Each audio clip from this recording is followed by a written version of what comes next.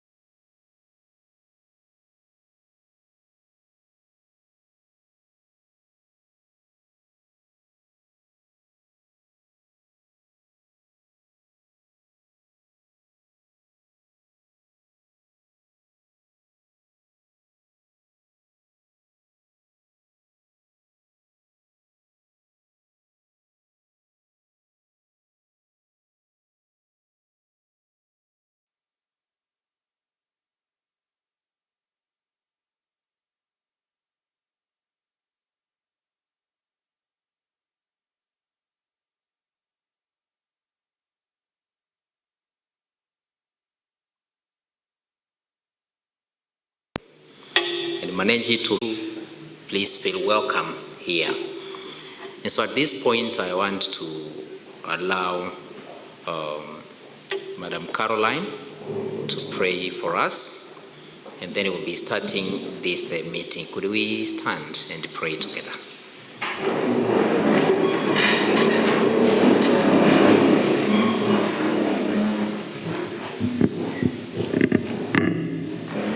Right, good morning.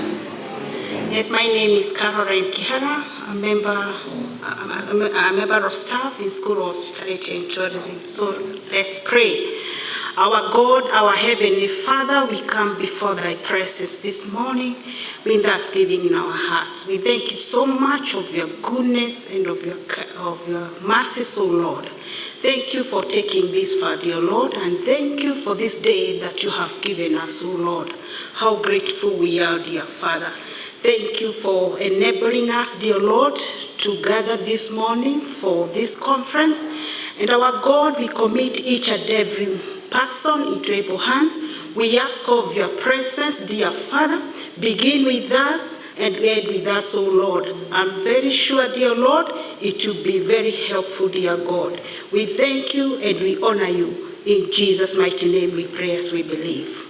Amen. Thank you very much, Caroline. We may have our seats. So once again, mine is to welcome all of us that we are here, and want to take this opportunity to introduce ourselves. We have your hosts, the School of Hospitality and Tourism Management, led by our Dean, Dr. Juliana Maina. You just wave, Dr. Harry. She'll have a chance to say a word to us, and it will be a great thing to hear her give us her opening remarks as she welcomes all of us to this year's event. Secondly, I have my staff members that we work with in that department, those who are with us here. I will request where they are. I know enough of them are out there doing the logistics, but we have a couple of them that are with us here. Carol? Anybody else we have in the hall?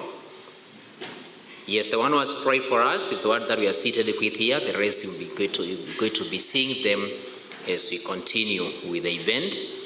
Then we have the other team from Murang'a University, and I will request the DVCs to just rest. Their time will come. I'll be calling upon them.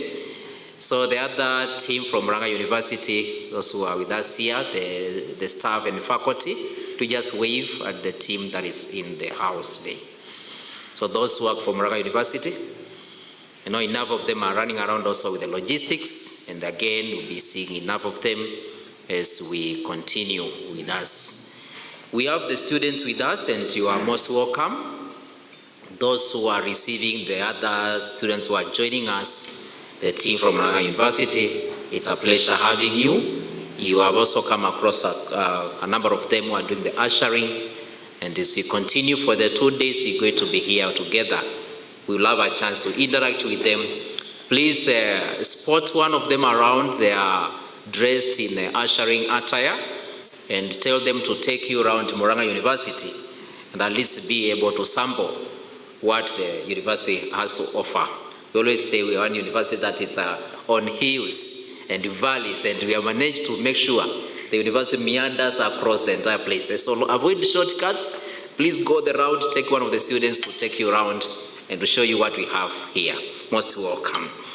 We have also our friends who are visiting us from other universities, and as I go to introduce those teams from other institutions, I got the team that has been preparing this event, the members of the Secretariat, led by our chairperson, Dr. Nyambisi Mengo, to just wave at the members. She will have a chance to talk to us in other capacities, many other capacities, so to say. Thank you. That's Dr. Nyambisi Mengo of Karatna University, and with several other hats that she does wear, and she'll tell us more about that. Then we have Dr. Mary Mutungi, we've been working closely with in this, the planning committee. She's around. Okay, she's back there. So Mary, we are seeing you. Thank you. She will have a chance also to say a word to us. And then we have Dr. Esther Munyiri of Kenyatta University. Thank you. She also have a chance to say jambo to us in very other many capacities that she does hold. Then we have our colleagues from Kenya Utali. Could you please just wave at the team here? Thank you, and most welcome, Kenya Utali College. We have the team from Karatina University, led by Dr. Menko, and she has waved at us. We have a big team of them around who have joined us. Do we have another member staff from Karatina University? We do? Okay. Please wave at us. Thank you very much and welcome. She's leading our team of students, the community, the academic community of Karatina University. Most welcome. We have the team from Kenyatta University with us. I will request the staff members and the students to just wave at us. Let me start with the staff members led by Dr. Mutenki. Just wave at us. You will have a chance also to say jambo. Thank you very much. KU team, you're most welcome. You're most welcome, please. Then we have my friend and my brother of Cooperative University of Kenya. That's Dr. Bishage. Please wave at us, please. Thank you. Most welcome. And then we have our colleagues from Kabianka University, led by Dr. Janet. Thank you very much. Janet is most welcome. Which other team am I leaving out? Mount Kenya University, are you in already? We are expecting the Mount Kenya team to be joining us. Another team I've not mentioned. Another team I've not mentioned. Thank you. So as we are going to be getting more team from the registration desk, we'll be introducing them so that we can be able to know the group that we are here. And as you are able to see with the kind of teams that we have, the representation, that goes to tell you the kind of teams that we have been working with, organizing the iFit at Nairobi workshop. Now, why do we call it iFit Talks at Nairobi? That one will be told more by the president on why we call it that way. This is the Kenyan chapter of iFit, and so they always named after the capital cities of where it is housed, being part of the iFit Africa chapter. So we have the Kenya chapter, and we are establishing others. I know there's a Zimbabwe. The president will be able to tell you us more of which other chapters of iFit are already currently operating within the African chapter of iFit Global. The same also, I know the president will be mentioning them some about it. The president for iFit Global will be able to share with us more on what this iFit is. And so, as it will be indicated, we have been organizing this forum since 2016. This is our 6th year running, organizing these events round, started from Kenyatta University, and today we are at Murang'a University. And so the committee will be able to tell us where are we going to be next year, because it's an annual event that we have been holding among the universities to discuss the core area of ICTs and their role within the travel and tourism sector.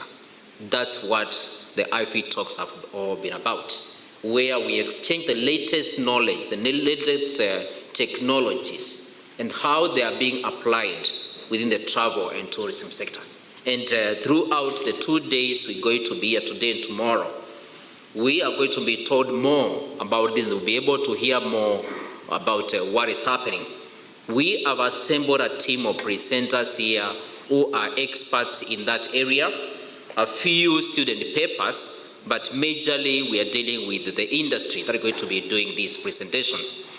We have with us the CEO of HPAS Global, who will be able to talk to us and tell us more about the kinds of ICT applications that they have developed and how they are applying them within the tourism sector.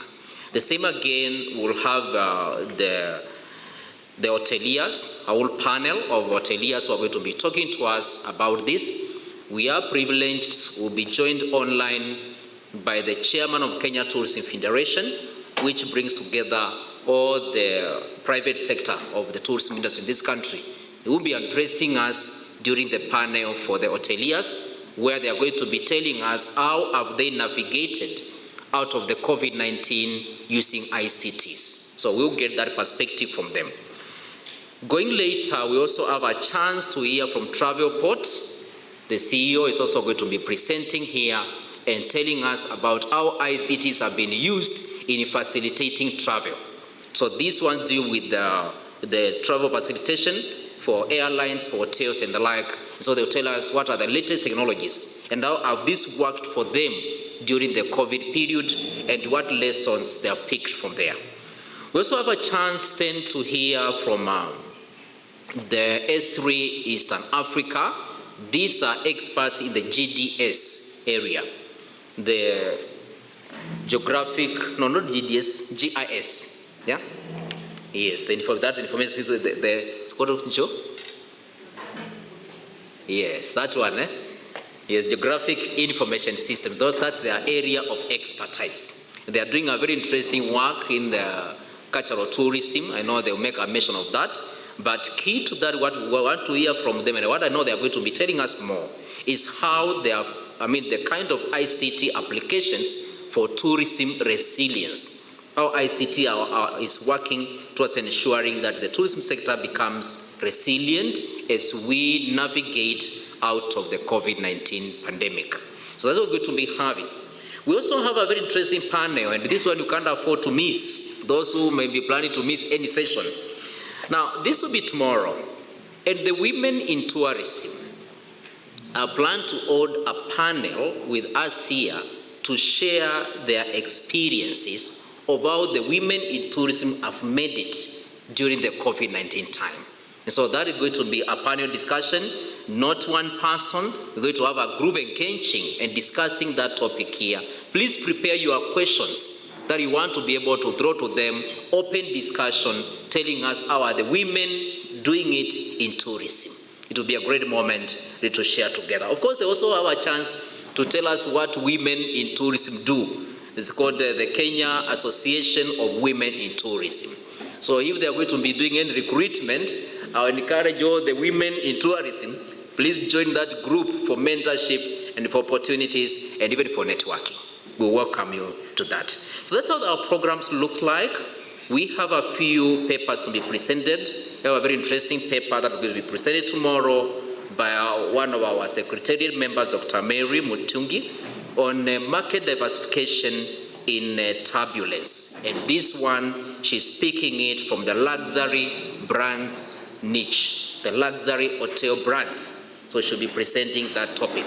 So through the DVC and the members present, you'll be able to take note that we have not gone purely academic. We have decided let's learn from the industry and a few papers from our students here, but more we are taking this one as a capacity building session for both our staff, our faculty, and even among ourselves, sharing ideas on what is the latest knowledge in the area of ICTs and the travel and tourism sector. So welcome to the discussion. We look forward to having a very fruitful discussion together. We are looking for active participation from all of us, so that at least we are going to get the best out of this event. So that's the much that I wish to be able to put across as I brief us on this. So through the VC represented and the DVCs, allow me then at every moment to invite my dean for the school to make her remarks, and she'll be able to invite the other deans present or represented to also make their remarks, and proceed on, dean, to also invite the DVC to take over from there. Thank you very much and most welcome. Once again, karibuni sana Murang'a.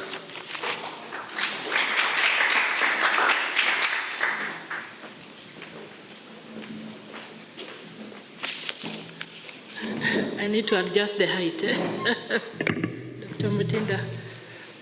Let's give him another hearty clap.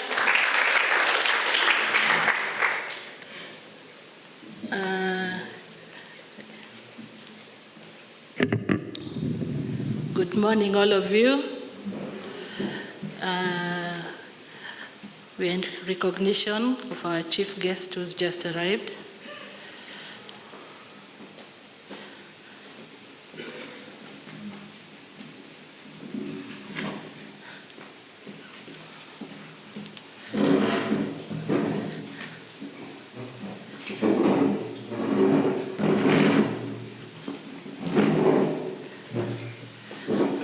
Welcome, chief guests. So, karibu sana. Good morning, all of you, once again. Our chief guests, our DVCs, DVC Academic, Professor Tuito Ek, our DVC Finance and Development, Professor Beatrice Mugendi, all deans represented here, all directors, all chairs of departments, all members of staff, lecturers and members of staff, and all students. Good morning once again. I want to take this opportunity to give you a very hearty welcome to our institution, Murang'a University of Technology. I'm Dr. Juliana Maina, the Dean, School of Hospitality and Tourism Management. So it is a great pleasure to see many of faces we know having paid us the visit today. You know, it is not stressful when you have a visitor who you know. Yeah, there's no tension because you know them. So we are happy today to have all of you as our friends, and those who are new to us feel welcome and become our friends also. So we hope you will enjoy the time around us as we discuss many issues, as you've been told, issues concerning our industry, issues concerning the tourism and of course the hospitality industry, and particularly in connection to the ICTs and the developments, technologies around it. So it has been a long anticipated time. We've really waited for you, and from deep down our hearts, we say thank you for honoring our call for you to come here. We are hoping the event will be successful, and of course there is no event without guests. That's why I'm retaliating once more that you are very, very welcome. And your voices will be very much needed in all the discussions we are going to have. Let's not just have listening people around. Let's use our voices and raise issues where we can for the good of all of us. It is my hope that in addition to listening to the specific discussions, we shall all actively participate. Yes, I'm sure you will enjoy delivering whatever you have and having people respond to you. Yeah? It is usually enjoyable that way. So all the various presentations, kindly let us all participate truly. So we shall also appreciate to hear all your uniqueness. Everybody is unique in his own way or another. Everybody is unique in the way they understand issues. So we shall be glad to hear from you and get issues that we shall raise. So once more, I want to welcome all of you to be part of us today and tomorrow. I'm welcoming all of you who are here today, and we have some people online. We want also to make them feel welcome in this session. So feel at home at Murang'a University. I saw Karatina saying they are the green university, but we want to say we are the greener. We are the greener universities. You've seen the greenness as you came along. We also have wildlife, in particular monkeys. And we can release them at will, but we shall not do that. So feel welcome, feel okay, feel relaxed, enjoy the session. So at this juncture, I want to invite my fellow deans from various institutions represented here, and as they come, they shall just introduce their teams so that we recognize their teams. So I'll start with the Dean of United States International University, Dr. Mary Mutunga. Karibu sana. Then we'll have, following her, instead of coming here, we shall have the Dean. It's okay. Welcome. Good morning and greetings from USIU. This is the Green University. As we offer education to take you places, and I believe we are all unique in our own way. Greetings from our Vice Chancellor, Professor Maggie Nzain. We have a new Vice Chancellor since September. Greetings also from the DVC, Professor Munyai Mulinge, and the Substantive Dean, Professor Timothy Okech. The Hospitality and Tourism Department, which I head, is in the Chandaria School of Business, but the Dean could not make it to be with us today. It is the smallest department in the Chandaria School of Business, and we have been in iFit for the last 6 years. We are here to tell Murang'a University that you are lucky to host it in person. It was our turn to host it in 2020 at the height of the pandemic, and there were only 4 members of the Secretariat. Everyone else joined online, so Murang'a is lucky to be the first one post-COVID to have sort of a 90% in-person attendance. So we are proud to be associated with iFit and Murang'a University. We look forward to great interactions, presentations, and knowledge sharing for the next 2 days. Thank you all, and feel welcome at Murang'a. We are partners with the other 3 universities that always organize iFit. Thank you. God bless you all.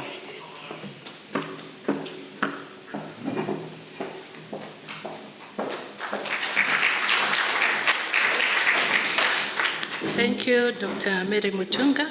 Kindly now let's have Dean Kenyatta University. Welcome. Let's clap for him as he comes.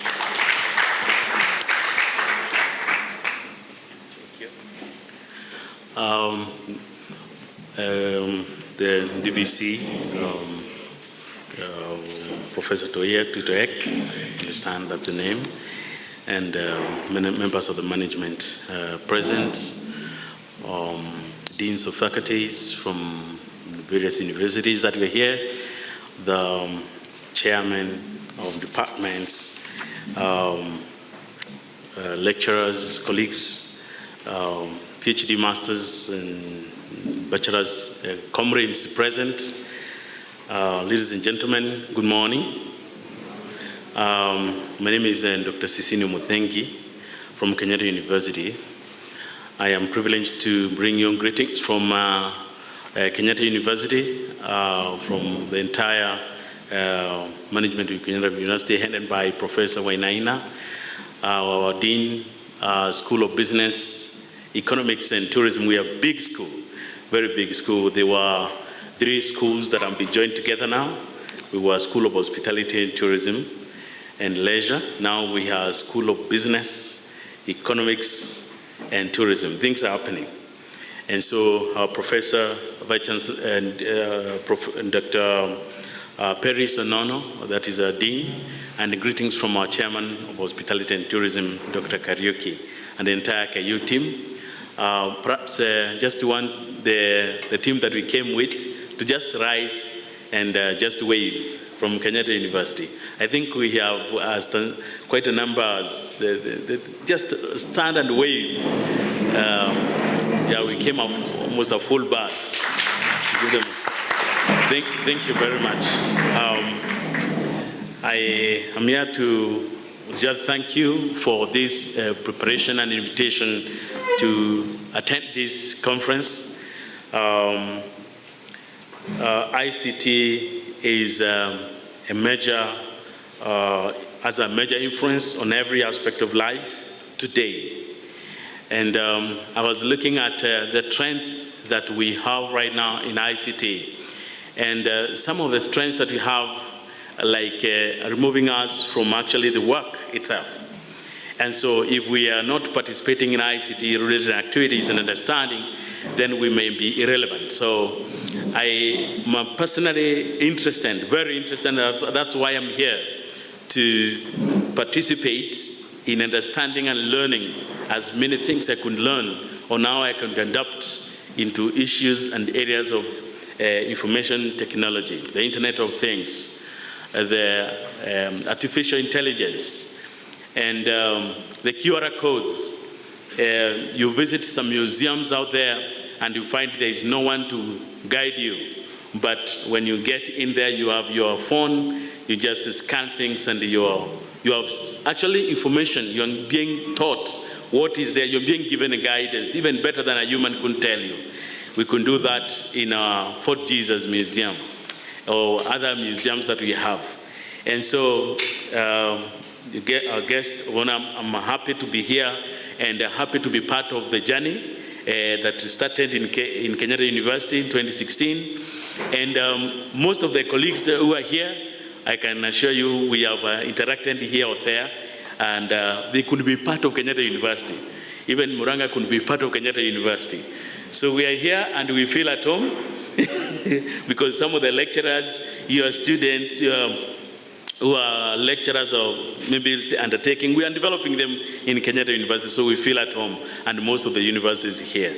So I want to really thank you for the invitation, and being glad to participate today and tomorrow for the conference as we continue sharing information. And Kenyatta University has this big commitment, and the School of Business, Hospitality, Business, Economics, and Tourism will be here to support both in physically, or we say in whatever, and in kind, whatever, in spirit, by being here and working together with you.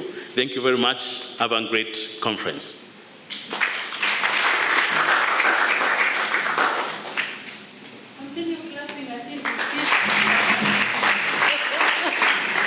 Thank you very much. We are hearing we will deal so much with technology, and technology is good, and technology can be frustrating sometimes, but we should embrace it. Many times you've gone somewhere and you are just unable to press a button to give you a service. Yes, that is why we are embracing it. That is why we want to know about it. We want to have it in our areas of specialization. And as we think about that, I want to welcome Dean, Karatina University. Dr. Mengo, please.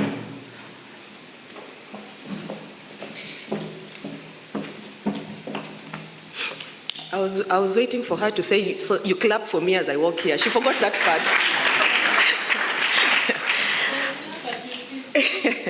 Hello and good morning.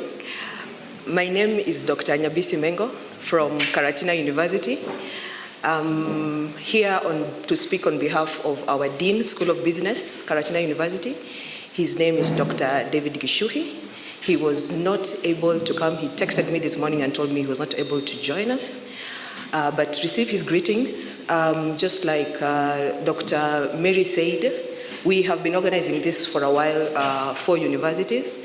And we are very excited and we're very glad to be back to a physical location. And we hope, as we have been enjoying the program for 5 years, we look forward to this year because we've planned for a lot of things within these 2 days, including yesterday. I hope some of you were able to join yesterday. We really look forward to having an engaging time in these 3 days. Karibuni sana, and feel at home in the greener university. Thank you.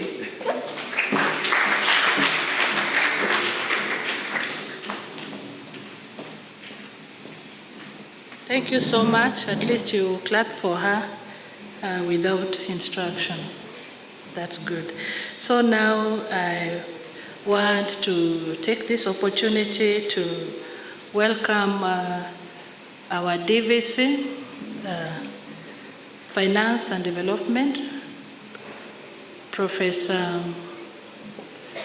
Okay. Sorry for that. I want to welcome our DVC, Academic and Student Affairs, Professor Priska Twitoek. So let's clap for her as she comes.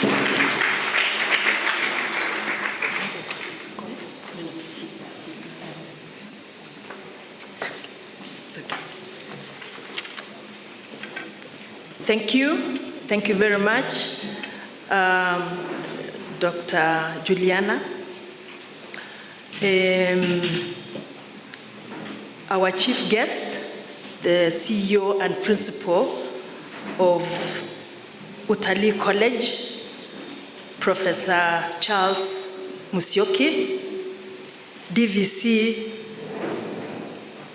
in charge of finance and development in Murang'a University, Professor Beatrice Mugendi, CEOs present for various organizations, directors present for various institutes, deans, our Dean, School of Hospitality and Tourism Management, Dr. Juliana Maina, and the deans from various universities. Distinguished guests, ladies and gentlemen, participants watching virtually, good morning. I would like to take this opportunity to welcome all of you, both staff and students. Welcome to Murang'a University of Technology. I would like to introduce Professor Mugendi. She can stand and wave. She's our DVC in charge of finance and development. Then I'm also here representing the Vice Chancellor. I'm standing in for the Vice Chancellor. He's away, and he sends his greetings. He's very much aware that this function is going on, and he's happy that you chose Murang'a University as the venue for this workshop or for this conference. So it gives me great pleasure to welcome you to the university. And I'll give you just a little information about Murang'a University of Technology. Murang'a University of Technology was awarded its charter on 7th October 2016. So we are a little over 6 years old as a fully fledged university. The university started operating in 2011 as a university college or a constituent college of Jomo Kenyatta University of Agriculture and Technology. The college was formerly a college of technology. It was an MCT.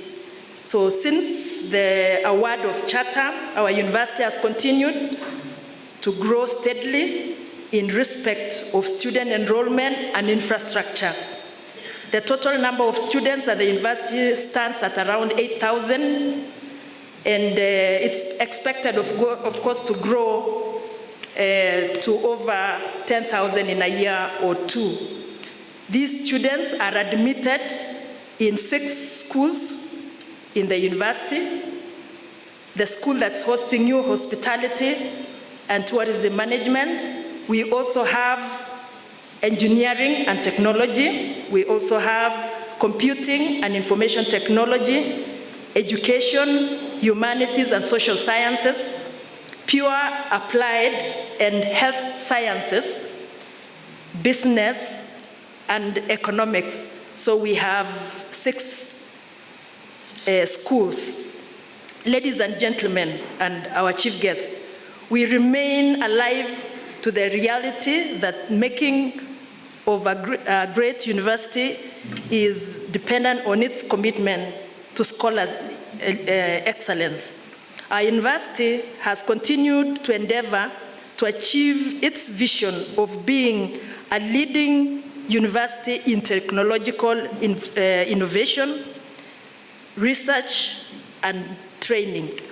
And its mission is to advance knowledge and technological transfer through teaching, training, learning, research, and innovation for sustainable development by ensuring that academic programs are tailored to produce well-trained graduates with hands-on skills and competencies. Ladies and gentlemen, the workshop is on mainstreaming ICTs in global tourism post-COVID-19 recovery. I congratulate and thank you for holding this workshop in Murang'a University of Technology. This workshop is intended to provide an avenue for academia, practitioners, and policymakers to share research findings, practical experiences, and best practices on the role of ICTs in recovery of the tourism industry following the ravages of the COVID-19 pandemic. The significance of tourism industry in the world economy and to this country remains a sector that generates an upward of 10% global and Kenya's national GDP. Any significant disruption to this sector therefore warrants the attention of scholars, practitioners, and policymakers alike. It is undeniable that COVID-19 affected the tourism industry in ways that have never been witnessed in the recent history. I think it is since the World War II, we had not witnessed actually airplanes grounded, hotels, eateries, and social places closed, and travel restrictions put in place in all countries around the globe, bringing global travel, the very backbone of the tourism industry, to its knees. Indeed, compared to other sectors in the economy or of the economy, the tourism industry took the biggest hit given the measures taken worldwide and locally to control the spread of the pandemic. Ladies and gentlemen, in Kenya, the COVID-19 pandemic presented a significant impact on the country's tourism industry, disrupting both consumer and business segments alike. This impact generated consequences beyond the tourism economy, with the many other sectors that support and are supported by tourism also significantly affected. Thankfully, during these COVID-19 driven disruptions to the global tourism industry, ICT emerged as one of the greatest areas of innovation, helping to soften the blow, albeit at least partially.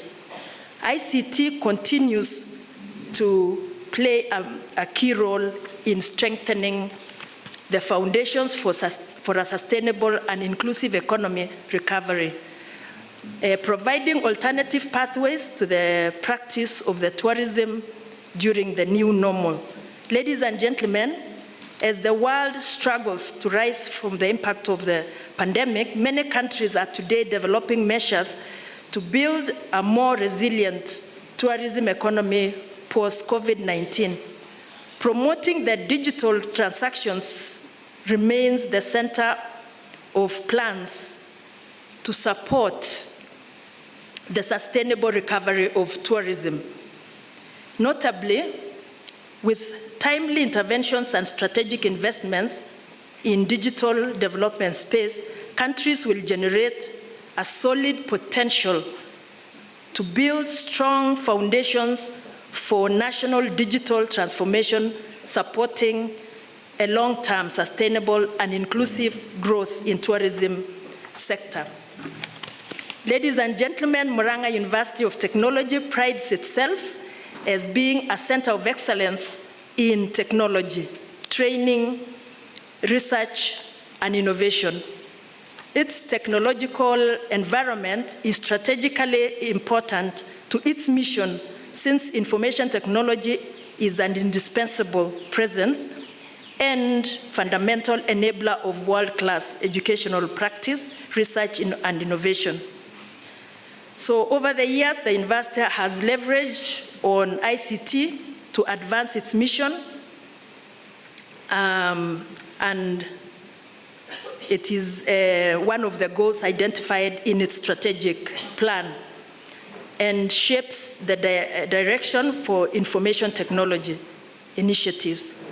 Hosting this workshop at a time the world is finding its footing in the recovery of the tourism industry, therefore aligns with the university's goal of spreading research, or spearheading research and innovation in technology. I therefore take pleasure to invite then all of you, tourism and hospitality students, scholars, industry leaders, practitioners, and policymakers to this event in our university. And I wish you very fruitful deliberations. Thank you very much, and welcome again. I would like to take then this opportunity then to welcome our chief guest to address us. Welcome, Professor.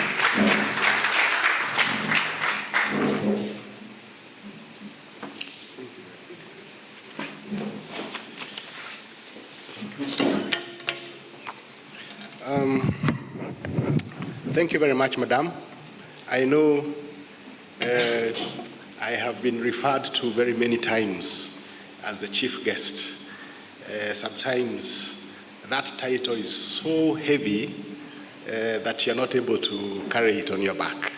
So please don't treat me as a chief guest. Treat me as one of you who is participating in this particular workshop. Thank you very much, Madam Vice Chancellor, Deputy Vice Chancellor, Academic and Student Affairs, Professor Priska Tuitoek, I hope I have pronounced it well, who is today representing the Vice Chancellor of Murang'a University of Technology, Professor Dickson Nyariki, the Deputy Vice Chancellor, Finance and Development, Professor Beatrice Mugendi, Dr. Mengo Jabisi, the President of iFit Africa Chapter, Dr. Ray Mutinda, the Chairman of the Department of Hospitality, Travel and Tourism Management, hospitality and tourism industry, actors, players, and everybody from that sector, academic staff who are present in this workshop, students, and I think I can see very many of them here, distinguished guests, ladies and gentlemen, good morning.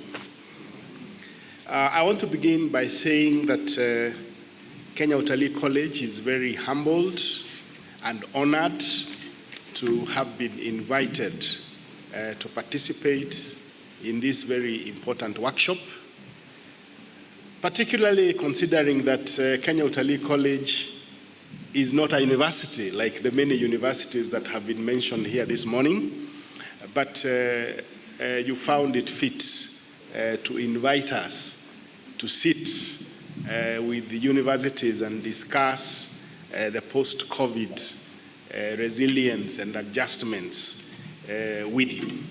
So we are not taking this lightly, and we are not taking it for granted. Before I make my remarks, I would like to introduce the team from Kenya Utali College, beginning with Dr. Florence Njau, who is our director in charge of research and consultancy. We have Dr. Ngugi, who is our business development manager at Kenya Utali College. We have Irene Chepkangor, who is our principal accountant. Catherine is our office administrator. We have our head of ICT, Madam Zamzam. And then we have our officer from internal audit. Where's the name escaping? Rachel, from our internal audit function. Now, as you can see, these officers are drawn from various functions. And so because of the importance of this workshop, we decided to send the entire ICT committee, our institutional ICT committee, to basically come and attend this workshop so that they can then be able to do what they need to do for us at Kenya Utali College. You may take your seats. We are taking issues ICT very seriously, and we are basically relying on the ICT platform to transform the way we transact our business at Kenya Utali College. And therefore, their presence and attendance of this workshop, I think, is going a long way in ensuring that we are able then to align ourselves appropriately. On behalf of the Kenya Utali College Council, management, staff, and students, it gives me great pleasure to be the chief guest during this workshop, whose theme is mainstreaming ICT in the post-COVID-19 recovery of global tourism. I'm delighted to note that this workshop, which is under the banner of International Federation of ICTs in Travel and Tourism, is a global community for the discussion, exchange, and development of knowledge about the use and impact of ICT in the travel and tourism industry. I'm humbled that Kenya Utali College is honored due to the role that it plays in training both tourism and hospitality. Ladies and gentlemen, the travel and tourism industry experienced major changes brought about by the COVID-19 pandemic. The World Health Organization declared COVID-19 a global pandemic on 11th March 2020. To curb the spread of the virus globally, countries instituted diverse measures that included lockdowns, which we are all very familiar with, curfews, ban on domestic and international travel, ban on social gatherings. You do know that in Kenya, particularly, learning was stopped. All learning institutions were closed. Places of worship were also closed. Hotels and restaurants were also closed. So essentially, these measures led to an economic slowdown. From a travel and tourism perspective, the number of international visitors to Kenya declined by 90%. Income from ecotourism plummeted by 90 to 100%, depending on the locality. In fact, there are places where tourism just shut down because no one was traveling.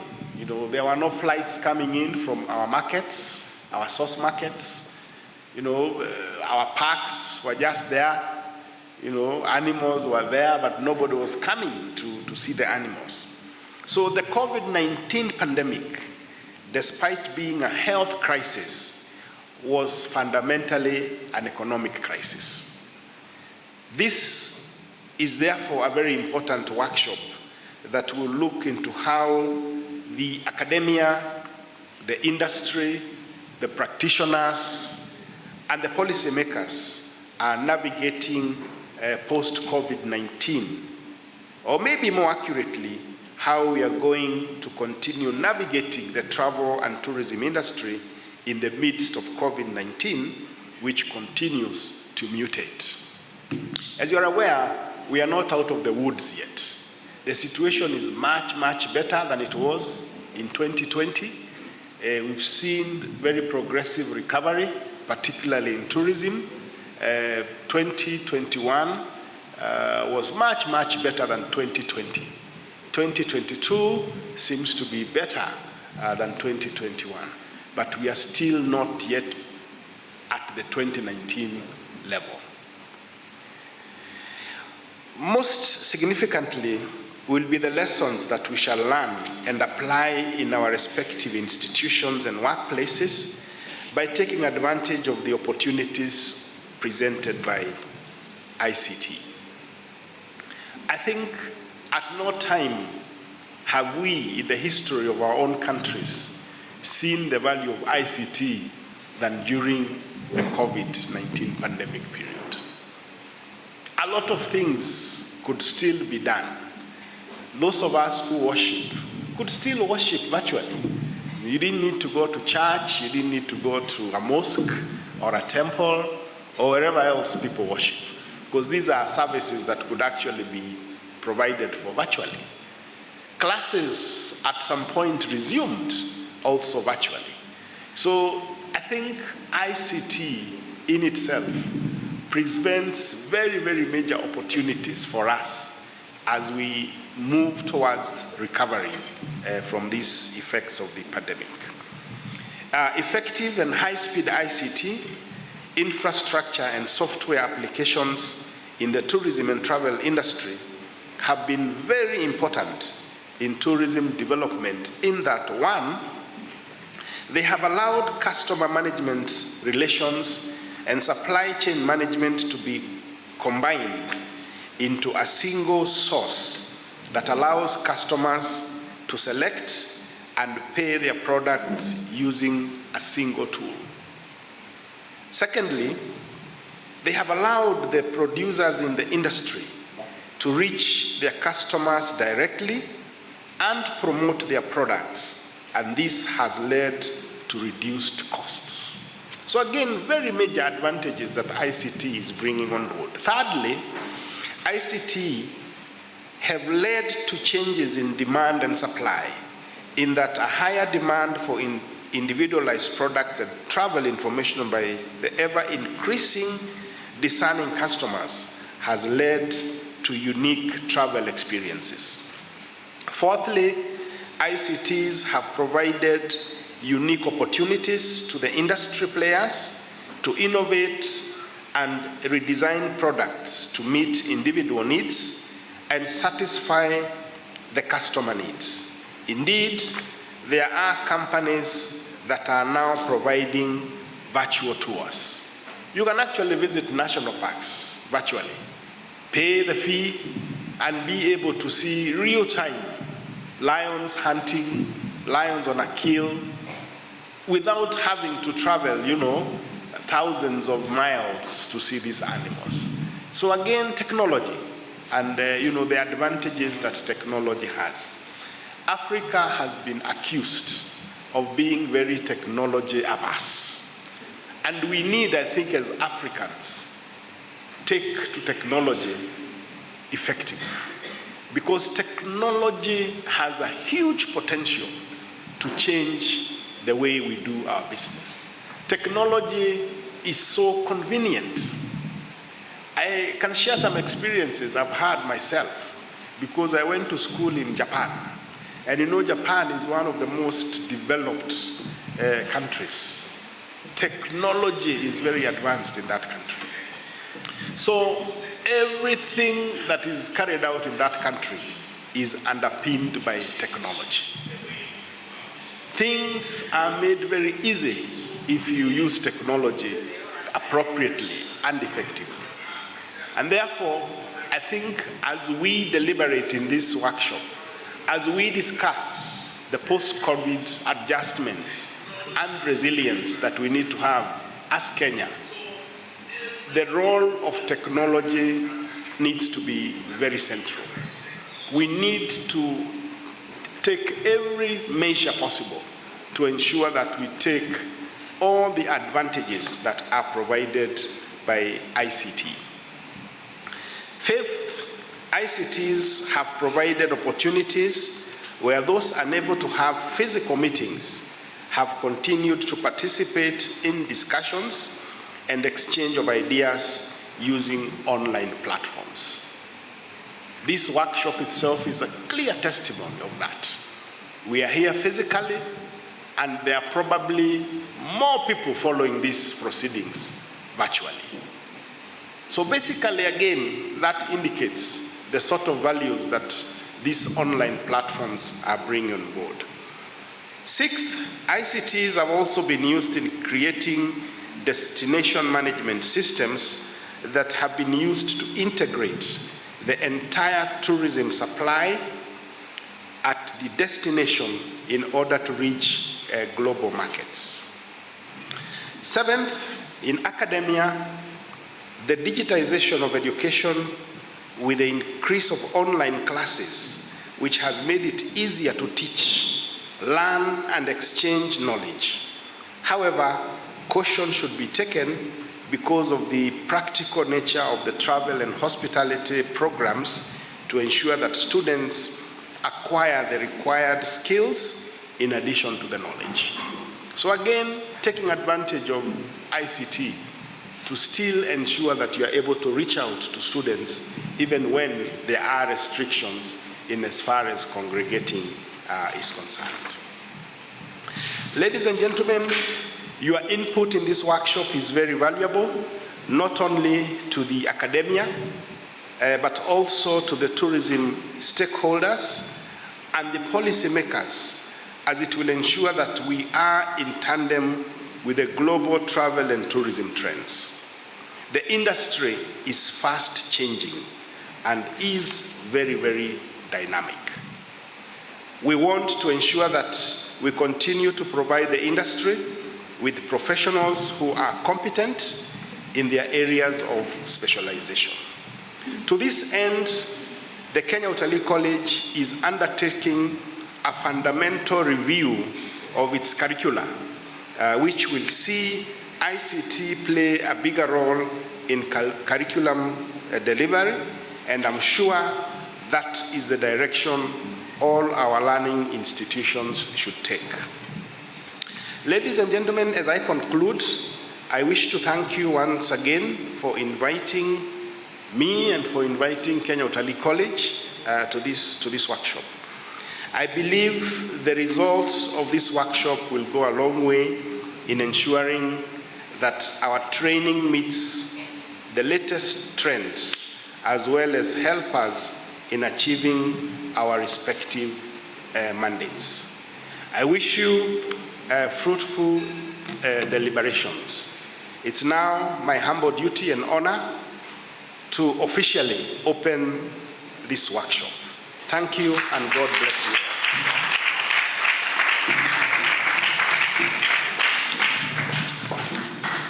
Thank you.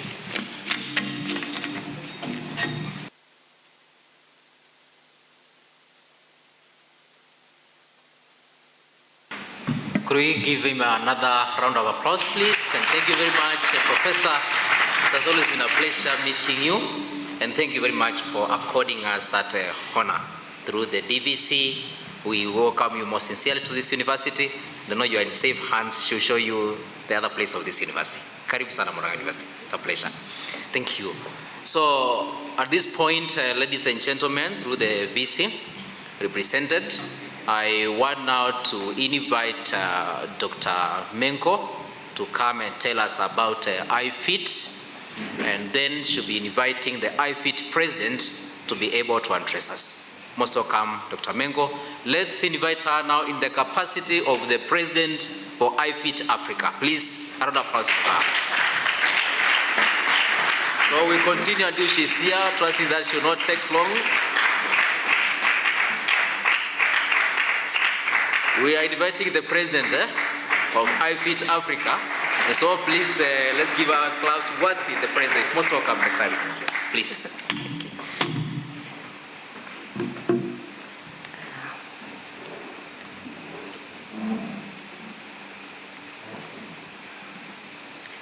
Good morning again.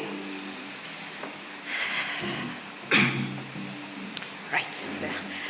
Our chief guest, the principal of Utali College, all the CEOs represented here today, our DVCs from Murang'a University, Professor Tuitoek and Professor Beatrice, directors, deans from various universities, staff, students, everybody who is joining us online. Good morning again. I've said good morning so many times. Just keep saying it back to me. Good morning again. It's a cold morning, so lazima tuchangamke, right? Right. First of all, welcome again to iFit Talk Nairobi 2022. We are very, very, very, very excited to be back again physically. We have been working online for the past 2 years in 2020 and 2021. So it's wonderful actually to be back in a physical space, and also wonderful to see you and to interact with you again. Not seeing you when you're in your cars, in the hostel, in your office, but at least seeing each other and interacting with each other. So this is wonderful. I would like to thank our chief guest, even though he says we don't call him that or treat him as such, for his comments. A lot of what he has spoken about is what we stand for as iFit Global, applications of ICTs and tourism, and basically just trying to make the industry better. So just to start us off, you can scroll to the next slide, please. What I'm supposed to do today basically is to give you a background about iFit and about Enter conferences, which I will try to do in the shortest time possible. My name is Dr. Nyabisi Mengo. Currently, I am the chair for tourism and hospitality at Karatina University. And as well, I am the iFit Africa chapter president. The chapter currently has membership from around 7 countries, and we are hoping to be able to grow that at least within the next 2 years. We have membership from Nigeria and Ghana, from Egypt, from South Africa, Zimbabwe, Namibia, and Kenya, so 8. We are, let me start with this. I went to KU, and I'm happy to say Dr. Cicinio. I finished my PhD from KU, and I joined iFit in 2016 as a student. At the time, I was doing my PhD as a student, and since 2016 now, I think I've been there now for 6 years. The reason I joined iFit is because at the time I was doing, my thesis was based on ICTs and tourism. And as a community, iFit was able, you can scroll to the next slide. As a community, iFit really supported me in my studies. Not only, we're going to see this later, iFit provides mentorship through professors who are iFit members. And a lot of these professors, you get to encounter them. You know, when you're doing your thesis and you see all these professors are the ones you are citing in your paper, and then you actually get to meet them. A lot of them are actually members of iFit. So I joined in 2016, and I attended a doctoral colloquium in 2016 as well, and that is where my journey with iFit started. So just to introduce iFit, iFit is an international community which has representation around the globe. Its main focus is sharing knowledge about ICT and tourism and travel, just the whole industry, travel, tourism, hospitality, events, all of that, right? So it is a very large community with members from all over the globe. And aside, just a minute, sorry. Just a minute. And the website for iFit is ifit.org, And on the website, you can be able to find a lot of what iFit does as an organization, a lot of resources. One of the resources that it has, you can scroll to the next slide. One of the resources that it has is a Wikipedia. The Wikipedia is organized under around 40 topics, various topics about ICT and tourism, whether it's augmented reality and virtual reality, whether it's geographical information systems. So it is Wikipedia which is curated by the members, and they keep adding knowledge and information to it constantly. So it is really a wealth of knowledge if you can log on to it, the Wikipedia. Aside from that, iFit also offers support to universities which want to launch e-tourism curricula. So if you are interested in diversifying the tourism and hospitality curricula, iFit, because they have experts in the area, they're actually able to give you support, stakeholder participation when you're thinking about developing curricula for e-tourism. They also have MOOCs. MOOCs are massive open online courses. So there are courses which are organized by iFit at least twice a year, which you can participate. Some of them are time-bound, but some of them are self-pacing, so you can actually log in and do it at your own time and pace. So there are MOOCs for that, and you'll get a certificate for it. Some of the MOOCs are free, some of them are paid. So you just log in and find the one that interests you and register for it. iFit also has a knowledge map of universities which offer travel and tourism around the world. And also they have a map of universities which offer any postgraduate studies in tourism and hospitality. So in case you're interested in partnering with other universities, other institutions which offer postgraduate in tourism and hospitality, they have a repository for that. Lastly, and this is one of the things I most benefited from, iFit also provides mentorship for students, again, especially in postgraduate, not primarily, but especially in postgraduate, who are doing their thesis and their work with a background in ICT and tourism. Now, as a member, you are free to actually contact any of the professors who have signed on as mentors within iFit. The scheme is called iFit Hero. So you can actually book, and they normally do Skype mentorship sessions, and they have timing for the consultation. So you can actually book times for you to consult with these various professors. This was very beneficial for me because at the time, the thesis that I was working on was not something that had been explored very deeply in the country, so I needed extra support from other professors, and this really came in to benefit me. So, iFit holds various events, apart from the resources. Next slide. iFit holds various events. One such event is iFit Talk, which is what we are doing now. We'll look at iFit Talk in depth later. We also have the iFit Doctoral Summer School. The Doctoral Summer School is a summer school for postgraduate students from around the world. It's normally held sometime either in August or September. And again, it changes locations from around the world. Last year, they were in China, so it changes locations. Minimum study for the summer school is 2 weeks, so you can sign on. During COVID, they also had a summer school online, but now that things are going back to normal, the summer schools are back to being physical. So you can sign up for that. I can tell you for free, it is a really mind-opening experience, and it worked wonders for me. Likewise, there is the European iFit Masterclass on e-tourism. This is also just another summer school.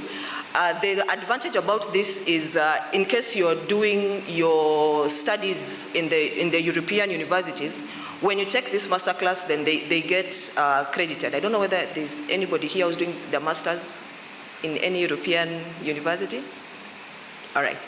So they get credits for that. It's also a very good program, and it's also very, very enlightening as well.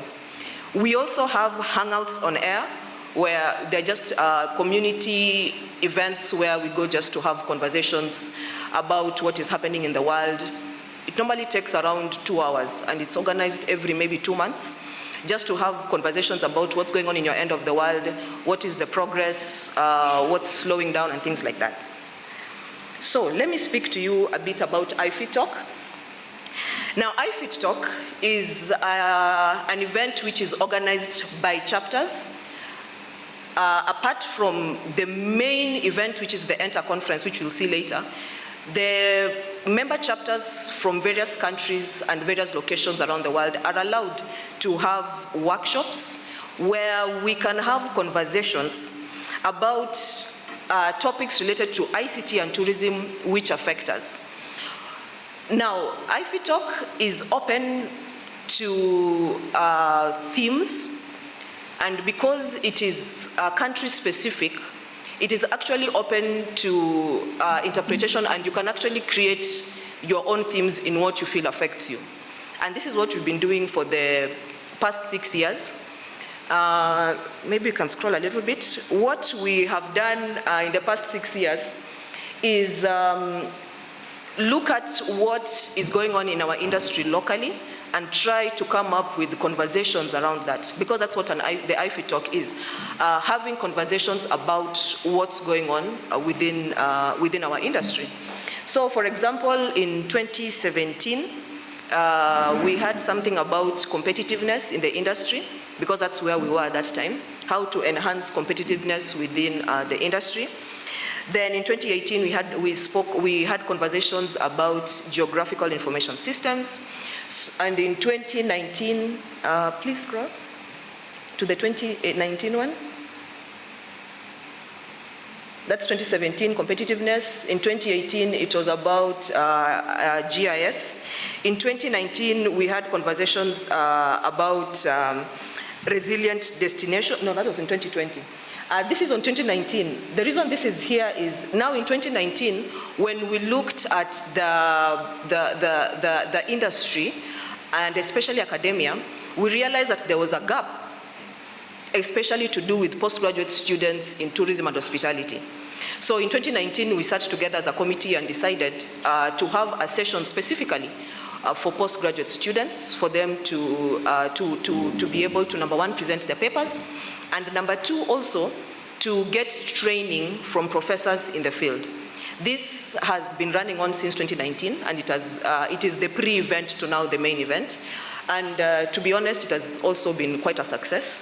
In 2019 was the last time we were together physically, so at that event I remember there were around 24 presentations from master's and PhD students. So it has become a really popular pre-event to the main one. Then in 2020 we spoke about resilient destinations, because that is when COVID hit us properly. And in 2020 was the first time we held our event online, because of course we couldn't hold physical events. And last year we had conversations about culture and heritage and tourism. So as you can see, and of course this year we are talking about mainstreaming global ICTs. So as you can see, it is conversations which we feel are important to us and are important to our industry at this time. I'm happy to announce that for the 6 years that iFit Nairobi has been running, it is actually the most successful iFit Talk in all the iFit chapters that go on around the world. Because we normally have membership and of around, the least we had was around 120. And the most we had was the online one at USIU, which I think there were around 3,000 unique viewers. So as iFit Nairobi, we have been very successful, which means then it shows us that the conversations that we are having are actually important conversations and conversations that matter. So I know some of you have joined us today or this year for the first time. I would like to invite you to join us for this and more events as we continue to drive the industry forward and have deeper and deeper conversations. So aside from the success in numbers, iFit Talk Nairobi has also won several awards. The only time we didn't win an award is last year, and we didn't win an award last year because the event was online, and they had not come up with ways of measuring the event online. So we did not win because it was bad. We didn't win because of a technicality. Let me just say that. Ilikuwa technicality because they didn't have the systems to judge us online. So, this year, our conference is about mainstreaming ICTs in global tourism. We are very happy again to come back to a physical event. And let me invite you to participate in something. Could you scroll? Just scroll until I tell you to stop. Scroll again. Once more. One more. There. Since we are here, please get, and this is an ICT event, we all have phones. Of course, we all have phones. Please grab your phone. Please grab your phone. Dr. Bichage, grab your phone. Thank you. Please grab your phone. Log on to menti.com. Menti.com. And at least, thank you, Murang'a, we have very fast and free Wi-Fi. Menti.com. All right. When you log on to menti.com, enter. You will be requested for a code. So enter that code that you see there. Code is 5573.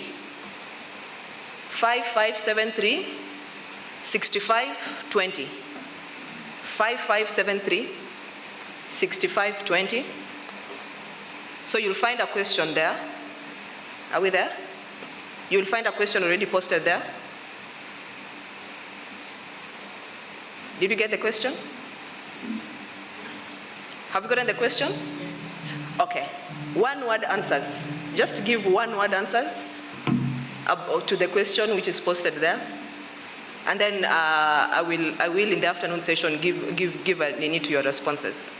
One-word answers about how we feel about going back to physical events.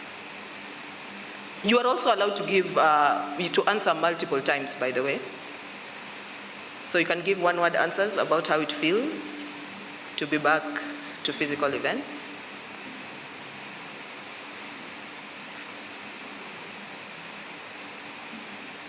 Dr. Njoroge, you're finished? Okay. All right? Okay. Right, so we can scroll back up, then we'll come back to this. You can scroll back up. Here, right. So our approach this year was supposed to be conference style. We still have some papers which will be presented, and we are very happy that it's going to be blended this year. We are both here, and there are people joining us online via Zoom, so we are very, very happy about that. Lastly, I want to speak to you about Enter. Enter is, next slide. Enter is the main conference for iFit. Enter is normally held every year in January, always held in different locations around the world. It is in its 29th year now, and this year Enter is going to be hosted in Johannesburg, in South Africa. It hasn't been on the continent for around, I think, 21 years. The last time it was here, it was in Cairo. So it's returning to the continent after a very long break. It will be there on the 18th of January, so kindly feel free to join us. It's a very engaging conference which brings together academia and industry leaders and government to have conversations about ICT.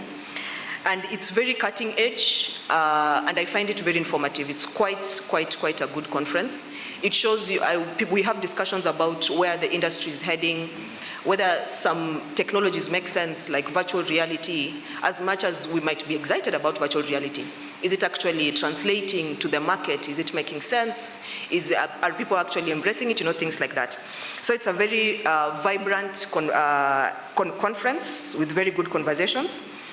And we would like to welcome you as well to join us. Likewise, for any postgraduate students, Enter has a colloquium for papers, where you enter your papers, and the papers are published after that.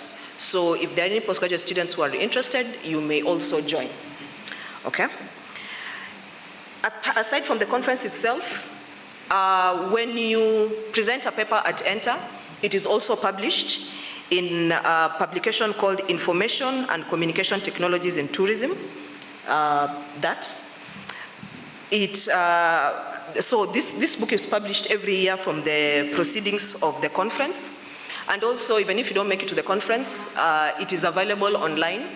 As a member, you can get it for free. And you can also, just download it from the internet and just to see where, the progress that we have had in ICT. The first installment for this, I think, was in 92 or 93. So, you can actually read through and see and actually get to see the progress that we have made in ICTs as an industry. Likewise, we have agreed with iFit that because we don't just like speaking without people actually seeing the evidence of it and without people actually getting to know what the benefits are. So we have had a conversation with iFit and we agreed that everybody who's participating in iFit Talk Nairobi this year will get to have a 3-month trial membership just for you to see what you do benefit as a member in iFit. So please ensure before you leave with you register with the registration desk, leave your emails behind so that you can forward that and give you a free membership so that you can actually have a view and an experience of what it is like to be an iFit member. Okay? Right. So, because again we are very ICT people, I am going to request one more thing of you. Again, from your phones. Please grab your phones. Thank you. Move slightly to the person next to you, not very much, not very much that you're crowding them. Slightly to the person next to you and take a selfie. Slightly, not very much. And take a selfie. If you want to take a selfie I'll take a selfie with the whole room actually. I will take a selfie with the whole room. Take a selfie. And I know we are all on social media. I'm not seeing people taking selfies. Please take selfies in the next 30 seconds.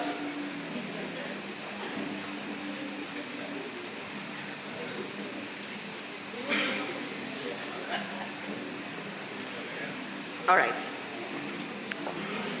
Please take selfies. Dr. Munyiri, you're not taking a selfie, surely. You're not taking a selfie. 5 selfies. Or 5, you need 5 minutes. Oh, okay. Let's take selfies. After you take that selfie, after we take the selfie, please post it online with any of these hashtags. Post it online with any of these hashtags. The plan is the person with the most likes, comments, retweets, whatever, will get an award by tomorrow. That is the plan. The award will be a surprise. It can be 10,000 shillings. It can be a notebook. We don't know. But there will be a reward for it. So please take pictures. And again, because we are a very involved community, take as many pictures as you can and post them online on all of your social media. Any and all of your social media. If we are on TikTok, nani ako TikTok? Of course, there are people in TikTok. Who is on TikTok? If they're on TikTok, please invite me. I will join you. I've seen a hand there. Please invite me. I will join you on your TikTok. We'll create a dance for this event. All right? That's it from me. You can scroll to the last page. The last page just has my extra information in case you would like to get in touch for any more information. Before I sit down, I would like to pass a message from the global president for iFit. He was not able to join us today, so what he did is he recorded a video for us to introduce us to iFit and to welcome us to iFit as well. So I will let that play. Is it ready?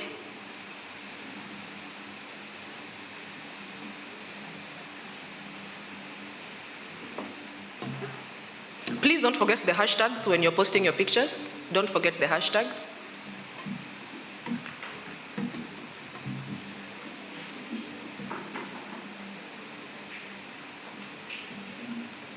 while they're planning for the video to play, I realized the first time I came to when I was speaking on behalf of our dean, I looked lonely, like I came by myself.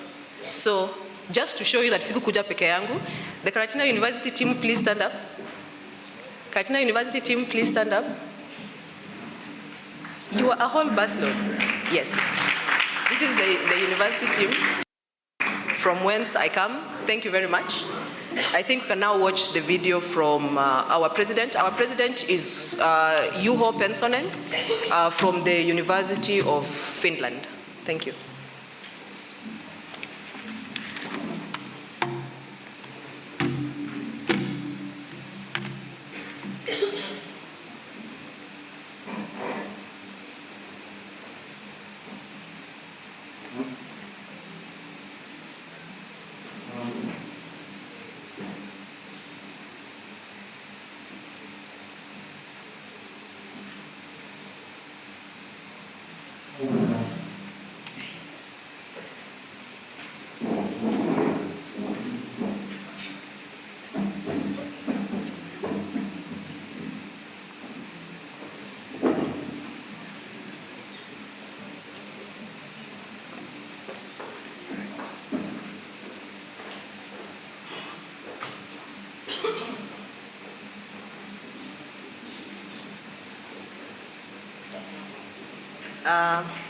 Well, as they figure that out, I will keep quiet when they start playing.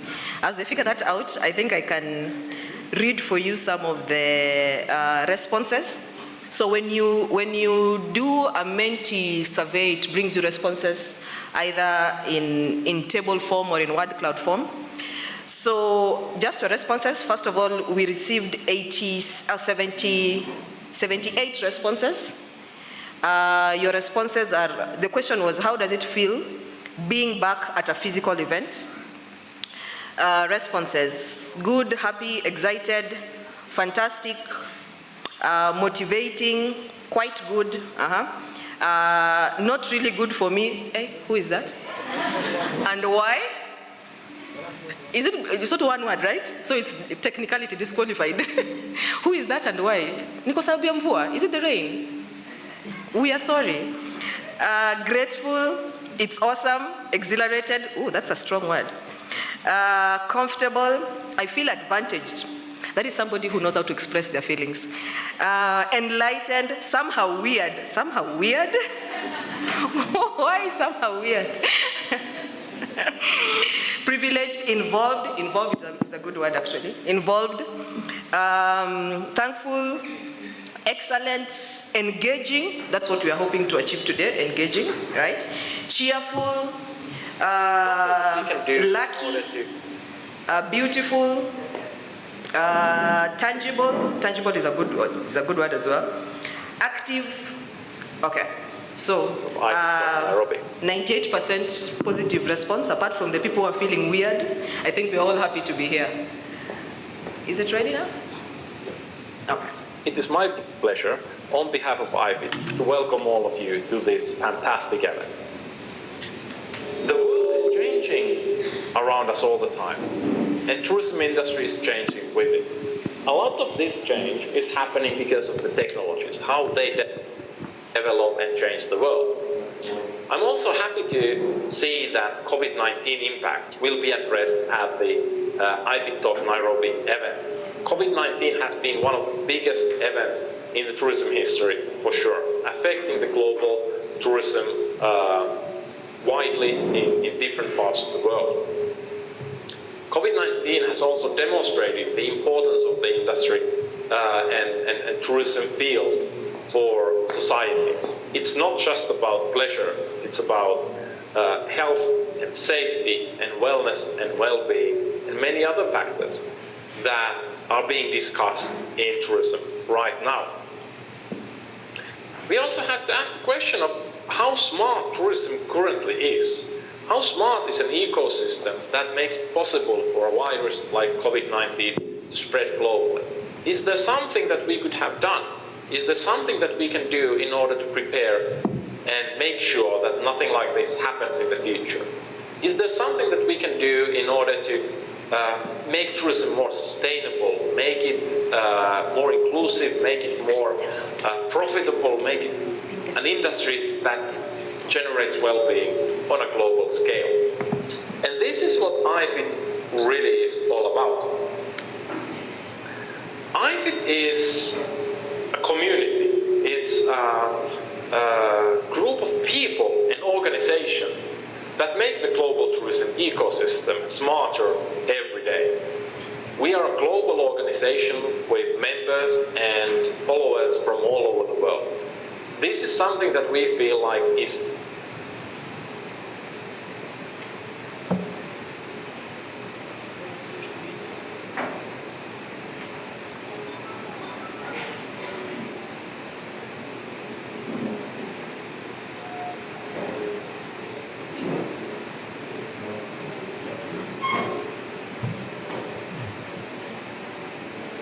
very much needed. We have to understand tourism on a global scale and understand all the connections and impacts of tourism on different parts of the world. What smart tourism is doing, it is making understanding the impacts of tourism much more easier, much more measurable, much more understandable. iFit has been working on this topic for more than I would say about 30 years, with Enter conferences and the organization itself. I have the pleasure of representing iFit here in this event. Unfortunately, I couldn't be there in person, but it's my pleasure to still warmly welcome you on behalf of iFit. My name is Juho Pesonen, and I'm the president of iFit and professor of tourism business at the University of Eastern Finland.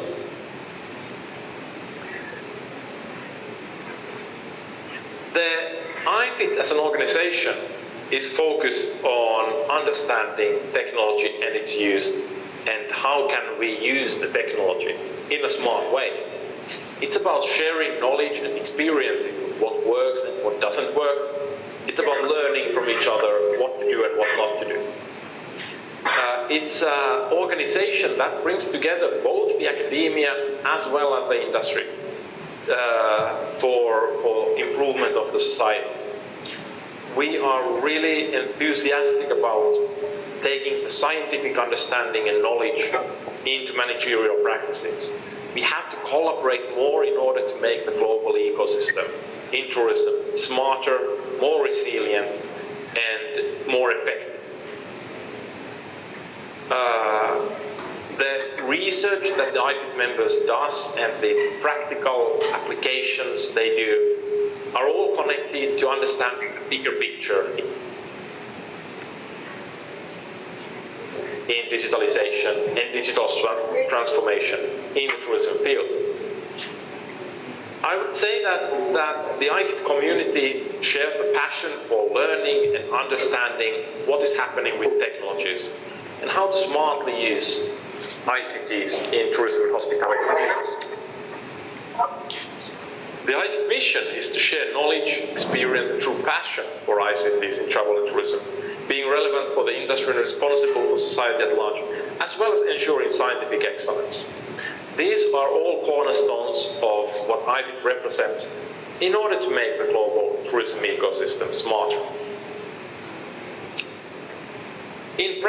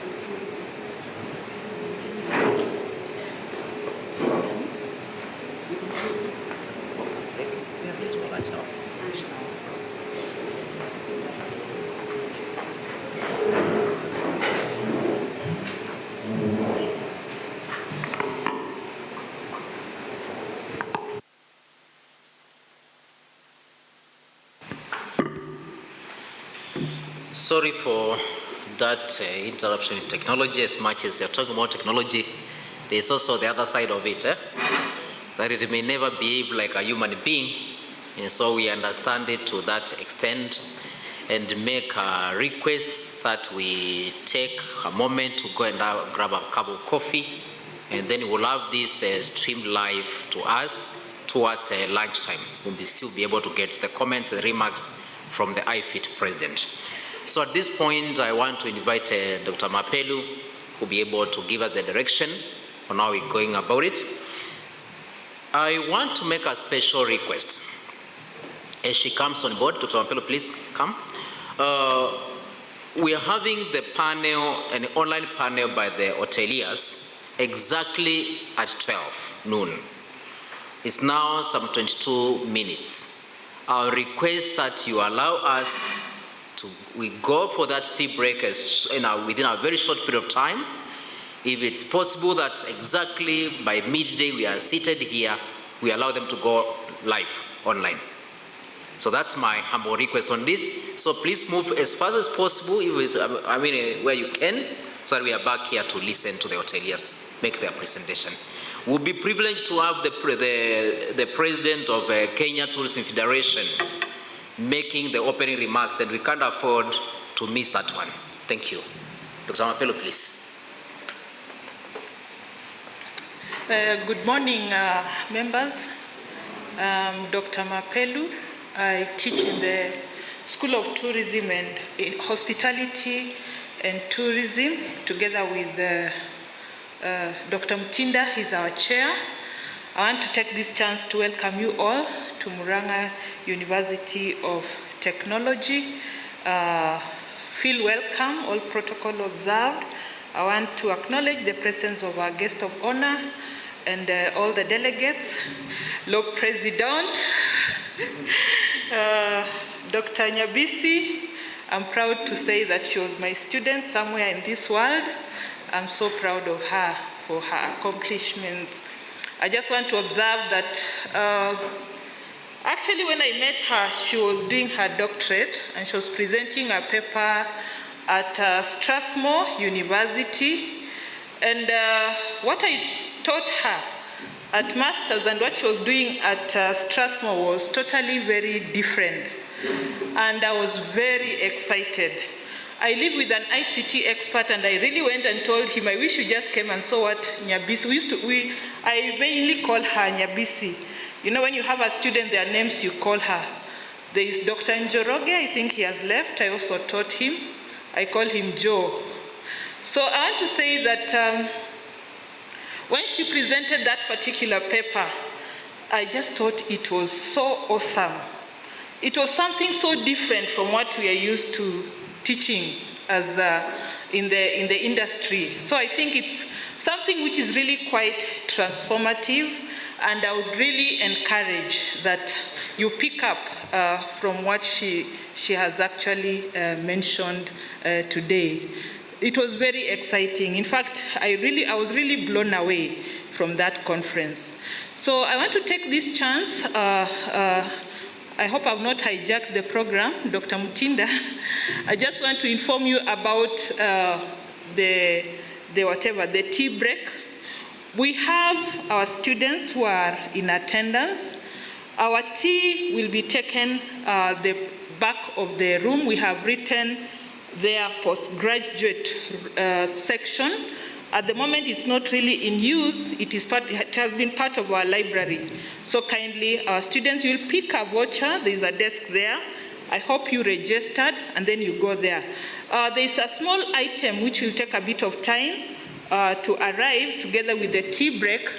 The coffee is ready, but the accompanying item will take a bit of time, but it will not take more than 10 minutes. So meanwhile, you can know each other. You can socialize, because this is an event. You can network to get to know who has come from where, what they are doing. You never know, you could even get a spouse, I don't know.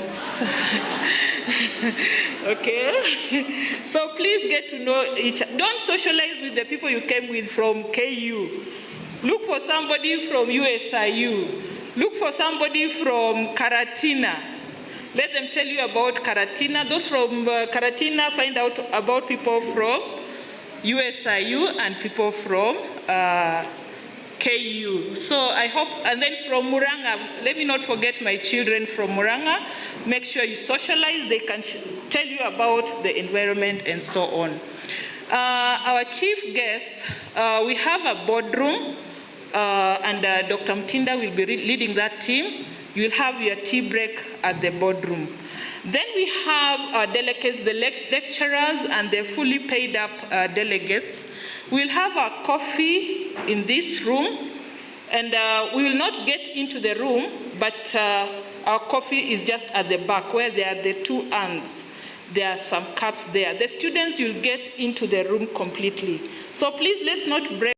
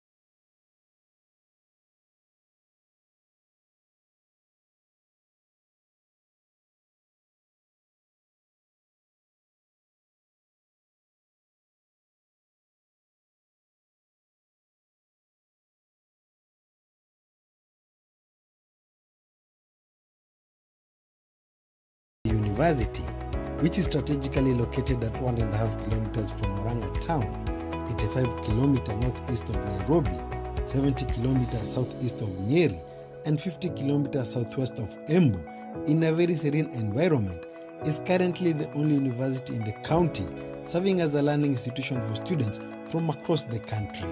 I'm Professor Dickson Nyariki, the Vice Chancellor of Murang'a University of Technology.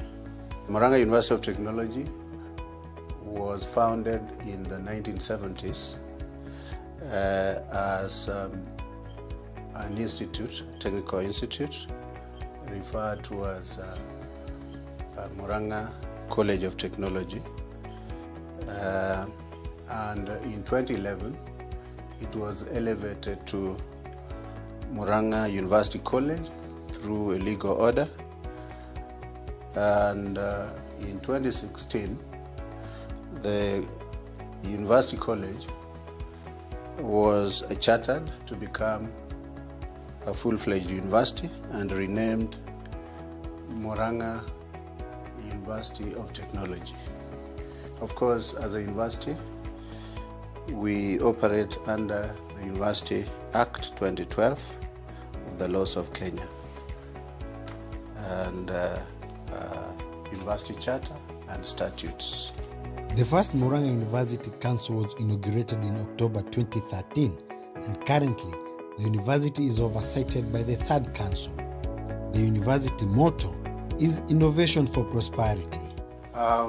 As a university, we have a vision, and it is to be a leading university in technological innovation, research and training. And the mission is to advance knowledge and technological transfer through teaching, training, learning, research and innovation for sustainable development. And we hope that we can achieve this, and we have actually already demonstrated that we can achieve what we have planned to achieve. If you've been keen, in the recent past, we have been ranked. There is what we call webometric ranking, and we've been ranked consistently in the best 10 universities in the country. With the continued support from the national and the county governments, the ISO certified MUT has grown in leaps and bounds, registering a significant growth as students are attracted into the market-driven courses offered by the institution. Since we were chartered in 2016, we have grown as a university. We started with about 150 students when we were college in 2013, and we've grown to about 8,500 students currently, and we hope to grow within 2 to 3 years to over 10,000 students. With the county government, we have signed recently an MOU for health services with the county government, and particularly with the county hospital, so that we can run our programs or mount our programs in health. So we plan to start programs in nursing, clinical medicine. We have already started some in medical lab science. We have also started another in public health and community health, and the nursing and clinical medicine, we hope to mount them in the next academic year. The students are registered in various programs, including postgraduate, undergraduate, diploma and certificate programs. The programs are approved by the Commission for University Education, TVET, and the various professional bodies. My name is Professor Priska Tuitoek, Deputy Vice Chancellor in charge of academic and student affairs, and it also includes research. So our division, we have an average of 2 to 3 departments, and these departments are headed by chair of departments. So we call them CODs for short. So we have 14 departments. We have a School of Business and Economics, School of Computing and Information Technology. We have School of Pure Applied and Health Sciences. We have also School of Engineering and Technology, School of Education, School of Hospitality and Tourism Management, and our new school created recently called School of Humanities and Social Sciences. The university has established the Directorate of Academic and Performance Management, Quality Assurance, and Career Guidance. The institution has also put up a fully fledged guidance and counseling department. The students are free actually to talk to us And even today we are doing registration. A student has just called me from the rural areas, somebody who knows me. But we also are open for students to call us because we have a direct line, has called to say that they are having some issues on registration. And we are able to talk to them directly and advise them on what to do. And for the students from very needy background, the work-study program adopted by the university is working wonders to keep them in school. We have something called work-study program, where a student studies and we give them a few hours to work either in the library or in some of the offices to make some money that can go into their school fees or to their maintenance.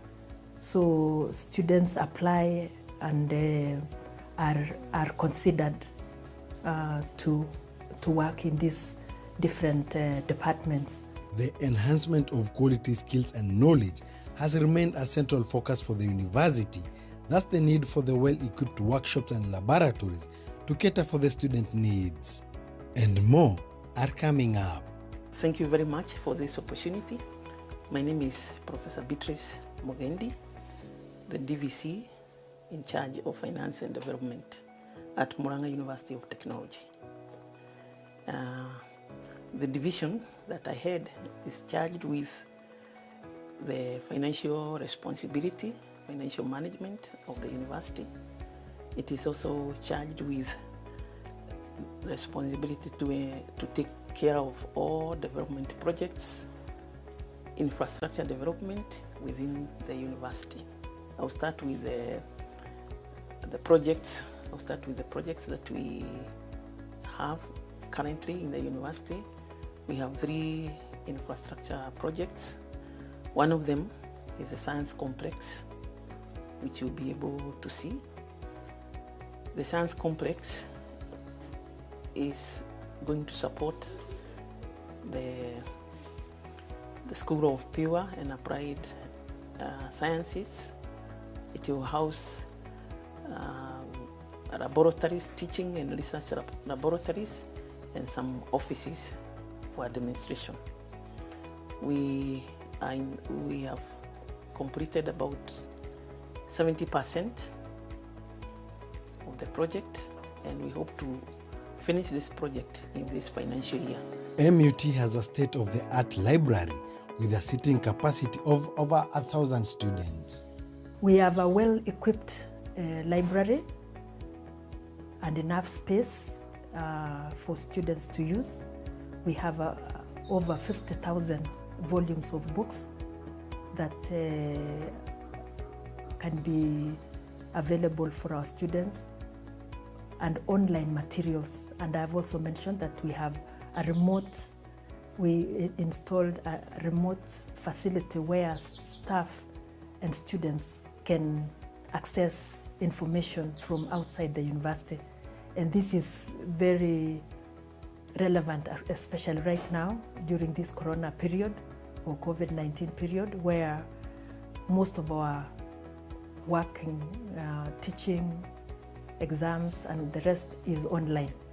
So I would like to mention that even as we talk right now, we have exams going on, and we have exams for our postgraduate students and finalists going on online, and we will roll out this later on to all the other continuing students. On accommodation, there are hostels within the university compound for both male and female students. Safety of students on and off campus is paramount.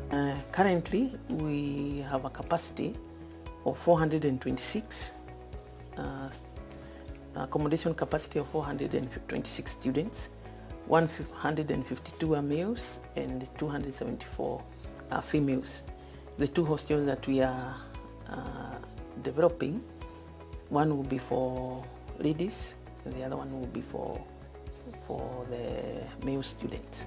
ICT is also a very integral part of the university. My name is Stephen Kahara. I'm the Director, Information and Communication Technology at Murang'a University of Technology. Welcome. The Directorate of Information and Communication Technology is responsible for providing the necessary infrastructure to support teaching, learning.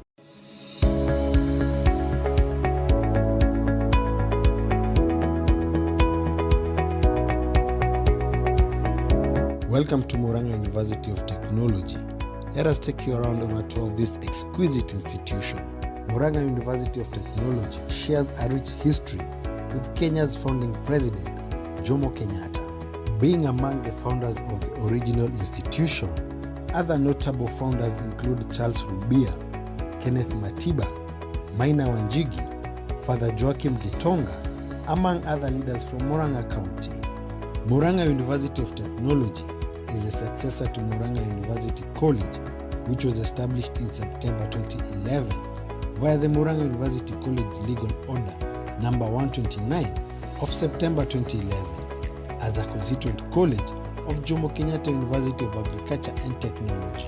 The university, which is strategically located at 1.5 kilometers from Murang'a town, 85 kilometers northeast of Nairobi, 70 kilometers southeast of Nyeri, and 50 kilometers southwest of Embu, in a very serene environment, is currently the only university in the county serving as a learning institution for students from across the country.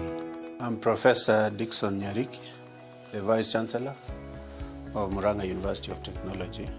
Murang'a University of Technology was founded in the 1970s as an institute, technical institute, referred to as Murang'a College of Technology. And in 2011, it was elevated to Murang'a University College through a legal order. And in 2016, the University College was chartered to become a full-fledged university and renamed Murang'a University of Technology. Of course, as a university, we operate under the University Act 2012 of the laws of Kenya and University Charter and statutes. The first Murang'a University Council was inaugurated in October 2013, and currently the university is oversighted by the third council. The university motto is Innovation for Prosperity. As a university, we have a vision, and it is to be a leading university in technological innovation, research and training. And the mission is to advance knowledge and technological transfer through teaching, training, learning, research and innovation for sustainable development. And we hope that we can achieve this, and we have actually already demonstrated that we can achieve what we have planned to achieve. If you've been keen, in the recent past, we have been ranked. There is what we call webometric ranking, and we've been ranked consistently in the best 10 universities in the country. With the continued support from the national and the county governments, the ISO-certified MUT has grown in leaps and bounds, registering a significant growth as students are attracted into the market-driven courses offered by the institution. Since we were chartered in 2016, we have grown as a university. We started with about 150 students when we were college in 2013, and we've grown to about 8,500 students currently, and we hope to grow within 2 to 3 years to over 10,000 students. With the county government, we have signed recently an MOU for health services with the county government and particularly with the county hospital, so that we can run our programs or mount our programs in health. So we plan to start programs in nursing, clinical medicine. We have already started some in medical lab science. We have also started another in public health and community health. And the nursing and clinical medicine, we hope to mount them in the next academic year. The students are registered in various programs, including postgraduate, undergraduate, diploma and certificate programs. The programs are approved by the Commission for University Education, TVET, and the various professional bodies. My name is Professor Priska Tuitoek, Deputy Vice Chancellor in charge of academic and student affairs, and it also includes research. So our division, we have an average of 2 to 3 departments, and these departments are headed by a chair of departments. So we call them CODs for short. So we have 14 departments. We have a School of Business and Economics, School of Computing and Information Technology. We have School of Pure Applied and Health Sciences. We have also School of Engineering and Technology, School of Education, School of Hospitality and Tourism Management, and our new school created recently called School of Humanities and Social Sciences. The university has established the Directorate of Academic and Performance Management, Quality Assurance, and Career Guidance.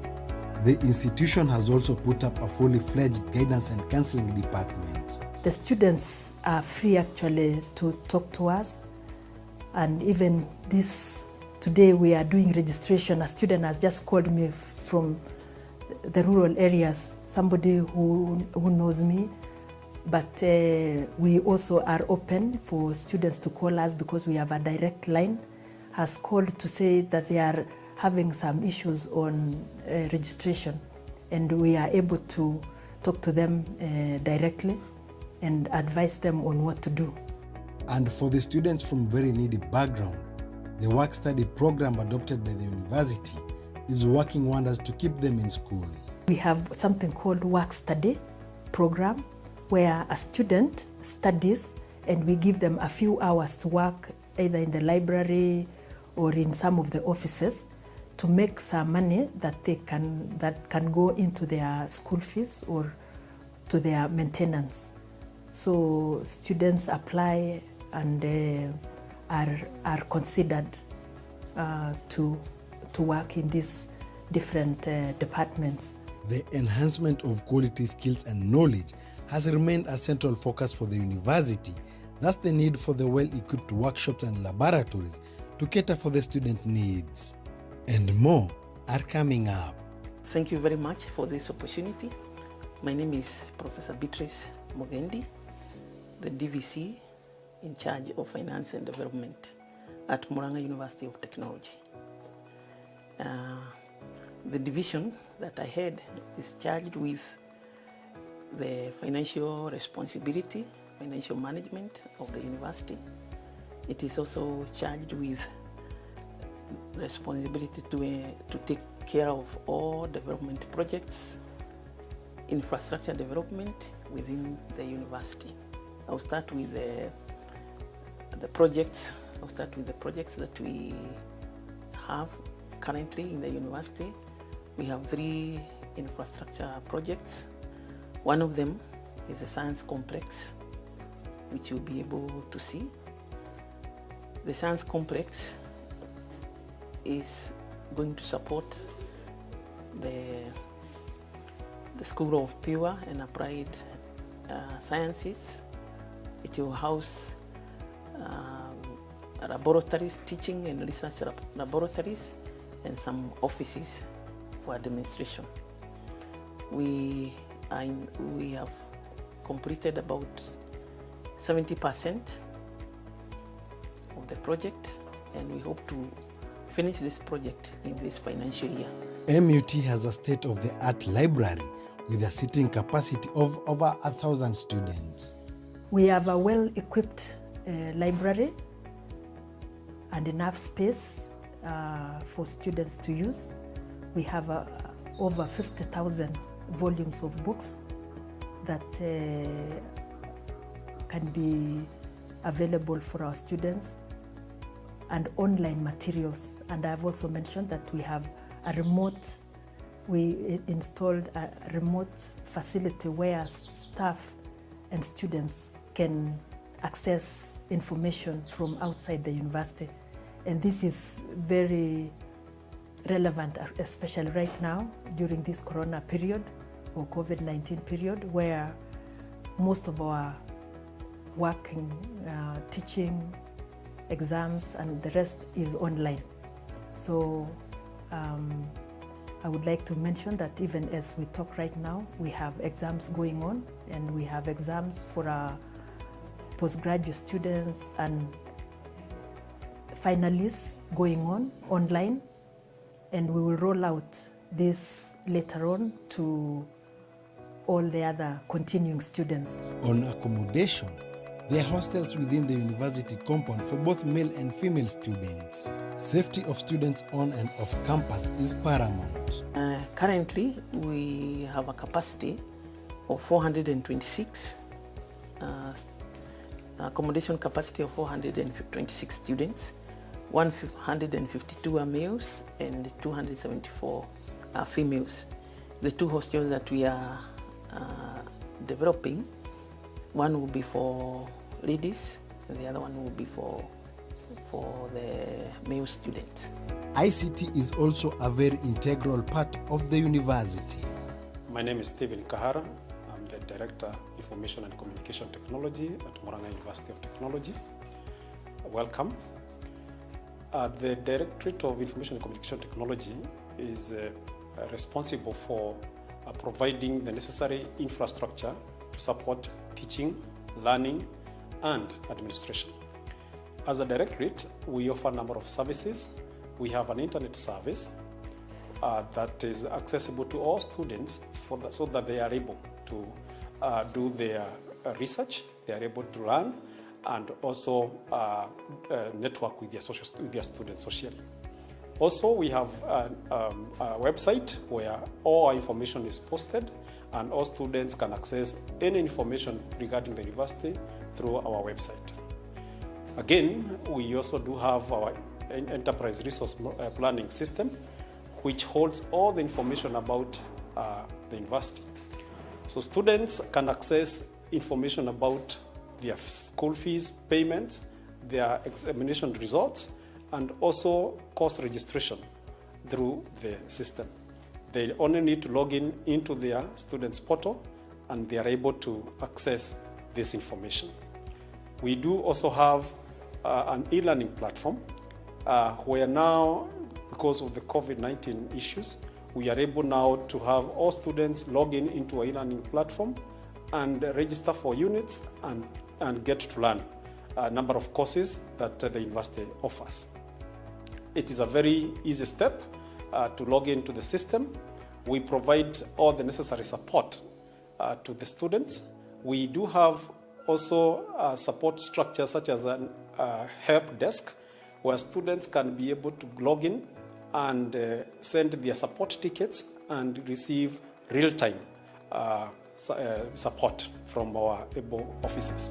I am Dr. Jacob Asige Chavolemu, the Dean of Students, Murang'a University of Technology. Sporting activities are available. They range from football, volleyball, basketball, netball, hockey, and many other indoor games. The university also conducts a cultural week where students from all over the country showcase their culture. every year we also have the Cultural Week, where we will identify Mr. and Miss Murang'a. And the week is always very busy with very many activities that touch on our culture. We actually try to bond up the culture in that week, yes. MUT has so far held 4 graduation ceremonies, inviting various guests, including former Prime Minister Raila Odinga, who attended the second graduation ceremony. The first one having been held in 2016 at JKUAT as a constituent college. The other 3 have been held in MUT, overseen by the Chancellor, Professor Justin Irina.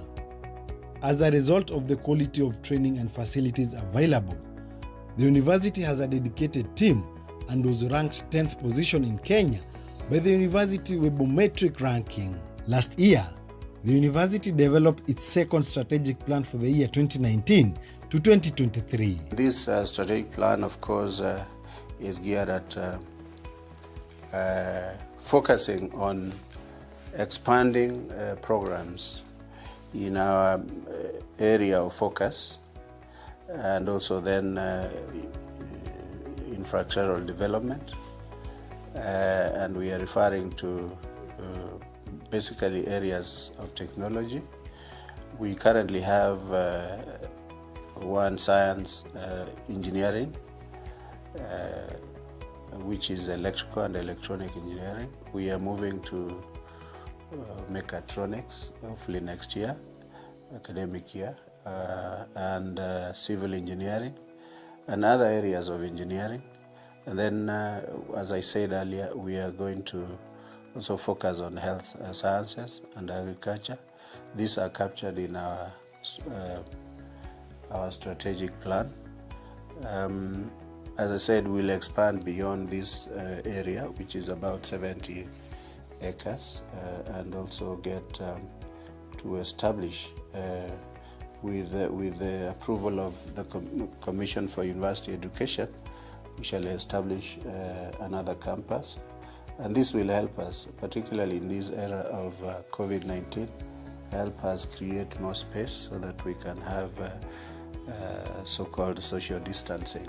But in the meantime, we will be starting programs online, and don't miss to join or to attend the programs, the lectures online. We need to ensure that you don't miss out, and you don't fall back or behind your peers elsewhere who are following these lectures in their various universities. I wish to welcome our students to Murang'a University of Technology, and I hope that you will enjoy your stay and will be fulfilled once you join the university, and we are looking forward to receiving you.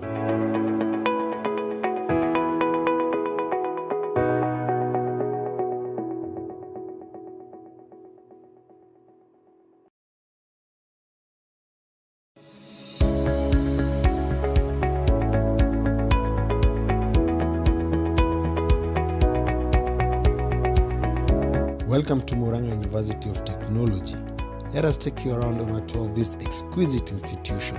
Murang'a University of Technology shares a rich history with Kenya's founding president, Jomo Kenyatta. Being among the founders of the original institution, other notable founders include Charles Rubia, Kenneth Matiba, Maina Wanjigi, Father Joachim Gitonga, among other leaders from Murang'a County. Murang'a University of Technology is a successor to Murang'a University College, which was established in September 2011 via the Murang'a University College Legal Order number 129 of September 2011 as a constituent college of Jomo Kenyatta University of Agriculture and Technology.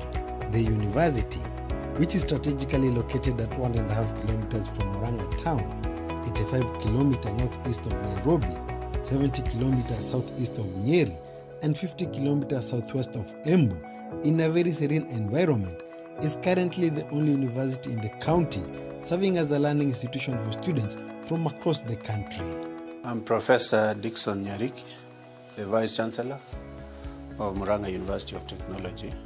Murang'a University of Technology was founded in the 1970s as an institute, technical institute, referred to as Murang'a College of Technology.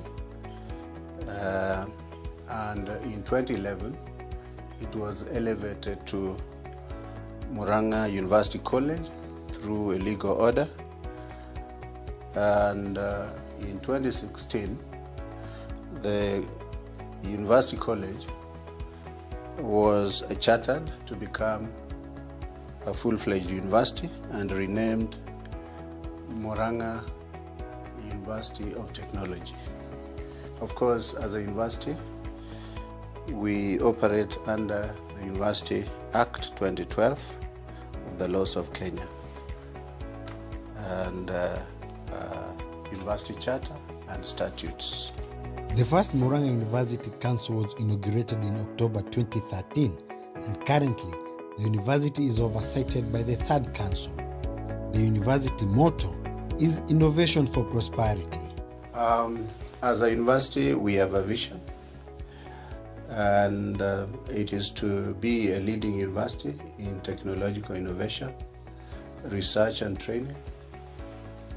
And the mission is to advance knowledge and technological transfer through teaching, training, learning, research and innovation for sustainable development.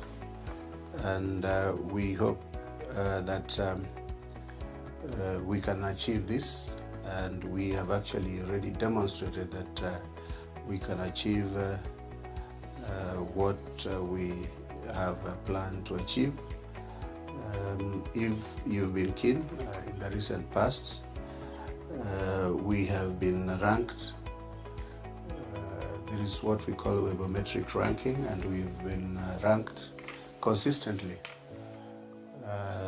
in the best 10 universities in the country. With the continued support from the national and the county governments, the ISO-certified MUT has grown in leaps and bounds, registering a significant growth as students are attracted into the market-driven courses offered by the institution. Since we were chartered in 2016, we have grown as a university. We started with about 150 students when we were college in 2013, and we've grown to about 8,500 students currently, and we hope to grow within 2 to 3 years to over 10,000 students. With the county government, we have signed recently an MOU for health services with the county government, and particularly with the county hospital, so that we can run our programs or mount our programs in health. So we plan to start programs in nursing, clinical medicine. We have already started some in medical lab science. We have also started another in public health and community health, and the nursing and clinical medicine, we hope to mount them in the next academic year. The students are registered in various programs, including postgraduate, undergraduate, diploma and certificate programs. The programs are approved by the Commission for University Education, TVET, and the various professional bodies. My name is Professor Priska Tuitoek, Deputy Vice Chancellor in charge of academic and student affairs, and it also includes research. So our division, we have an average of 2 to 3 departments, and these departments are headed by chair of departments. So we call them CODs for short. So we have 14 departments. We have a School of Business and Economics, School of Computing and Information Technology. We have School of Pure, Applied and Health Sciences. We have also School of Engineering and Technology, School of Education, School of Hospitality and Tourism Management, and our new school created recently called School of Humanities and Social Sciences. The university has established the Directorate of Academic and Performance Management, Quality Assurance, and Career Guidance. The institution has also put up a fully fledged guidance and counseling department. The students are free actually to talk to us, and even today we are doing registration. A student has just called me from the rural areas, somebody who knows me, but we also are open for students to call us because we have a direct line, has called to say that they are having some issues on registration, and we are able to talk to them directly and advise them on what to do. And for the students from very needy background, the work-study program adopted by the university is working wonders to keep them in school.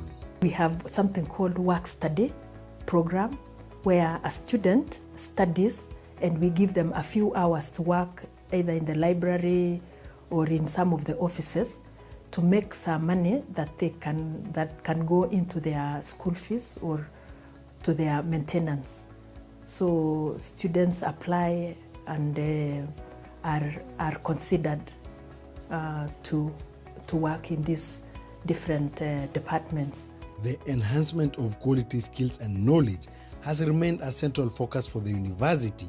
Thus the need for the well-equipped workshops and laboratories to cater for the student needs. And more are coming up. Thank you very much for this opportunity. My name is Professor Beatrice Mogendi, the DVC in charge of finance and development at Murang'a University of Technology.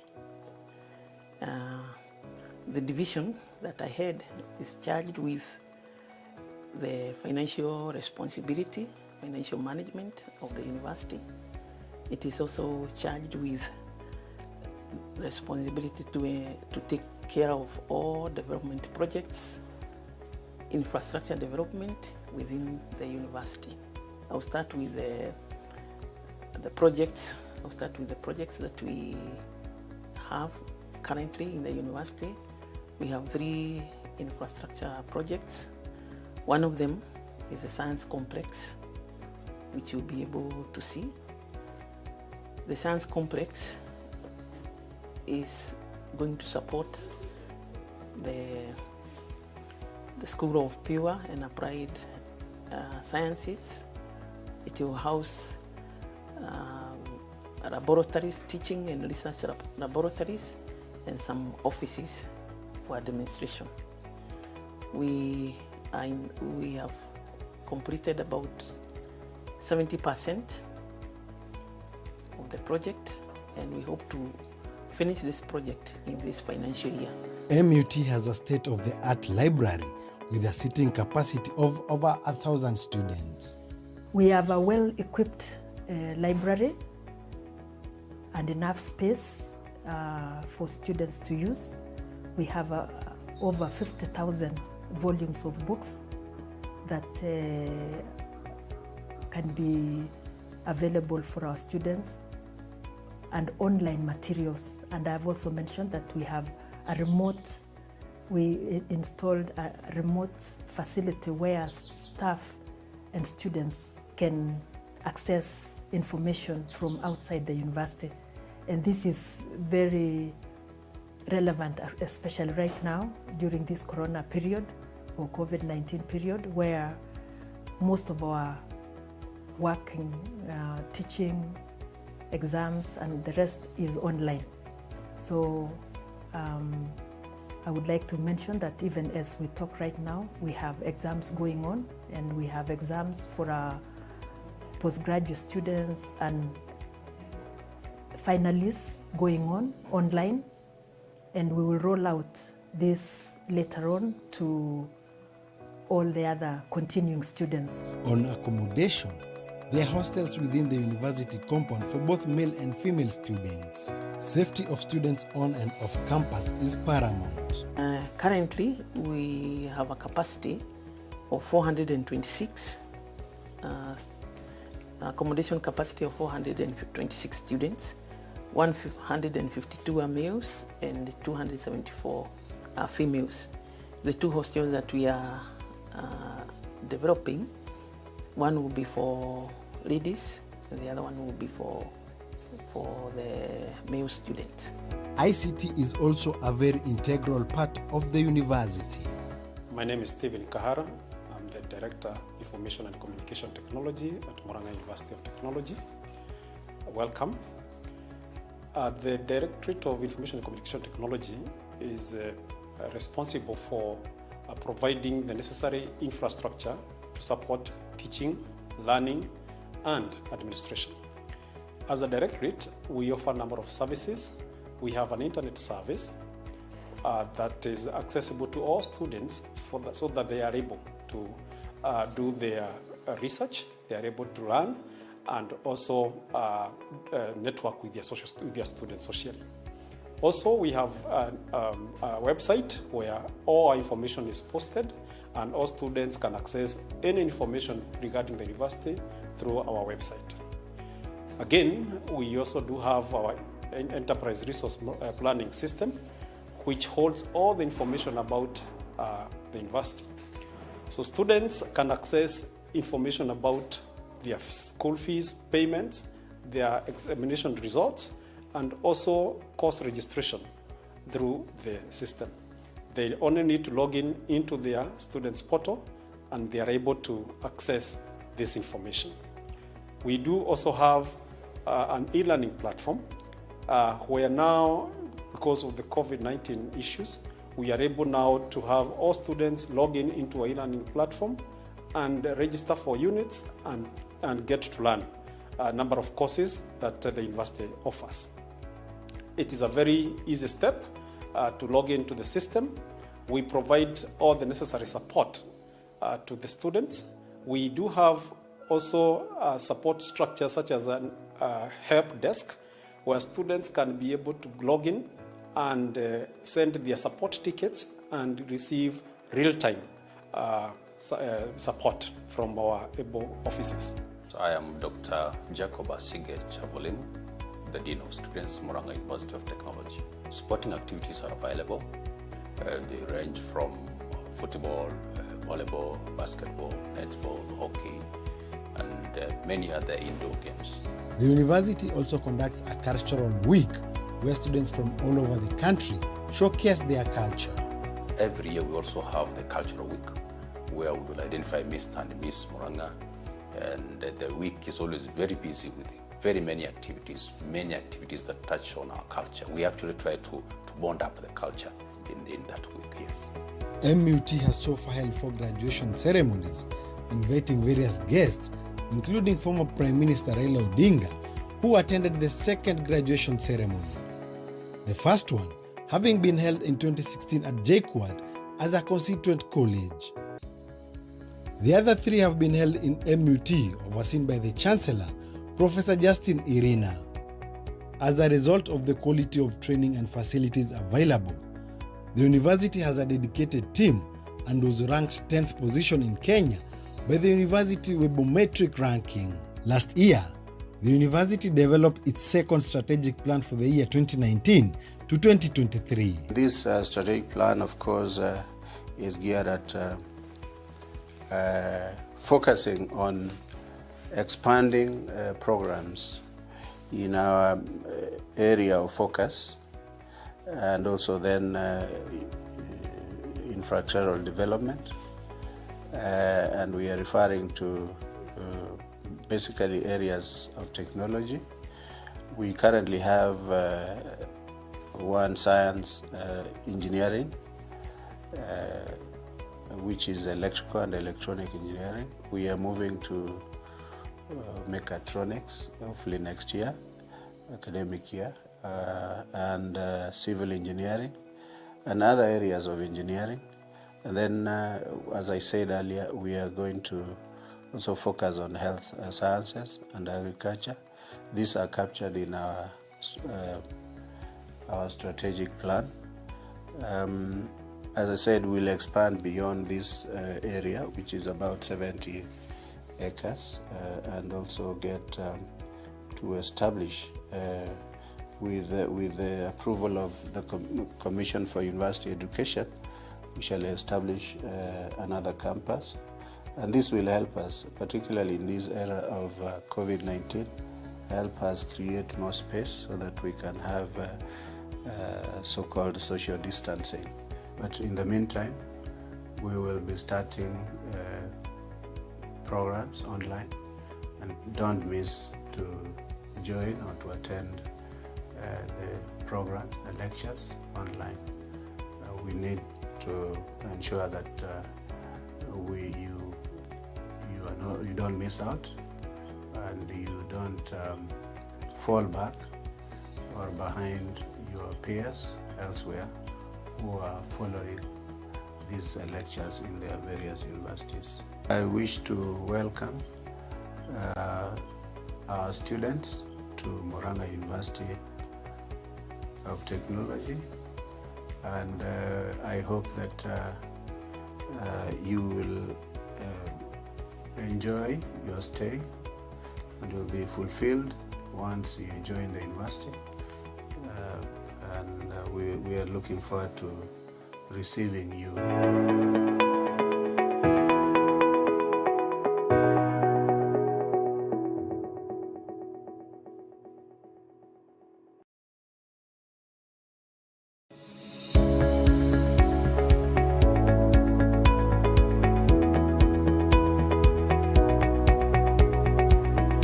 Welcome to Murang'a University of Technology. Let us take you around on a tour of this exquisite institution. Murang'a University of Technology shares a rich history with Kenya's founding president, Jomo Kenyatta. Being among the founders of the original institution, other notable founders include Charles Rubia, Kenneth Matiba, Maina Wanjigi, Father Joachim Gitonga, among other leaders from Murang'a County. Murang'a University of Technology is a successor to Murang'a University College, which was established in September 2011, via the Murang'a University College Legal Order number 129 of September 2011, as a constituent college of Jomo Kenyatta University of Agriculture and Technology.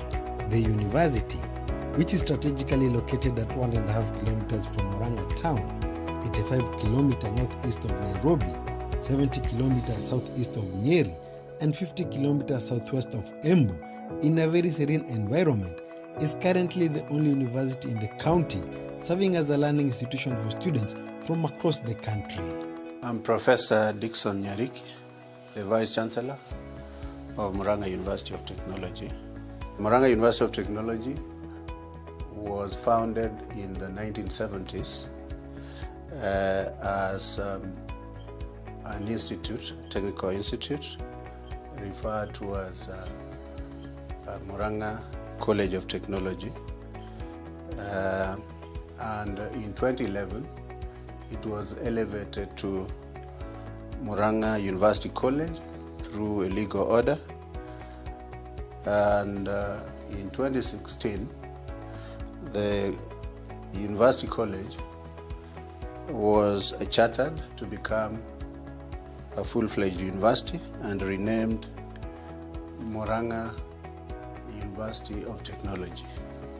Of course, as a university, we operate under the University Act 2012 of the laws of Kenya, and University Charter and statutes. The first Murang'a University Council was inaugurated in October 2013, and currently the university is oversighted by the Third Council. The university motto is Innovation for Prosperity. As a university, we have a vision. and it is to be a leading university in technological innovation, research and training. And the mission is to advance knowledge and technological transfer through teaching, training, learning, research and innovation for sustainable development. And we hope that we can achieve this, and we have actually already demonstrated.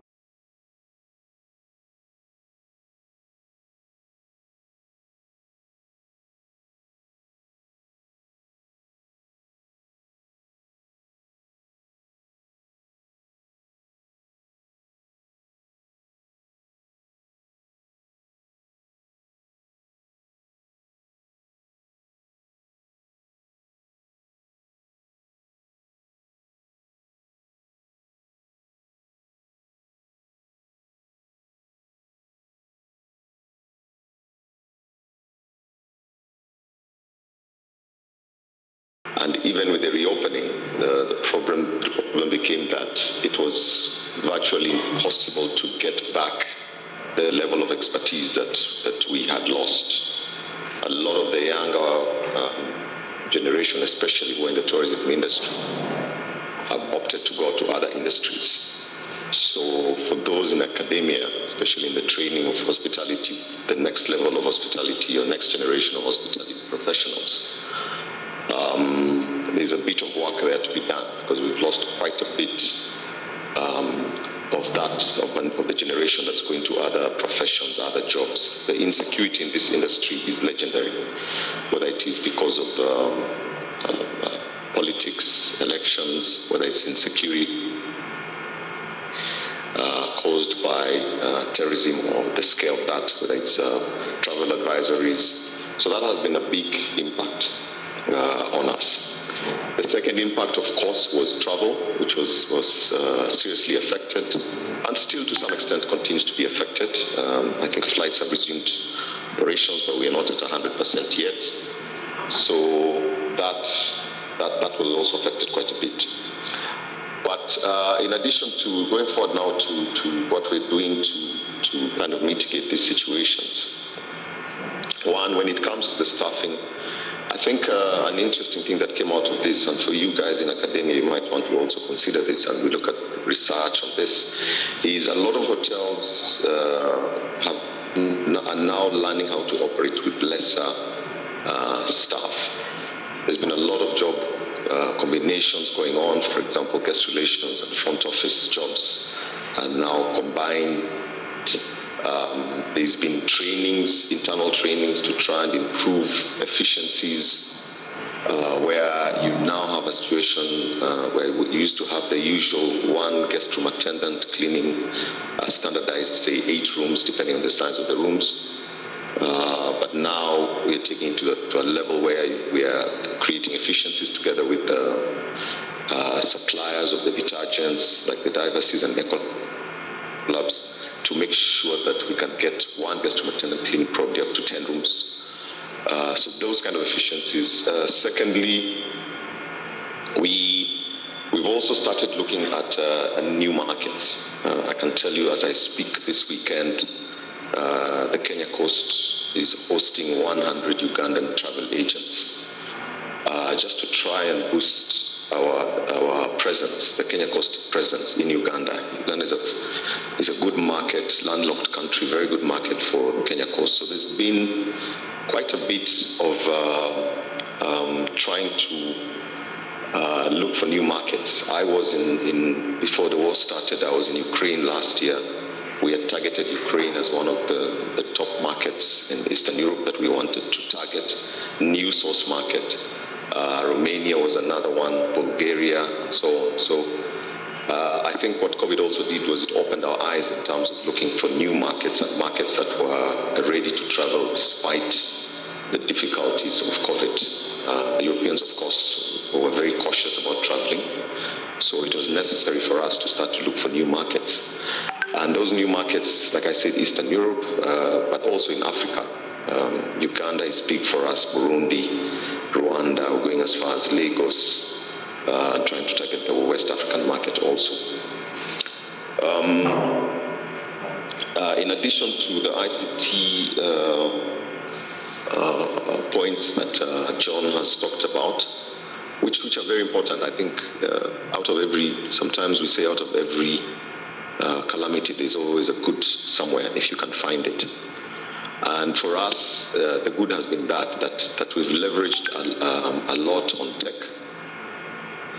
And a lot of the app developers and software developers are working towards making work easier for us. As I speak to you, if you're booking to come to Baobab, for example, you'll receive your registration card in advance, online, on a link to your registration card, which you can fill even on your phone, send back to us, and when you come to check in, the checking process is very smooth and very fast because we already have all the information required.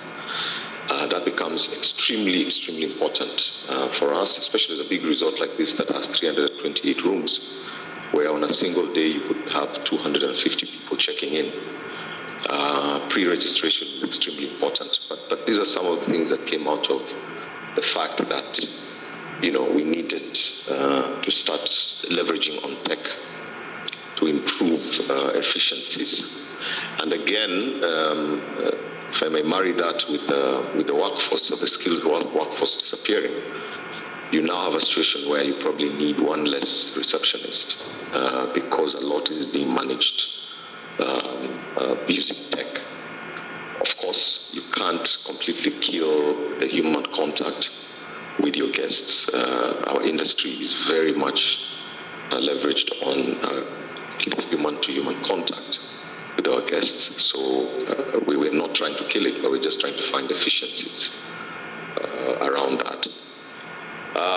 We are more or less fully recovered. More or less. I say that because a lot of the restrictions that existed no longer exist. Mask wearing is not a necessity anymore. It was, especially for our industry, it was quite a bit of a nuisance. It killed our smiles, killed our good looks, if I may say that. And it was very difficult for our guests to read our facial expressions, which to us mean a lot, especially when we're in contact with guests. So we are glad that is gone, but we've also learned a lot. I remember giving an interview to the press when COVID just started, and all of these measures were being put in place, sanitizing and so on, and the cleaning of the rooms, and sanitizing luggage and so on. And I made the point at the time that there is virtually nothing new that the Ministry of Health was teaching the hospitality industry. Already, we were doing 80% of what we were being asked to do, apart from, say, the wearing of the masks and so on. We were, our health and safety policies dictate that there's a lot of sanitizing that goes on. Washing of hands signs have always been in our kitchens and in other areas, front of house areas and back of house areas. We've always had our laundry operations have always operated in a way that we ensure that linen going back into the rooms or linen that is in use is properly washed at the right temperatures and so on and so forth. So there really wasn't much new that the hospitality industry was learning from this. But going forward, even as the restrictions were being removed or slowly eased out, we find that we decided to leave things like the sanitizing stations. That has become kind of like a new norm now, that you tend to feel that you want to sanitize and clean your hands quite often. We've left hand wash stations that were put in public areas at the entrance of the restaurants and so on and so forth. We decided that now becomes a permanent feature for everyone. We took back things like the spacing in the restaurants. As you remember, we had been given rules where we had to space at 1.5 meters. which seriously affected the number of covers in restaurants and so on. But that we took back because obviously social distancing is no longer a big issue right now. So we recovered back those spaces and we're now operating our restaurants at proper maximum capacities. The rooms, we've been given rules where a room that checked out today had to be vacant for 24 hours, which cost us quite a bit in terms of the lost revenues, and had to be sanitized and so on. We took that back. Of course, we're now selling back-to-back rooms, still sanitizing as much as we can and making sure that that the right procedures are followed. But because of the loss of that revenue, we had to take that back. So it's been quite a bit that we've done and we continue to do. And I hope to keep sharing as we continue with this discussion. Thank you. Jeff, thank you very much. I think you've given us a lot of insight on what's happening, what has happened, and really good insights, and especially at the Kenyan coast where we know tourism thrives, and we have a lot of local Kenyan tourism, local tourists patronizing our resorts, and I think really well done. Without much ado, I would like to welcome Ashwin. Ashwin is the general manager of Somerset in Westlands. It's a new kid on the block in terms of new properties opening in town. He will tell us when they opened. I think only a few months old, and yeah, they opened during COVID, so he has a lot of things to tell us about IT and how Somerset is faring on. Please welcome Ashwin. Good afternoon, everyone. I hope I'm audible enough for all of you to hear. Yes, you can.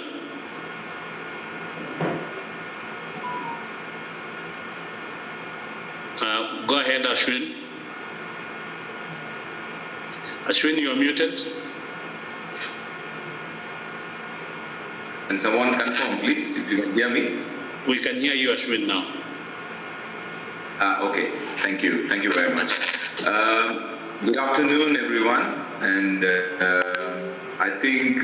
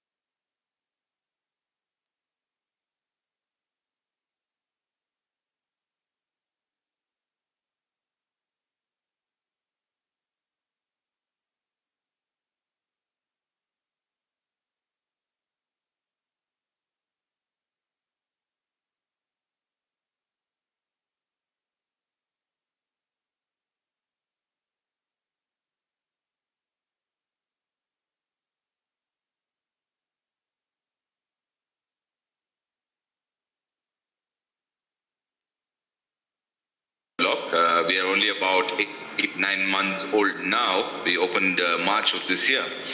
However, I think we belong to also a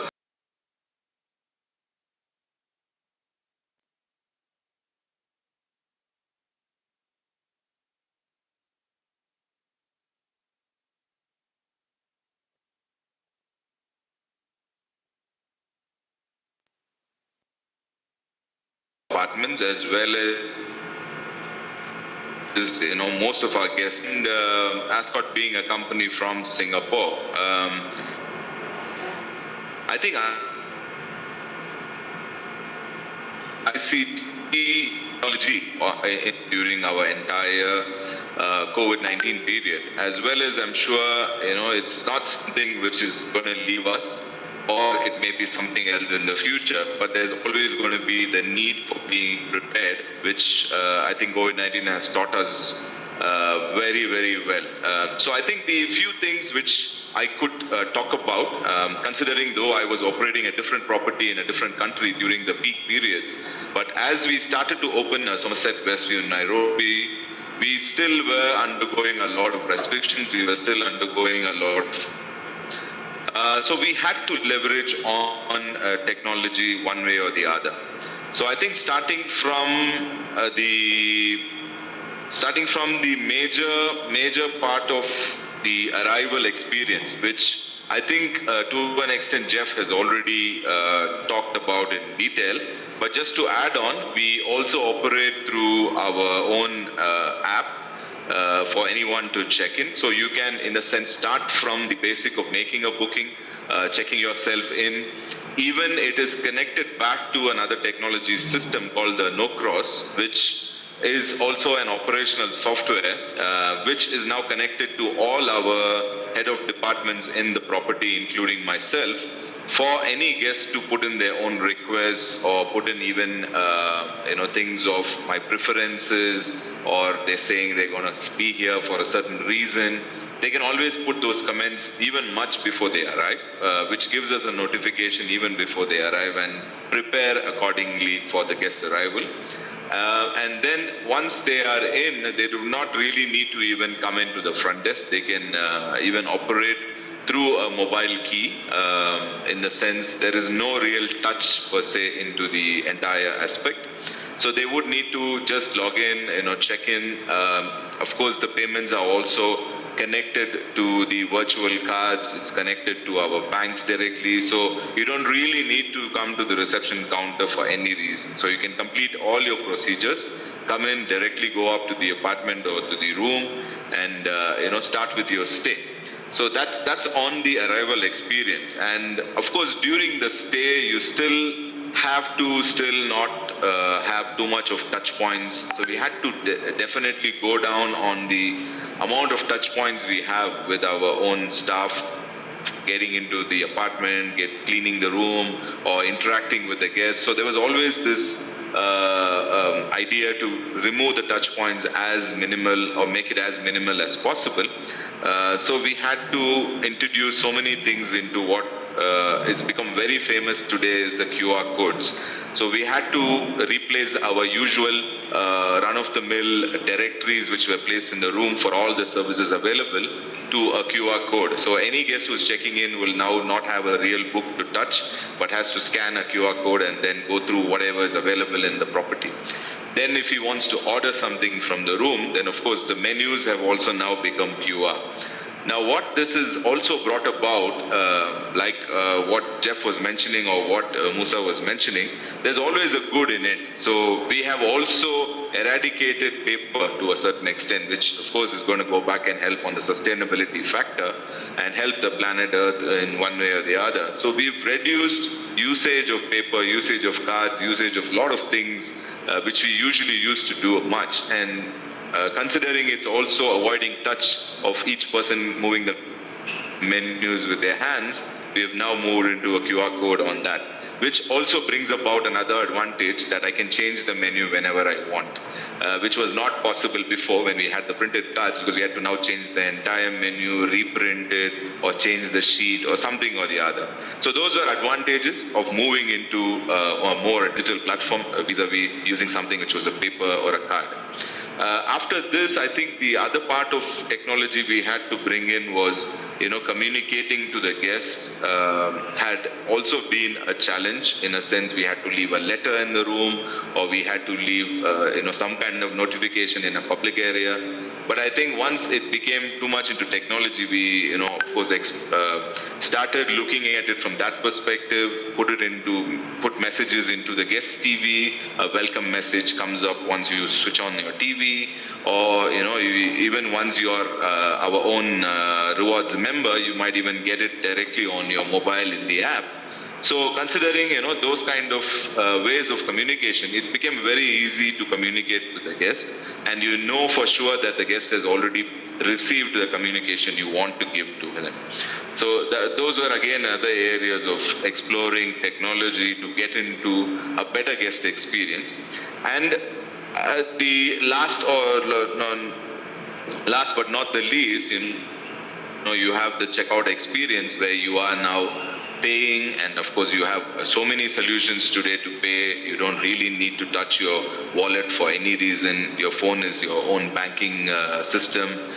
You can pay through a scan code, a QR code again to pay your bills. M-Pesa, of course, comes in very handy when you have everything digitalized. More so, you also have the last set of giving a feedback back to the property where they stayed or the hotel where they stayed.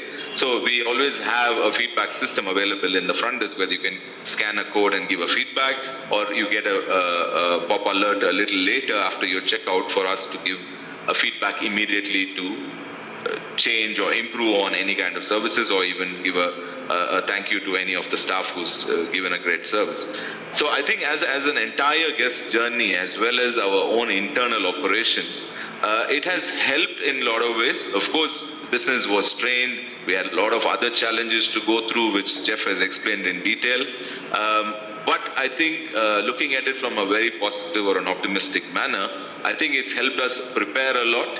It's helped us move or adapt or embrace technology further, and I think it's been a very useful period for us to learn and see and improvise ourselves to adapt to the future which is coming up. And I'm sure there are more and more kind of issues of this sort which can come, and it's got us prepared. And I think we are continuing to keep looking for new technologies where we can minimize the work for our own workforce, or make it in a much better fashion that the guest now is able to relate to us in a better way or communicate to us in a faster mode of communication. So I think with that I would like to give it back to Muzo, and I think last but not the least, even now we are communicating in a very strong technology-driven background, which I don't think before COVID we even knew the names of Zoom or Teams or any other Google Meet or any other softwares which we are currently using, which is of course given us so many new platforms now to connect with each other and learn from each other. So with that I end. Thank you very much. Thanks Muzo for this opportunity. Thank you, Ashwin. Very good comments, and we really appreciate them. I think just to wind up from the hospitality industry GMs, and I don't know whether there's anyone who has joined us. I have two more comments I would like to add. That we've seen that even all departments in the hotels now have been computerized, and really ICT is the main key player. For example, I'll give you an example.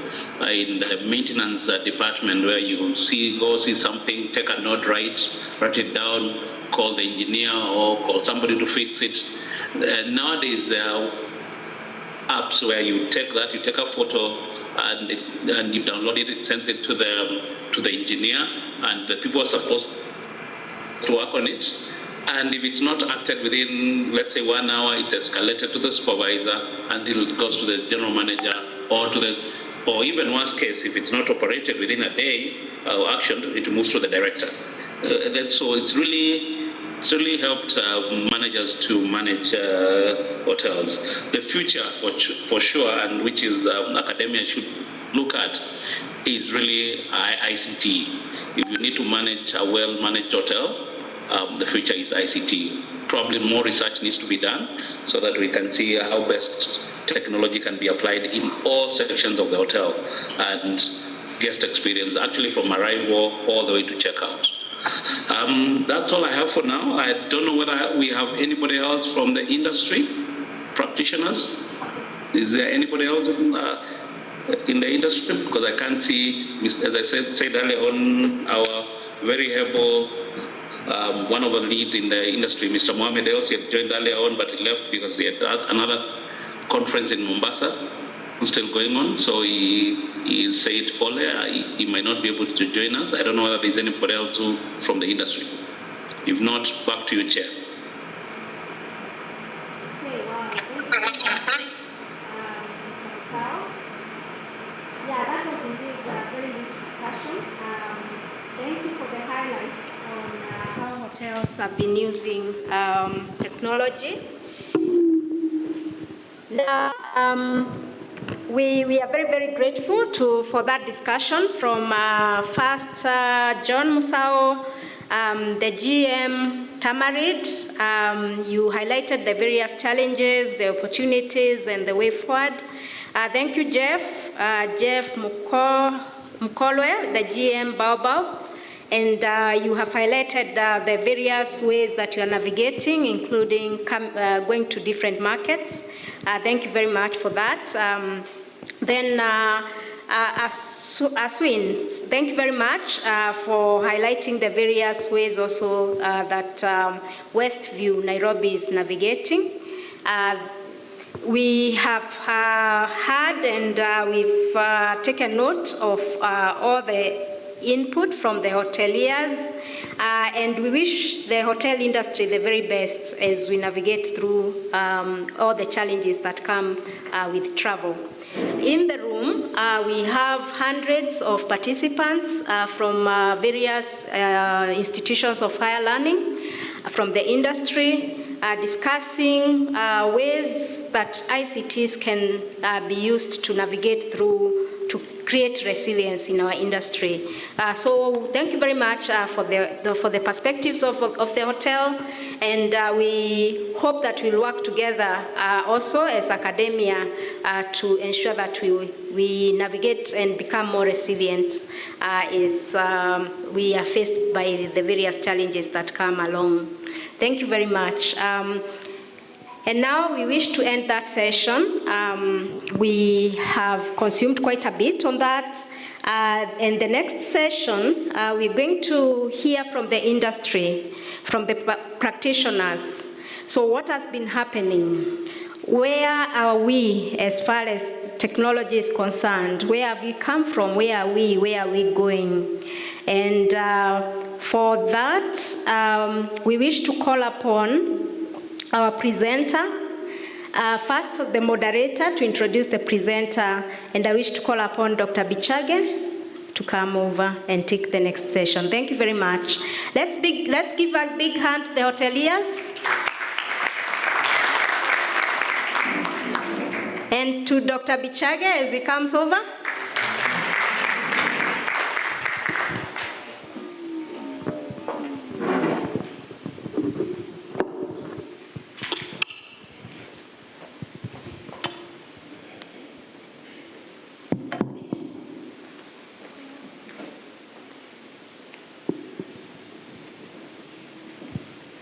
Just a moment.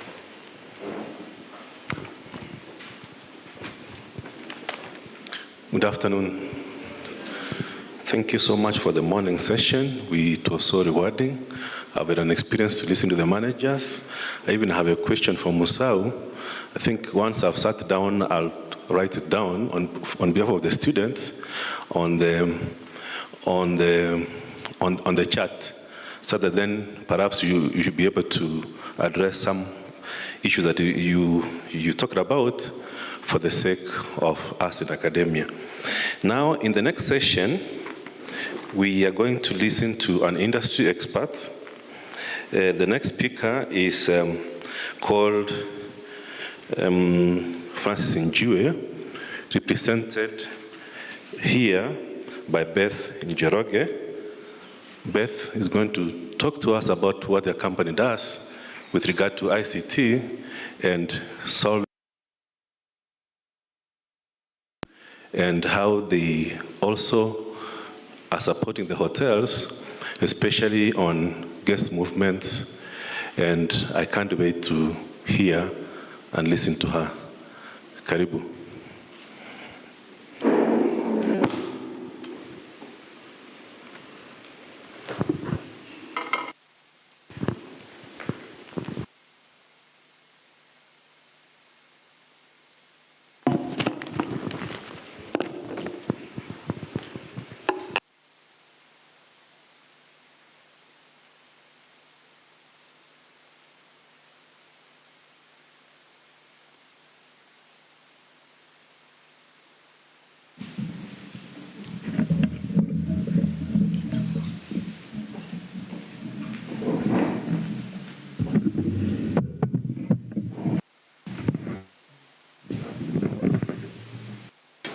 Good afternoon, ladies and gentlemen.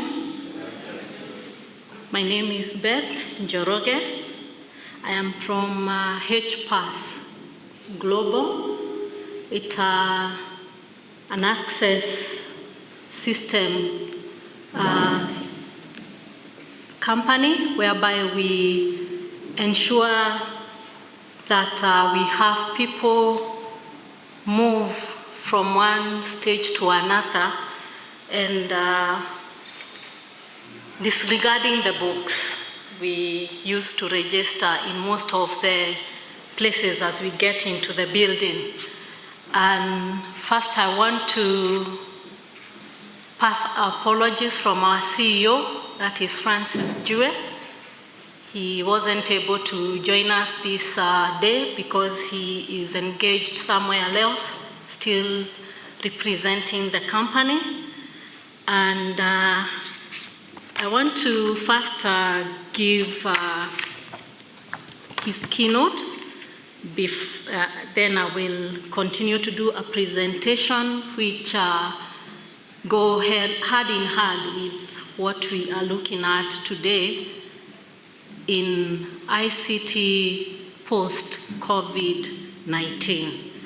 And so allow me to have myself lead the keynote. Key speech during a workshop on mainstreaming ICTs in the post-COVID-19 recovery of global tourism held in Murang'a University on the 17th and the 18th of November 2022. The theme being mainstreaming ICT in global tourism post-COVID recovery. And his main title is Innovation at the Center of Recovery and Preparedness.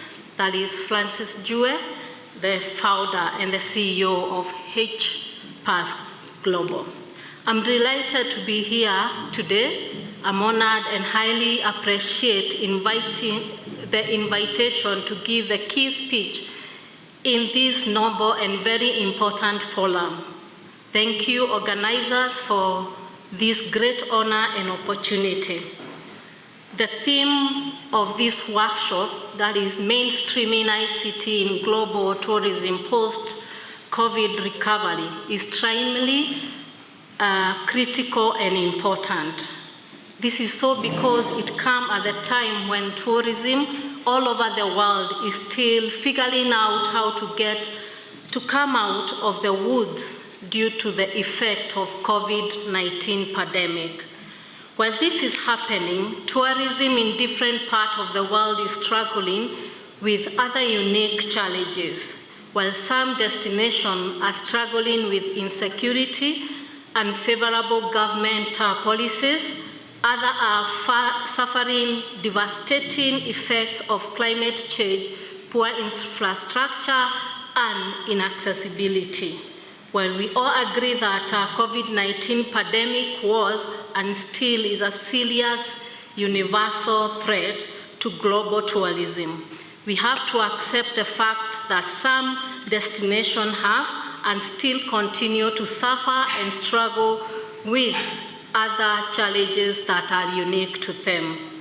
We also need to agree and face reality that COVID-19 pandemic was not just a wake-up call to global tourism, but it also came to expose how vulnerable tourism is globally. This was evident by how long it took tourism players to come up with a universal tourism-led protocol to combat such a catastrophic pandemic. It's also evident on how fragmented tourism was and still is in implementing such protocols in different destination and tourism subsectors. While travel sector got something to work with at this point during the pandemic, MICE and accommodation sector are still yet to get waterlight universal protocols. Tourism vulnerability was also exposed to how significantly voiceless the entire sector was, both locally and internationally during the pandemic. While health sector was and still the predominant leader in matter disease outbreak, to some extent, tourism sector voice continued significantly absent. As a result, tourism sector seemed to be mere customer of COVID-19 protocol rather than a contributor to formulation, implementation, and enforcement. For instance, while retail, manufacturing, and logistic sectors were considered for partial operation, during tourism sector was completely shut down. Ironically, tourism sector was considered for critical protocols such as a hotel room being used as an isolation facility. While people would use public transport to get into supermarket under some guidelines and protocols, tourism suffered a complete lockdown under the blanket declaration. You ask yourself, where are you likely to contact COVID-19 between a room in a 3-star hotel and traveling with strangers in a local minibus? As tourism players, both locally and internationally, we must ask ourselves, what next? This is critical because we don't know what next. We need to ask ourselves some tough questions and seek to answer them ourselves. We need to ask ourselves the following 6 questions. What lesson have we learned from COVID-19? 2, were the protocol fair, appropriate to tourism risk of spreading COVID-19? 3, could things have been done differently? 4, what is the impact of the protocols? 5, where did we fail as tourism sector?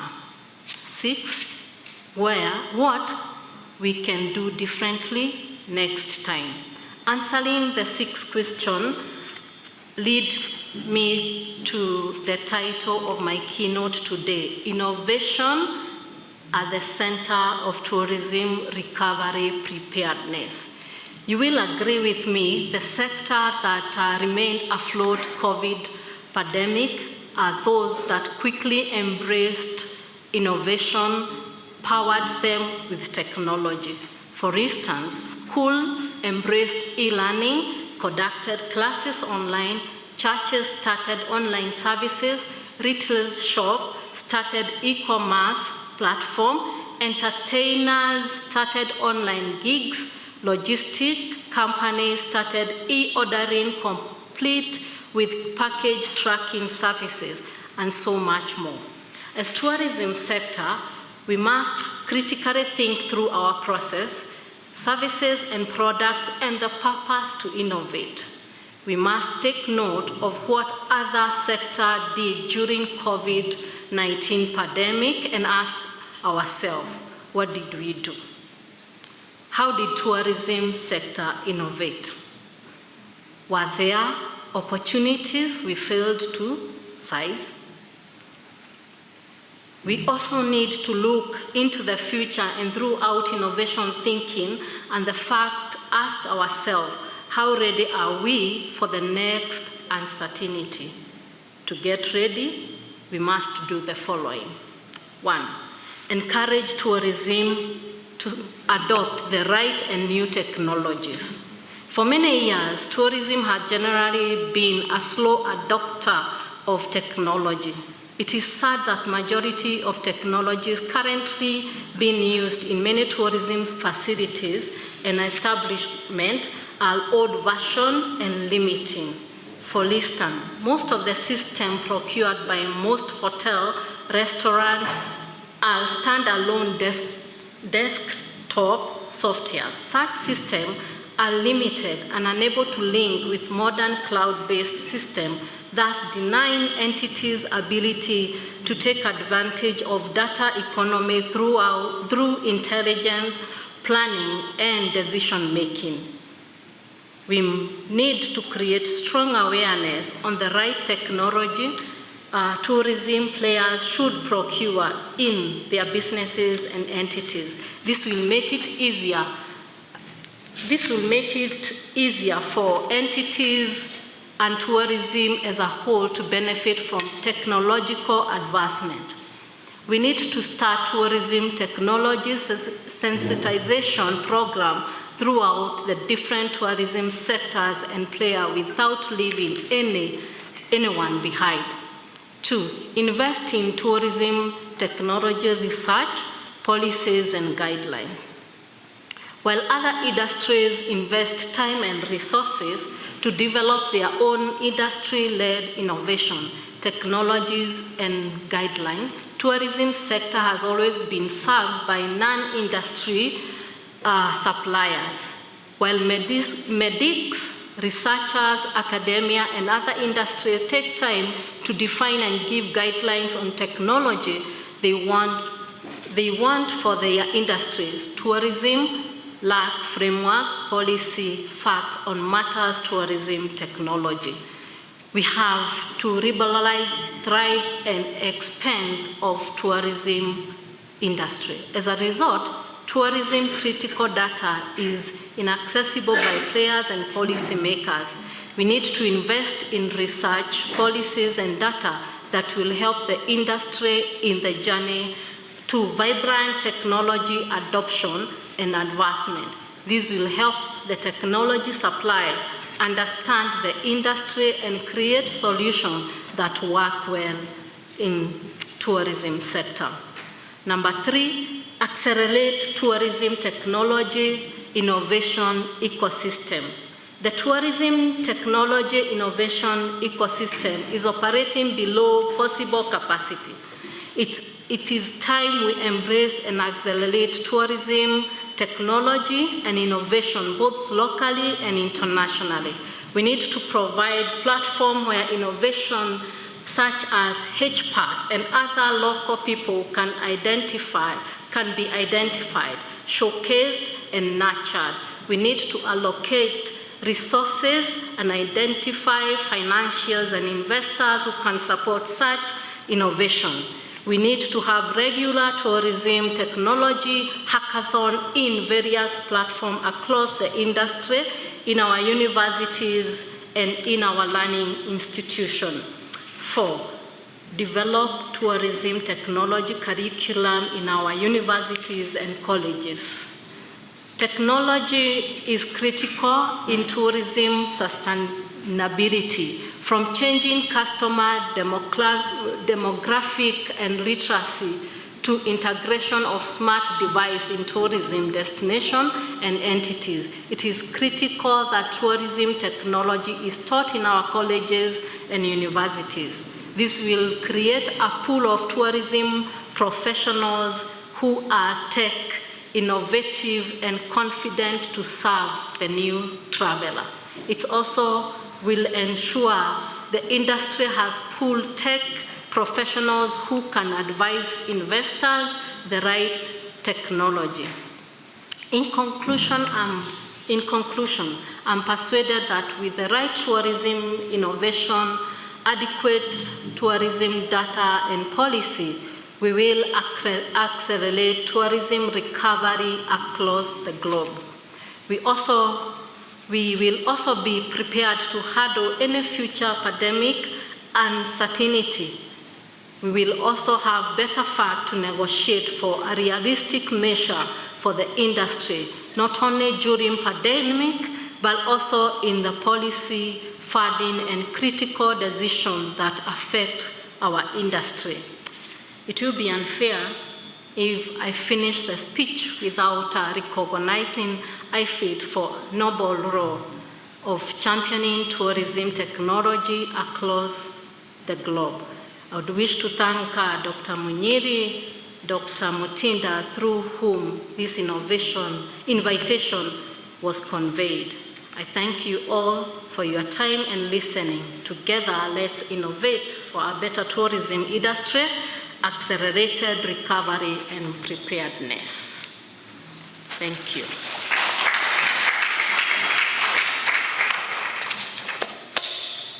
I I'll be doing a small presentation which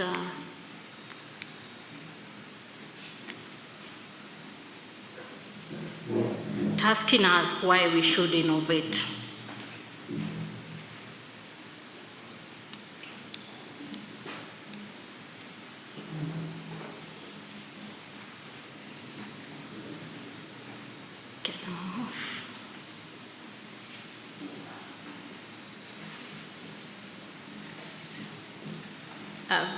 Innovation opportunities in tourism, and you agree with me, there are so many.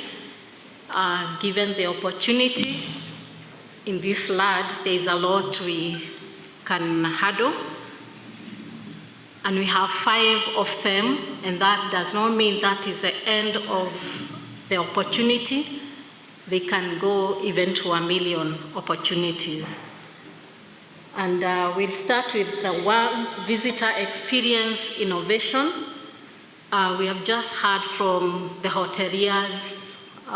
One of them have shared on how they have innovated a system whereby people check in without a manpower at the reception, which is one of experiences we are offering at HPAS. Destination experience innovation, again, we have a lot which we can incorporate in the technology. Operation and administration innovation, promotion and marketing innovation, and future opportunities innovation. So why should we innovate? One of the major things is to accelerate innovation for the purpose of recovery and preparedness. You'll agree with me, if COVID found us when we had some innovation, we could have just walked in like the way you walk into a house and you're out. Ensure tourism, sustainability and resilience across the globe. We will be able to sustain so many things if we are able to innovate, because when we innovate, you bring new ideas on board and ideas to solve the problem we may have on the ground. Ensure preparedness by providing tools, data, facts to mitigate adverse effect on future pandemic and uncertainty. You'll all agree that, yes, we had COVID with us. We don't know what is next coming on board. And it is a high time we also get to innovate so that we are able to look at the things which may come in the near future.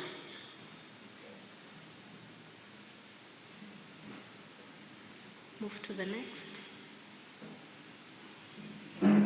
And so here is a taste of visitor experience innovation. There will be a need for tourism innovation that will enhance the customer experience.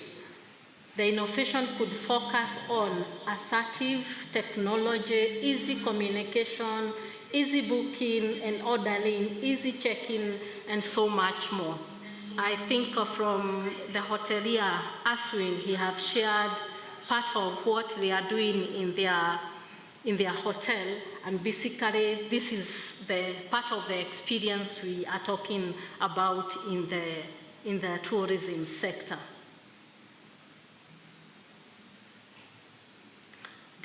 Destination experience. These are an innovation that will enable tourists and visitors experience their destination better than even having a tour guide on board. If we had such with when COVID struck, we have been able to send people still on various destinations, and they get to know what is happening on the ground without having a physical guide with them. We're also looking at It will ease finding trusted places and services such as local guides, event trusted news, contact of local authorities, attraction and trusted souvenirs vendors, and recommended prices. You will agree with me, the Kenya we are, most of the time, it's even you when you are moving around Kenya and walk into some of these people who sell souvenirs. Some they sell to a car. If you come in driving a big machine, they will sell to you with that. If they see a mzungu, the prices change. But we are looking at this innovation whereby we'll be able to tell our guests, our visitors, this is our vendors who will be selling this item to you at a rate whereby it will not change, depending with who comes in your shop or anywhere. There could be also, operation and administration innovation. It will help us have a better way of operation in terms of what we are engaging people on, in terms of booking, the systems we have. If we innovate well, we'll be able to come up with a seamless booking system, which will be able to book a travel, book a hotel, and maybe a tour outside in the park. Promotion and marketing innovation. This is another innovation which we look forward to bring more revenue even in our country, because when you promote our country outside with the things you'll be selling, through the innovation we may have, we are able to target so many people outside Kenya and even Kenya itself. Last and not the least, our future opportunity innovation. Tourism. We have a big opportunity to make this world better, our nation better, by what we will come up with. And people are willing to support the new technologies we have on board if they are genuine and they are taking us somewhere in terms of revenue in our country. I don't know if you're able to. What is a good innovator? I believe we are all seated here, and part of the huge number here are looking forward to be an innovator. Number one, quality is associating. You have an idea to borrow in one area or another and inspire somebody else with whatever you have. At one point, we were told to interact with the people we find in this room, and I believe that was part of you getting to know what do you offer, what do you have. And after you learn what one have, you are able to either get the contact and move on and further that conversation to a better thing. The next thing is you have to question what you are innovating. Questioning here comes in the end product you are innovating. Who is the target market? Who are you looking at? What are the benefits of it innovating? Because it's one thing to innovate, it is another thing to be of help in the society and in the whole world. You observe there are no facts inside the building, only outside where the customers live. You have to observe as you innovate, what is that you are innovating? What are the benefits of it? Networking, it's a key thing for innovators. You'll agree with me, if you don't network, then you'll not be able to know this is a challenge for me, or I can make it better next time. And networking is, you have to engage with the people who are moving, not only in the sector you are in, but even in other sectors, and get to know what is that they are innovating, what benefit, or how can I benefit even myself with my friends' innovation. Experimenting. Everything we have to experiment. For you to bring it on board or tell people this can work for me, or this has worked, or this will help in one way or another. So you must experiment. And so for the new upcoming innovators, this is just a part of what you can look at in many, many other avenues as we innovate. My CEO has always, he has this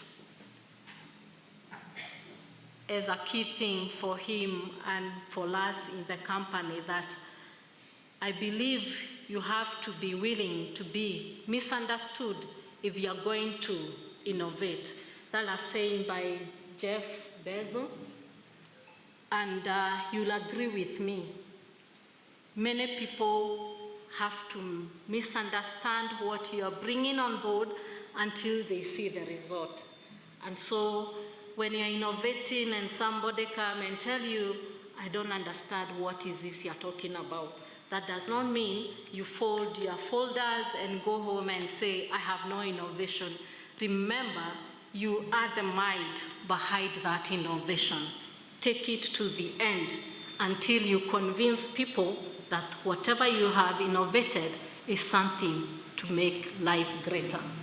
I want to have a video, I hope it will go live, to explain more about HBAT.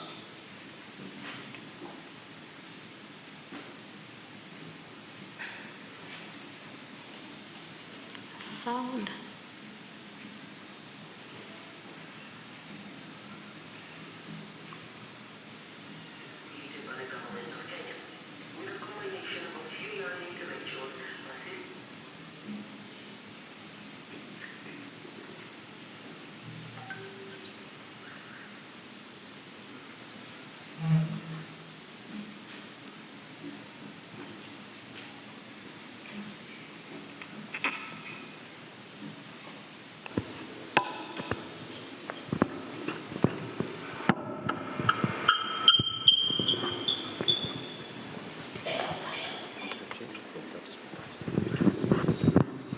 As a nation moving towards a future of one, a young and beautiful HBAS Global is a Kenyan startup company that has greatly benefited from the opportunities created by the government of Kenya. With a combination of a few young intellectuals, persistent determination, and a vision towards a bright future, HBAS Global has gained traction and acknowledgement in several high places. Innovation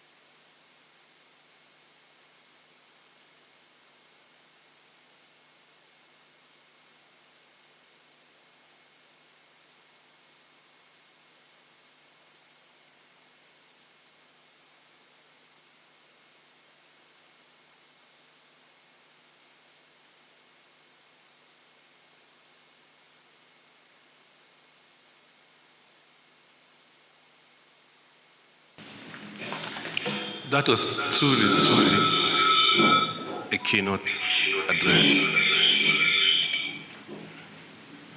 Can we please give a round of applause once more? I think in the interest of time, we could perhaps pick 2-3 questions or a concern so that she's able to address them before we move to the next session.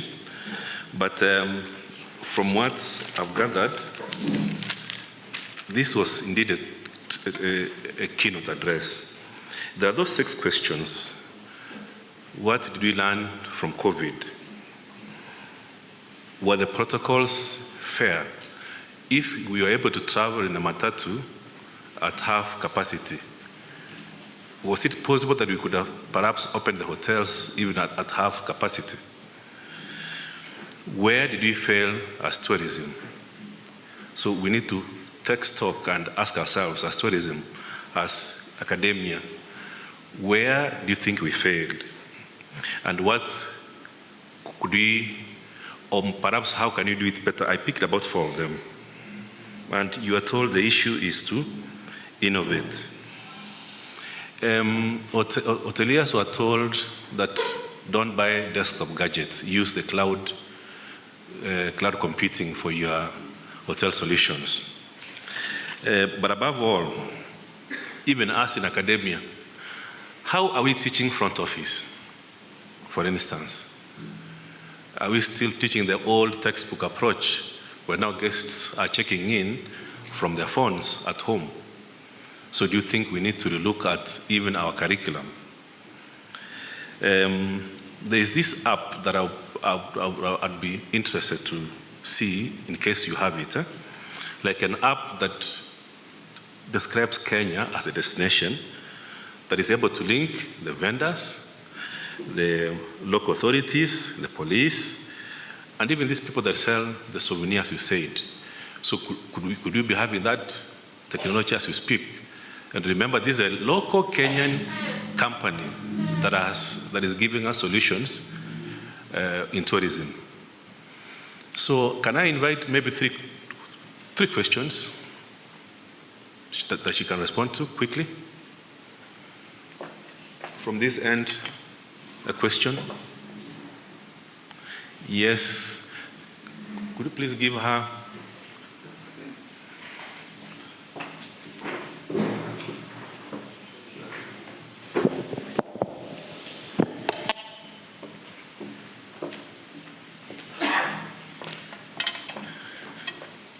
You can tell us your name and a question quickly. Thank you.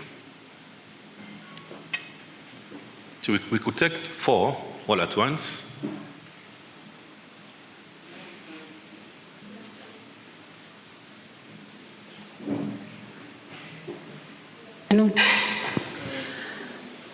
My name is Zamzam from Utali College.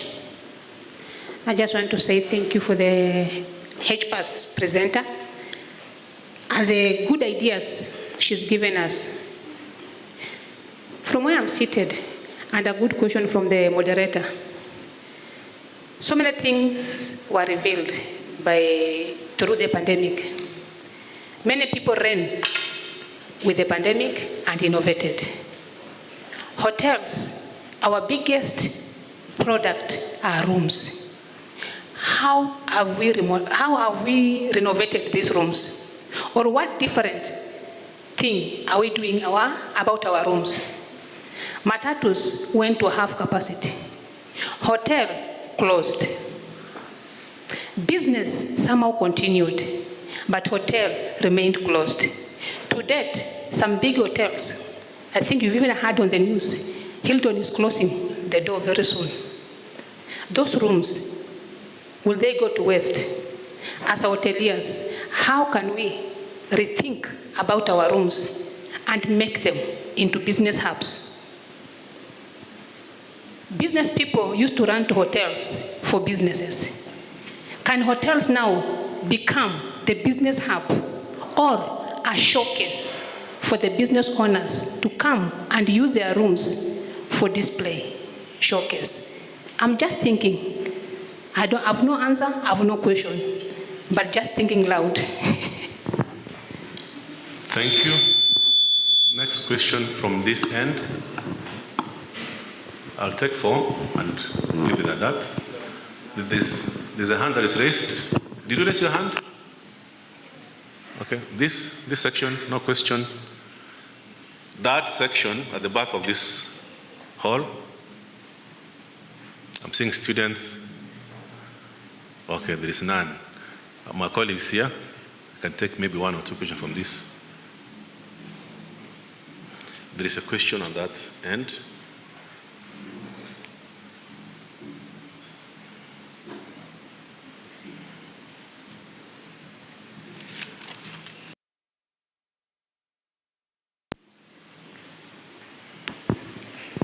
This is Dan Midega from Kenyatta University. I'm asking the HPAS Global about data security when it comes to the hotel system they have established. Yeah, that's my question. Like our personal data, if it's exposed or shared, like how do we follow up?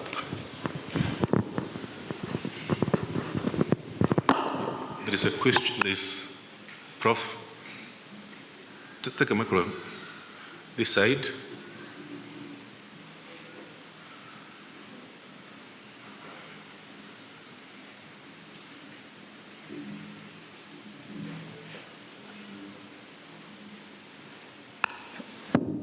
Thank you, HPAS, for that beautiful presentation.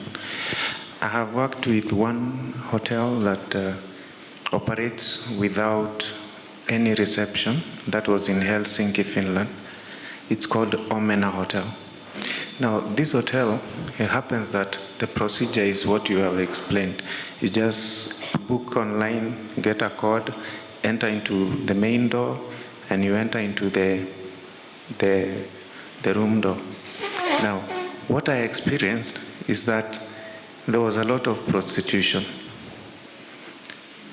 Prostitution in a manner that a lady or a man would book a room and then would come with several throughout the day, you see. And it was a concern because I was working there as an attendant. Then I'm wondering if there could be a solution to manage that. I don't know. Maybe it's something maybe you can think about, because I'm seeing that we are moving towards that reception-less kind of operation. Thank you. Perhaps one last one. So basically, Beth, those are basically 2 questions. Another one was just a concern that I would want even the managers to address. The first one was about how do you manage rooms? No, there was the issue about data security. You have data from a lot of people. So then how do you ensure that that data is safe and that it cannot be hacked? Somebody cannot access my account. So how do you confirm that it's safe? And the second one is what Prof has just asked. Actually, even me, I'm concerned. If I check into the hotel with my phone, how do you confirm that it's actually Bichage who is checking in and not perhaps Esther? Thank you. You could just answer from where you're seated. Good afternoon, and thank you for the questions. The first one, Madam Zamzam, I would say about the hotel rooms, it is not anything, we have nothing at the moment, probably we can advise, but it can be a thought for us as HPAS to see how those rooms can be utilized by ensuring that maybe advice and maybe gather information on the ground over these businesses which are closing down. And I think it is part of what I said we need to have tourism fraternity address some of these things. And yes, so that one for now, unless we get to see how we maybe could advise the hoteliers. About the data, we personally as HPAS, we have not gotten the clearance from Data Protection Act, but we are in a consultation with them. But as we speak, we are working under Konza City umbrella, whereby we have our data stored there, and being a government entity, we want to confirm that the data we are collecting are safe, and we are also conscious of what we get from people going forward as we wait for clearance from Data Protection of Kenya. The other one from our brother here, it's a food for thought.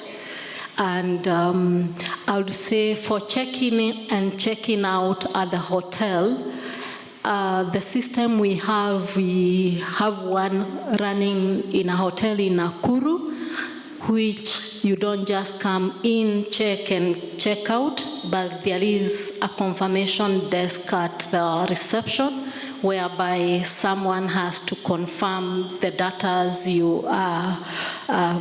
you have given are the right one. You not just be given the key to walk in. Somebody have to verify. Yes, you have checked in, but you have to pass by there and scan a QR code for you to get access and get the key to your room. So be able to tell who has come in, who has come out, and you cannot check in 2 or 3 people in the same room, because you're using, if that QR code is utilized, then you have no access, you not get a key because somebody has already picked the key for that. So unless you have checked in as maybe a couple, you will not be allowed to get into the room. Yes. Thank you so much for that answer. How I feel that, one last question. It's not a question, it's to support what Ben is saying. Because if you do not arrive there, the activation will not be done. And also that activation, that same activation is the same one you use in the lift and also on the floors. So there are security measures in some of these places, and I've had an experience. So you just don't walk in and check in online on your phone. There is some verification using the QR code. Thank you. So you are saying at one time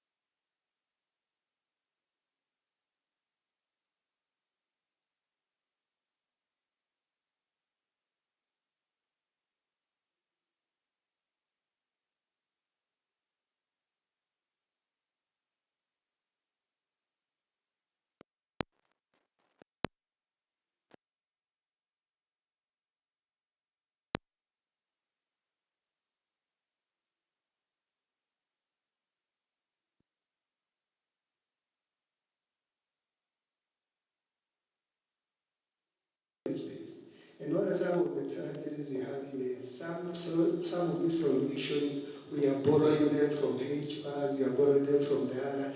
They may have developed them for different purpose. So it's upon us who are adopting them to look for ways in which we can be able to innovate on them to provide solutions for our sector. Thank you. Thank you, Dr. Was there a follow-up question? Follow-up on that one? Yes. Could you pass on the mic? That should be the last one.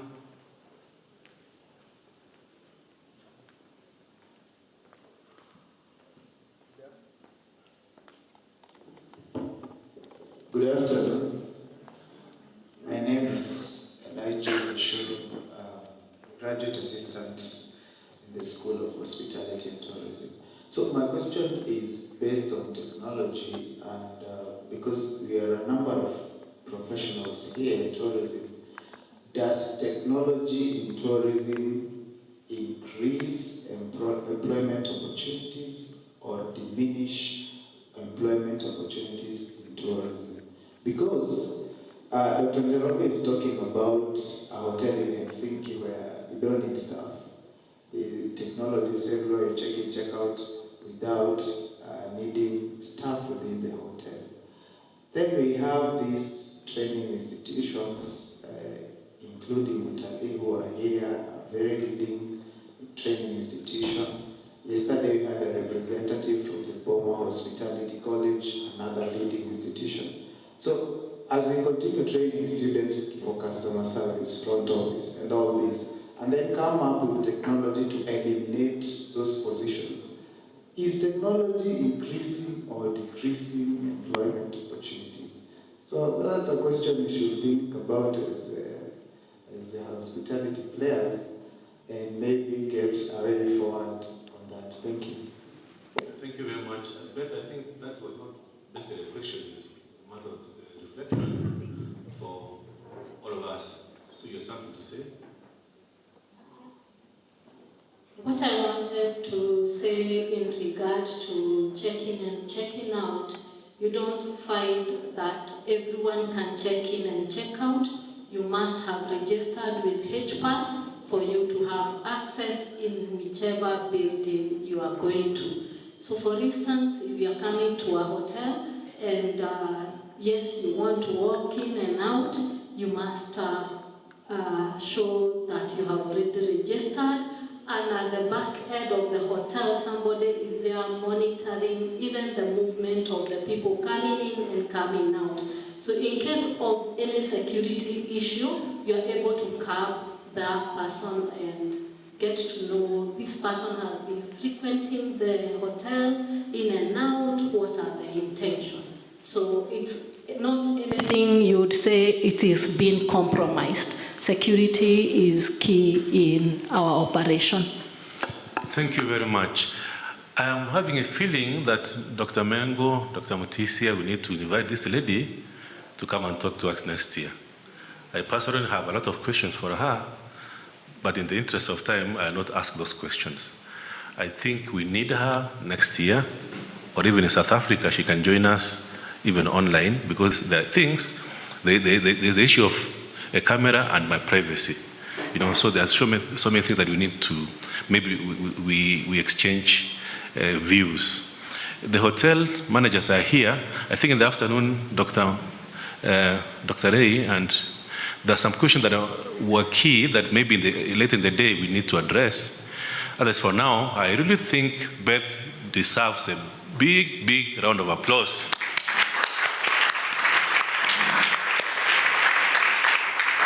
So thank you very much. I want to hand over the program back to Esther. Thank you very much.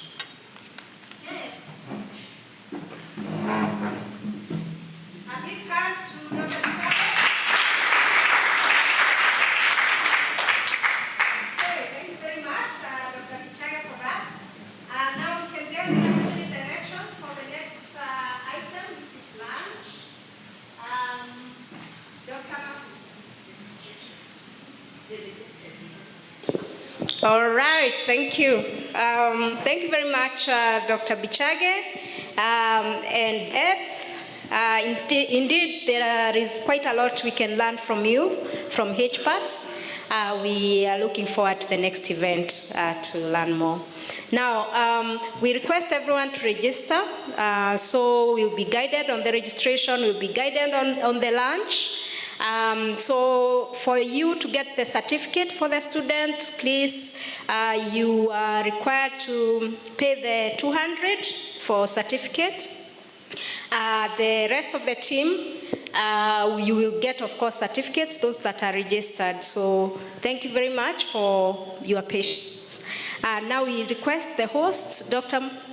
Njoroge, to give us the next direction. Thank you, Chair, Moderator, for the session. And I wish to give you a small geography of this place. We have the ladies there, and the gents is here, and there's another one on the other block, and others in the other block next to the boardroom. For our students, we wish to advise you that you can have lunch at the mess, the student mess, and there is also the staff mess up there, so on this side. When you get down there, you will get to the mess. And the delegates remain here, and you will have your food served. So thank you, and I wish you bon appetit. The time to come back is at 3 o'clock. Thank you.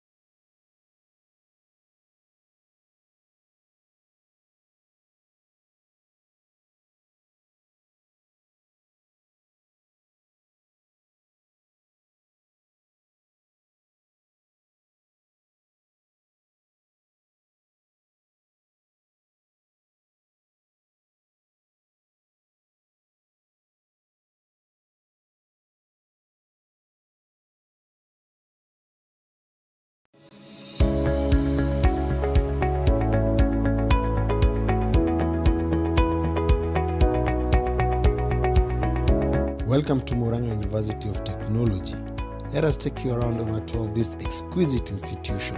Murang'a University of Technology shares a rich history with Kenya's founding president, Jomo Kenyatta. Being among the founders of the original institution, other notable founders include Charles Rubia, Kenneth Matiba, Maina Wanjiga, Father Joachim Gitonga, among other leaders from Murang'a County. Murang'a University of Technology is a successor to Murang'a University College, which was established in September 2011, via the Murang'a University College Legal Order number 129 of September 2011, as a constituent college of Jomo Kenyatta University of Agriculture and Technology. The university, which is strategically located at 1.5 kilometers from Murang'a town, 85 kilometers northeast of Nairobi, 70 kilometers southeast of Nyeri, and 50 kilometers southwest of Embu, in a very serene environment, is currently the only university in the county serving as a learning institution for students from across the country. I'm Professor Dickson Nyarik, the Vice Chancellor of Murang'a University of Technology. Murang'a University of Technology was founded in the 1970s as an institute, technical institute, referred to as Murang'a College of Technology. And in 2011, it was elevated to Murang'a University College through a legal order. And in 2016, the University College was chartered to become a full-fledged university and renamed Murang'a University of Technology. Of course, as a university, we operate under the University Act 2012 of the laws of Kenya and University Charter and statutes. The first Murang'a University Council was inaugurated in October 2013, and currently the university is oversighted by the third council. The university motto is Innovation for Prosperity. As a university, we have a vision, and it is to be a leading university in technological innovation, research and training. And the mission is to advance knowledge and technological transfer through teaching, training, learning, research and innovation for sustainable development. And we hope that we can achieve this, and we have actually already demonstrated that we can achieve what we have planned to achieve. If you've been keen, in the recent past, we have been ranked. There is what we call webometric ranking, and we've been ranked consistently in the best 10 universities in the country. With the continued support from the national and the county governments, the ISO-certified MUT has grown in leaps and bounds, registering a significant growth as students are attracted into the market-driven courses offered by the institution. Since we were chartered in 2016, we have grown as a university. We started with about 150 students when we were college in 2013. And we've grown to about 8,500 students currently. And we hope to grow within 2 to 3 years to over 10,000 students. With the county government, we have signed recently an MOU for health services with the county government, and particularly with the county hospital, so that we can run our programs or mount our programs in health. So we plan to start programs in nursing, clinical medicine. We have already started some in medical lab science. We have also started another in public health and community health. And the nursing and clinical medicine, we hope to mount them in the next academic year. The students are registered in various programs, including postgraduate, undergraduate, diploma, and certificate programs. The programs are approved by the Commission for University Education, TVET, and the various professional bodies. My name is Professor Priska Tuitoek, Deputy Vice Chancellor in charge of academic and student affairs, and it also includes research.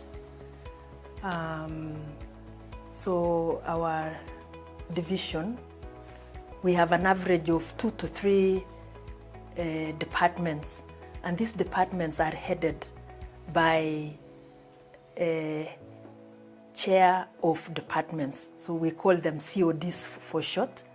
So we have 14 departments. We have a School of Business and Economics, School of Computing and Information Technology. We have School of Pure, Applied and Health Sciences. We have also School of Engineering and Technology, School of Education, School of Hospitality and Tourism Management, and our new school created recently called School of Humanities and Social Sciences. The university has established the Directorate of Academic and Performance Management, Quality Assurance, and Career Guidance. The institution has also put up a fully fledged guidance and counseling department. The students are free actually to talk to us, and even today we are doing registration. A student has just called me from the rural areas, somebody who knows me, but we also are open for students to call us because we have a direct line, has called to say that they are having some issues on registration, and we are able to talk to them directly and advise them on what to do. And for the students from very needy background, the work-study program adopted by the university is working wonders to keep them in school. We have something called work-study program where a student studies and we give them a few hours to work either in the library or in some of the offices to make some money that can go into their school fees or to their maintenance. So students apply and are considered to work in these different departments. The enhancement of quality skills and knowledge has remained a central focus for the university. Thus the need for the well-equipped workshops and laboratories to cater for the student needs. And more are coming up. Thank you very much for this opportunity. My name is Professor Beatrice Mogendi, the DVC in charge of finance and development at Murang'a University of Technology. The division that I head is charged with the financial responsibility, financial management of the university.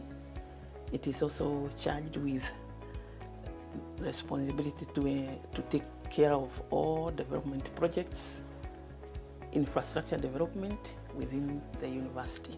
I'll start with the projects. I'll start with the projects that we have currently in the university.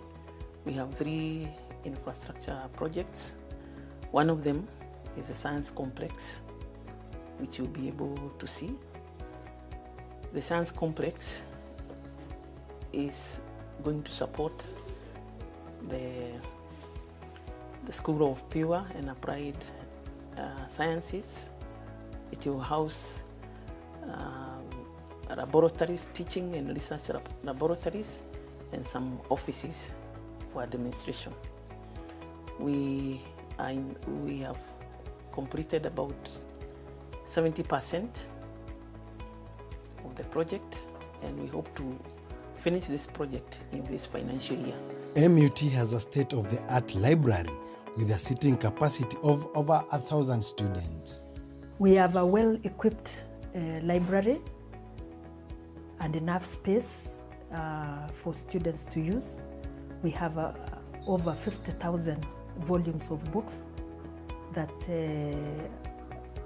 can be available for our students, and online materials. And I've also mentioned that we have we installed a remote facility where staff and students can access information from outside the university. And this is very relevant, especially right now during this corona period or COVID-19 period, where most of our working, teaching, exams, and the rest is online. So I would like to mention that even as we talk right now, we have exams going on, and we have exams for our postgraduate students and finalists going on online, and we will roll out this later on to all the other continuing students. On accommodation, there are hostels within the university compound for both male and female students. Safety of students on and off campus is paramount.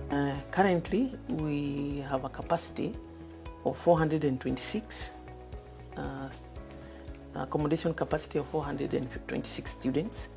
152 are males and 274 are females.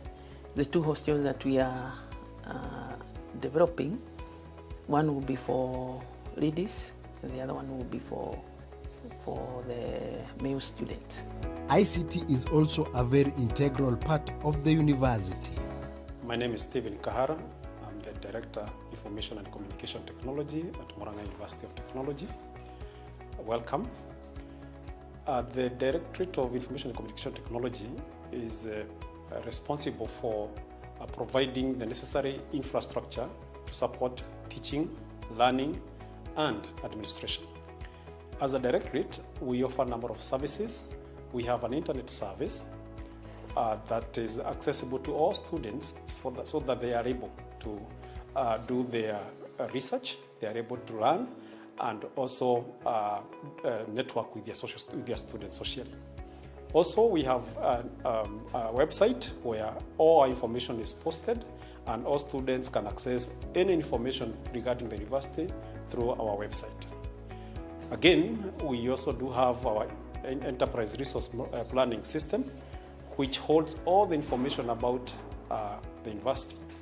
So students can access information about their school fees, payments, their examination results, and also course registration through the system. They only need to log into their students' portal, and they are able to access this information. We do also have an e-learning platform where now, because of the COVID-19 issues, we are able now to have all students log into an e-learning platform and register for units and get to learn a number of courses that the university offers. It is a very easy step to log into the system. We provide all the necessary support to the students. We do have also support structures such as a help desk where students can be able to log in and send their support tickets and receive real-time support from our able officers. I am Dr. Jacob Asige Chavolimu, the Dean of Students, Murang'a University of Technology. Sporting activities are available. They range from football, volleyball, basketball, netball, hockey, and many other indoor games. The university also conducts a cultural week where students from all over the country showcase their culture. Every year we also have the cultural week where we will identify Mr. and Miss Murang'a, and the week is always very busy with very many activities that touch on our culture. We actually try to bond up the culture in that week, yes. MUT has so far held 4 graduation ceremonies, inviting various guests including former Prime Minister Raila Odinga, who attended the second graduation ceremony. The first one having been held in 2016 at JKUAT as a constituent college. The other three have been held in MUT, overseen by the Chancellor, Professor Justin Irina. As a result of the quality of training and facilities available, the university has a dedicated team and was ranked 10th position in Kenya by the University Webometric ranking. Last year, the university developed its second strategic plan for the year 2019 to 2023. This strategic plan, of course, is geared at focusing on expanding programs in our area of focus, and also then infrastructural development, and we are referring to basically areas of technology. We currently have one science engineering,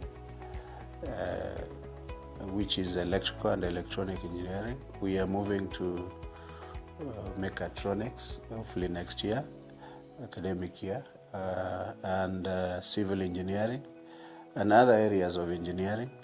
And then, as I said earlier, we are going to also focus on health sciences and agriculture. These are captured in our strategic plan. As I said, we'll expand beyond this area, which is about 70 acres, and also get to establish, with the approval of the Commission for University Education, we shall establish another campus. And this will help us, particularly in this era of COVID-19, help us create more space so that we can have so-called social distancing. But in the meantime, we will be starting programs online, and don't miss to join or to attend the program, the lectures online. We need to ensure that you don't miss out, and you don't fall back or behind your peers elsewhere who are following these lectures in their various universities. I wish to welcome our students to Murang'a University of Technology, and I hope that you will enjoy your stay and will be fulfilled once you join the university, and we are looking forward to receiving you.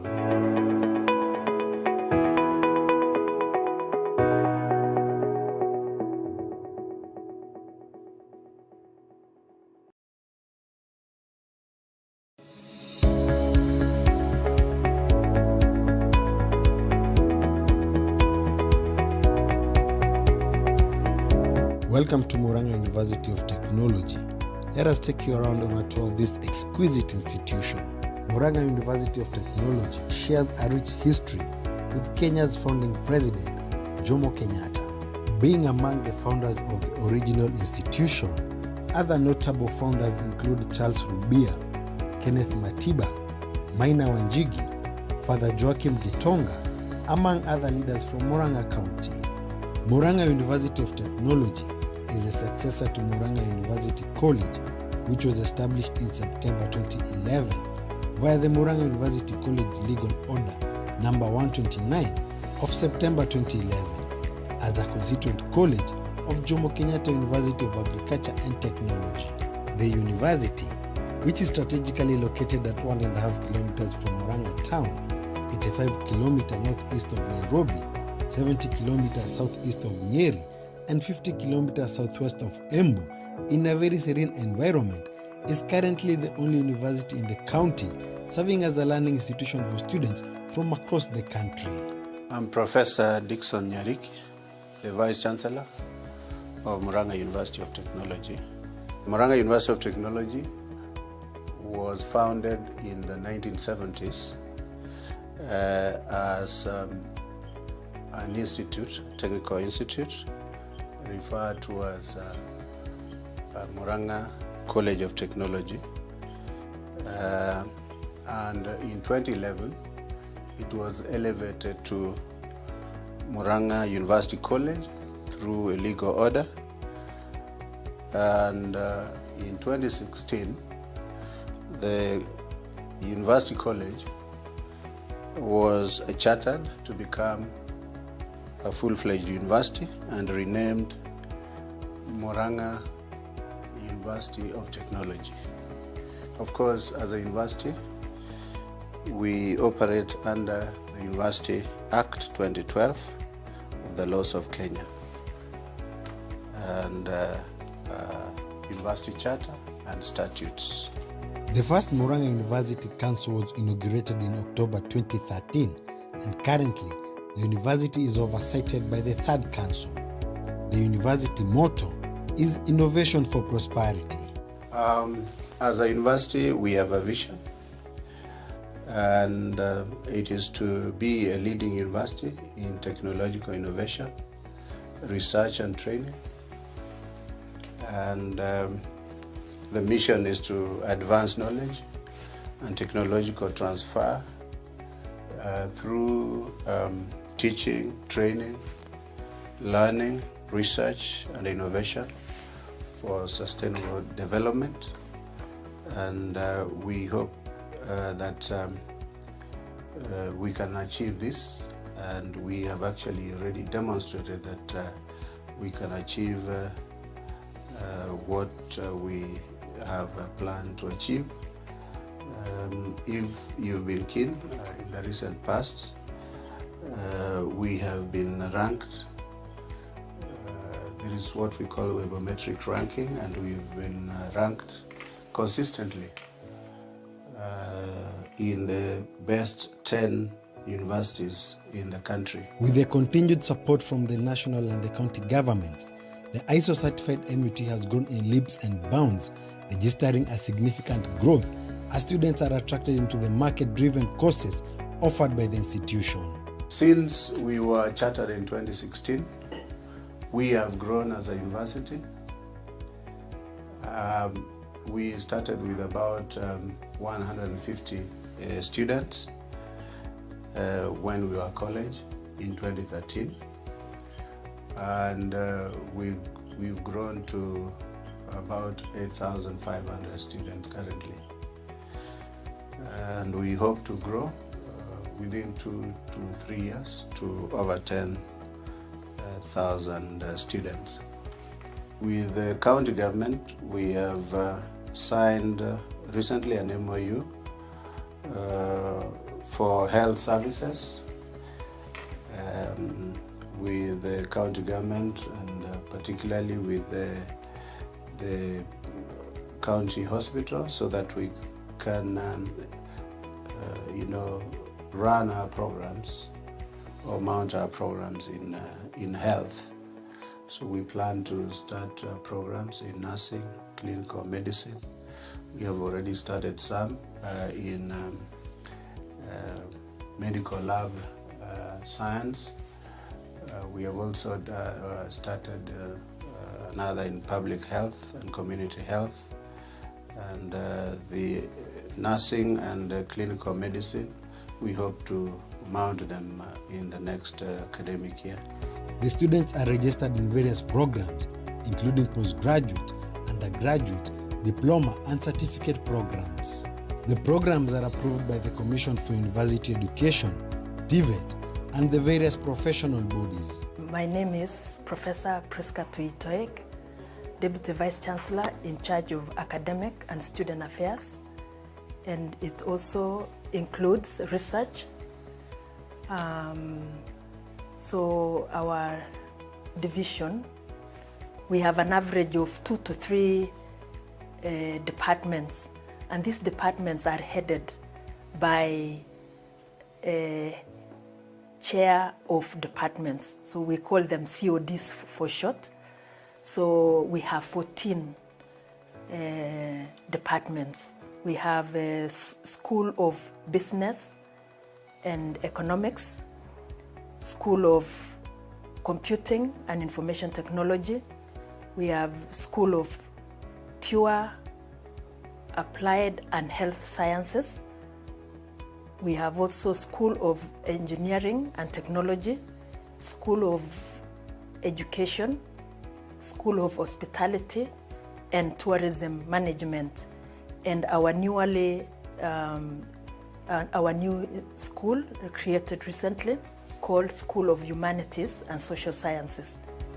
The university has established the Directorate of Academic and Performance Management, Quality Assurance, and Career Guidance.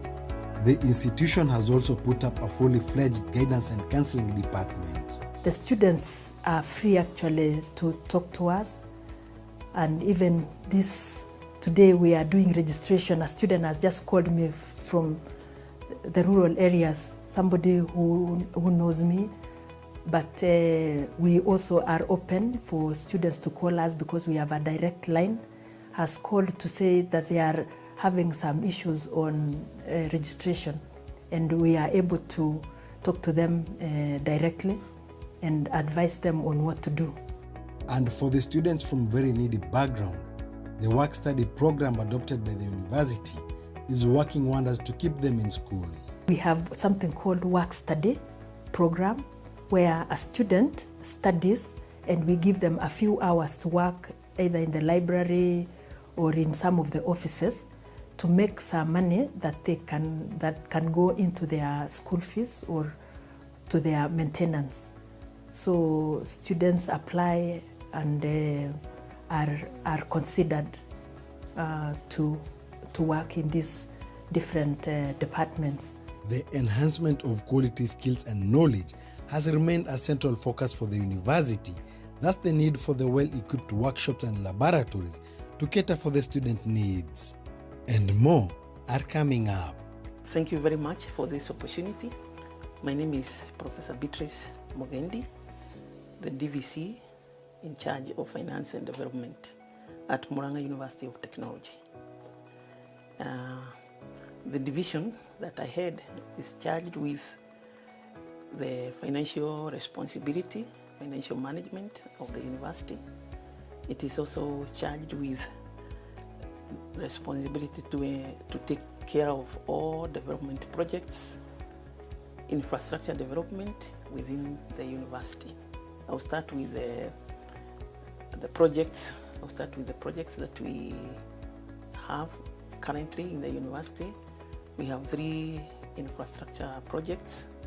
One of them is a science complex, which you'll be able to see. The science complex is going to support the School of Pure and Applied Sciences. It will house laboratories, teaching and research laboratories, and some offices for administration. We have completed about 70% of the project, and we hope to finish this project in this financial year. MUT has a state-of-the-art library with a seating capacity of over 1,000 students. We have a well-equipped library and enough space for students to use. We have over 50,000 volumes of books that can be available for our students, and online materials. And I've also mentioned that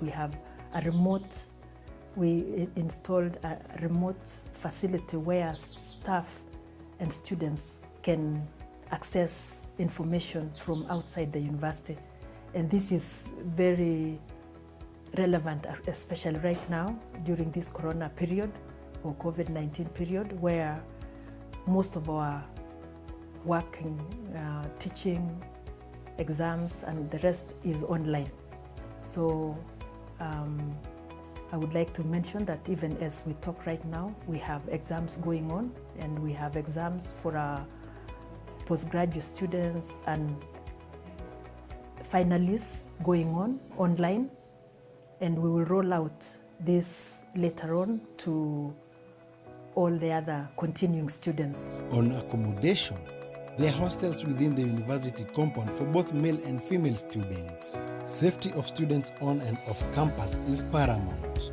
Currently, we have a capacity of 426, accommodation capacity of 426 students. 152 are males and 274 are females. The two hostels that we are developing, one will be for ladies and the other one will be for the male students. ICT is also a very integral part of the university. My name is Stephen Kahara. I'm the Director, Information and Communication Technology at Murang'a University of Technology. Welcome.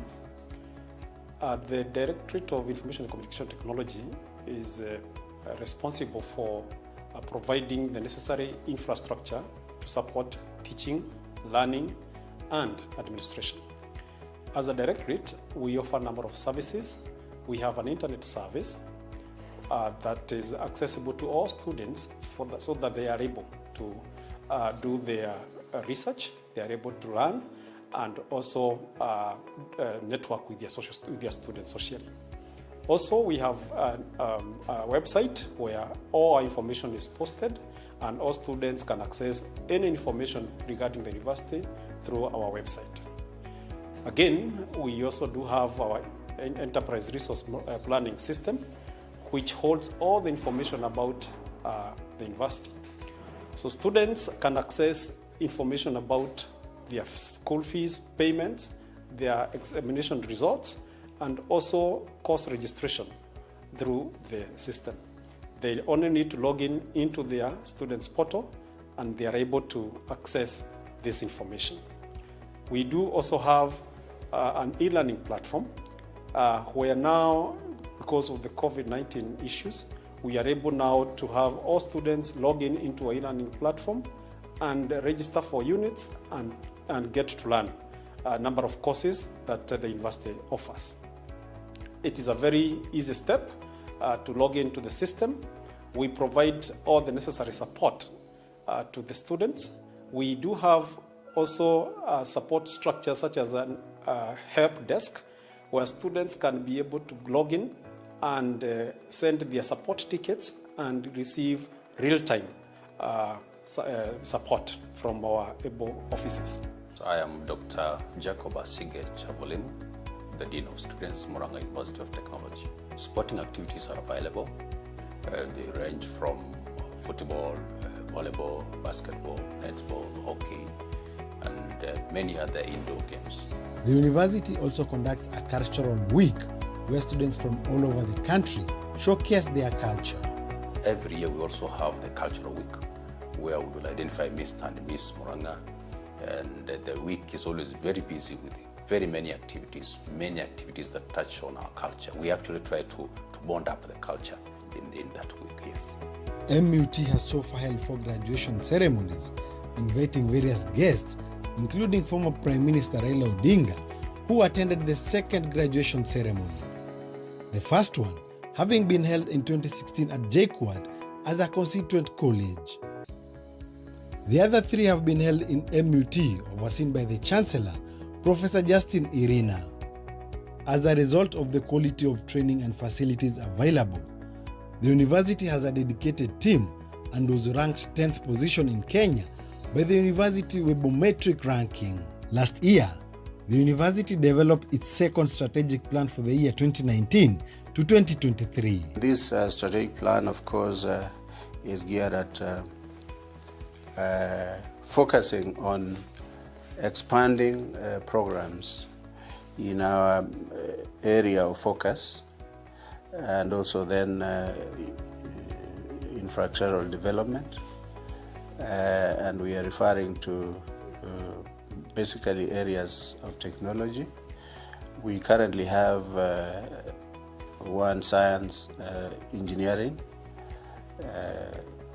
which is electrical and electronic engineering. We are moving to mechatronics, hopefully next year, academic year, and civil engineering, and other areas of engineering. And then, as I said earlier, we are going to also focus on health sciences and agriculture. These are captured in our strategic plan.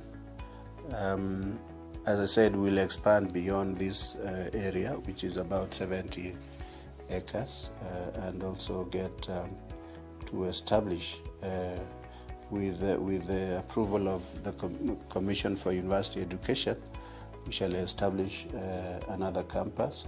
And this will help us, particularly in this era of COVID-19, help us create more space so that we can have so-called social distancing. But in the meantime, we will be starting programs online, and don't miss to join or to attend the program, the lectures online. We need to ensure that you don't miss out, and you don't fall back or behind your peers elsewhere who are following these lectures in their various universities. I wish to welcome our students to Murang'a University of Technology, and I hope that you will enjoy your stay and will be fulfilled once you join the university, and we are looking forward to receiving you.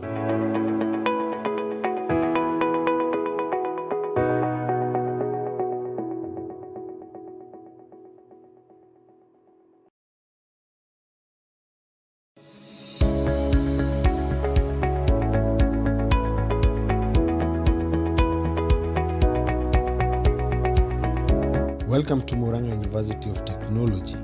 Let us take you around on a tour of this exquisite institution. Murang'a University of Technology shares a rich history with Kenya's founding president, Jomo Kenyatta. Being among the founders of the original institution, other notable founders include Charles Rubial, Kenneth Matiba, Maina Wanjigi, Father Joachim Gitonga, among other leaders from Murang'a County. Murang'a University of Technology is a successor to Murang'a University College, which was established in September 2011 via the Murang'a University College Legal Order number 129 of September 2011 as a constituent college of Jomo Kenyatta University of Agriculture and Technology. The university, which is strategically located at 1.5 kilometers from Murang'a town, 85 kilometers northeast of Nairobi, 70 kilometers southeast of Nyeri, and 50 kilometers southwest of Embu, in a very serene environment, is currently the only university in the county serving as a learning institution for students from across the country. I'm Professor Dickson Nyarik, the Vice Chancellor of Murang'a University of Technology. Murang'a University of Technology was founded in the 1970s as an institute, technical institute, referred to as Murang'a College of Technology.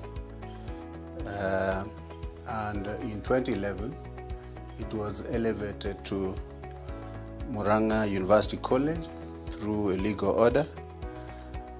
And in 2016, the University College was chartered to become a full-fledged university and renamed Murang'a University of Technology. Of course, as a university, we operate under the University Act 2012 of the laws of Kenya and University Charter and statutes.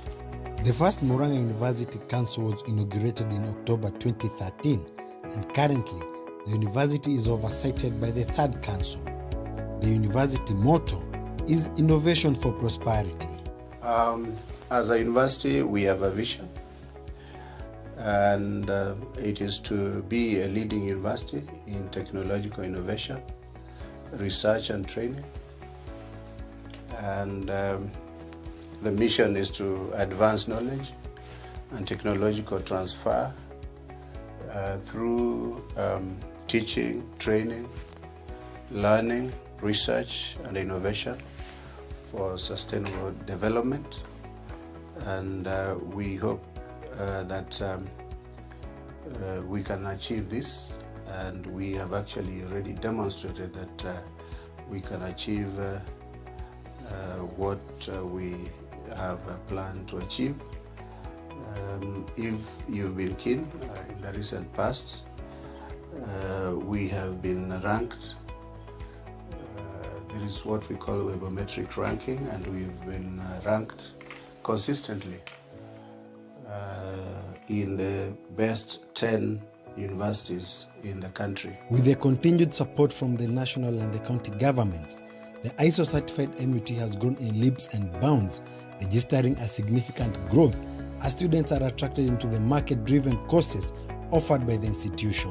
Since we were chartered in 2016, we have grown as a university. We started with about 150 students when we were college in 2013, and we've grown to about 8,500 students currently, and we hope to grow within 2 to 3 years to over 10,000 students. With the county government, we have signed recently an MOU for health services with the county government, and particularly with the county hospital, so that we can run our programs or mount our programs in health. So we plan to start programs in nursing, clinical medicine. We have already started some in medical lab science. We have also started another in public health and community health, and the nursing and clinical medicine, we hope to mount them in the next academic year. The students are registered in various programs, including postgraduate, undergraduate, diploma and certificate programs. The programs are approved by the Commission for University Education, TVET, and the various professional bodies. My name is Professor Priska Tuitoeg, Deputy Vice Chancellor in charge of academic and student affairs, and it also includes research. So our division, we have an average of 2 to 3 departments, and these departments are headed by a chair of departments. So we call them CODs for short. So we have 14 departments. We have a School of Business and Economics, School of Computing and Information Technology. We have School of Pure Applied and Health Sciences. We have also School of Engineering and Technology, School of Education, School of Hospitality and Tourism Management, and our new school created recently called School of Humanities and Social Sciences. The university has established the Directorate of Academic and Performance Management, Quality Assurance, and Career Guidance. The institution has also put up a fully fledged guidance and counseling department. The students are free actually to talk to us, and even today we are doing registration. A student has just called me from the rural areas, somebody who knows me, but we also are open for students to call us because we have a direct line, has called to say that they are having some issues on registration, and we are able to talk to them directly and advise them on what to do. And for the students from very needy background, the work-study program adopted by the university is working wonders to keep them in school. We have something called work study program where a student studies and we give them a few hours to work either in the library or in some of the offices to make some money that can go into their school fees or to their maintenance. So students apply and are considered to work in these different departments. The enhancement of quality skills and knowledge has remained a central focus for the university. Thus the need for the well-equipped workshops and laboratories to cater for the student needs. And more are coming up. Thank you very much for this opportunity. My name is Professor Beatrice Mogendi, the DVC in charge of finance and development at Murang'a University of Technology. The division that I head is charged with the financial responsibility, financial management of the university. It is also charged with responsibility to take care of all development projects, infrastructure development within the university. I'll start with the projects. I'll start with the projects that we have currently in the university. We have 3 infrastructure projects. One of them is a science complex, which you'll be able to see. The science complex is going to support the School of Pure and Applied Sciences. It will house laboratories, teaching and research laboratories, and some offices for administration. We have completed about 70% of the project, and we hope to finish this project in this financial year. MUT has a state-of-the-art library with a seating capacity of over 1,000 students. We have a well-equipped library and enough space for students to use. We have over 50,000 volumes of books that can be available for our students, and online materials. And I've also mentioned that we have we installed a remote facility where staff and students can access information from outside the university. And this is very relevant, especially right now during this corona period or COVID-19 period, where most of our working, teaching, exams and the rest is online.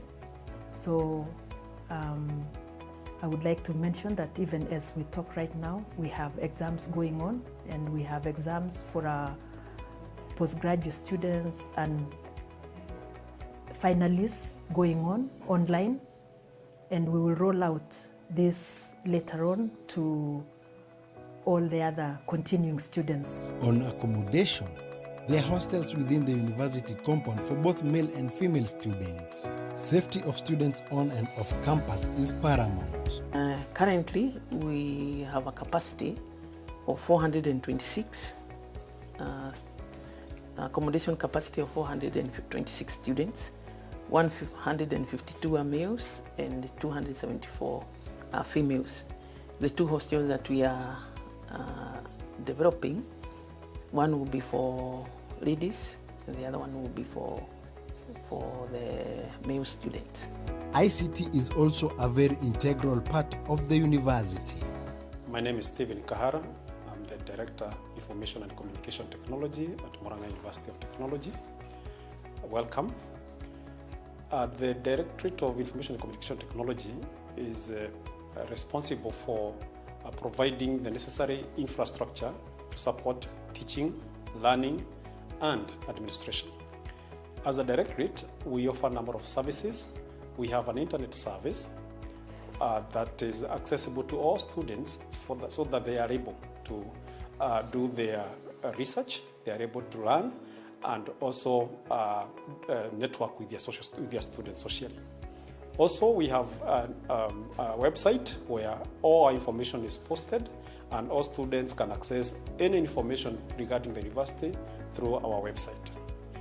Again, we also do have our enterprise resource planning system, which holds all the information about the university. So students can access information about their school fees, payments, their examination results, and also course registration through the system. They only need to log in into their students' portal, and they are able to access this information.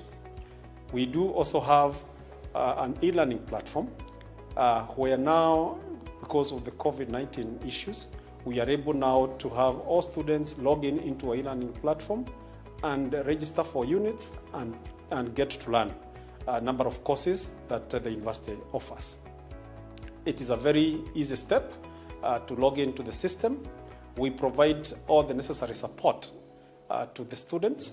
We do have also support structures such as a help desk where students can be able to log in and send their support tickets and receive real-time support from our able officers. I am Dr. Jacob Asige Chavolimu, the Dean of Students, Murang'a University of Technology. Sporting activities are available. They range from football, volleyball, basketball, netball, hockey, and many other indoor games. The university also conducts a cultural week where students from all over the country showcase their culture. Every year we also have the Cultural Week, where we will identify Mr. and Miss Murang'a, and the week is always very busy with very many activities that touch on our culture. We actually try to bond up the culture in that week, yes. MUT has so far held 4 graduation ceremonies, inviting various guests, including former Prime Minister Raila Odinga, who attended the second graduation ceremony. The first one having been held in 2016 at JKUAT as a constituent college. The other 3 have been held in MUT, overseen by the Chancellor, Professor Justin Irina. As a result of the quality of training and facilities available, the university has a dedicated team and was ranked 10th position in Kenya by the University Webometric ranking. Last year, the university developed its second strategic plan for the year 2019 to 2023. This strategic plan, of course, is geared at focusing on expanding programs in our area of focus, and also then infrastructural development, and we are referring to basically areas of technology. We currently have one science engineering, which is electrical and electronic engineering. We are moving to mechatronics, hopefully next year, academic year, and civil engineering and other areas of engineering. And then, as I said earlier, we are going to also focus on health sciences and agriculture. These are captured in our strategic plan. As I said, we'll expand beyond this area, which is about 70 acres, and also get to establish, with the approval of the Commission for University Education, we shall establish another campus.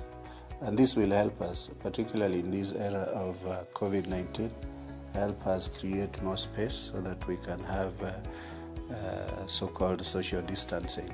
But in the meantime, we will be starting programs online, and don't miss to join or to attend the program, the lectures online. We need to ensure that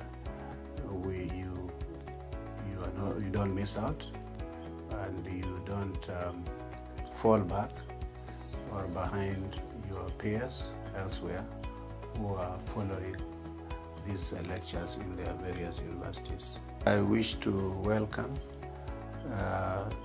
our students to Murang'a University of Technology, and I hope that you will enjoy your stay and will be fulfilled once you join the university. We are looking forward to receiving you.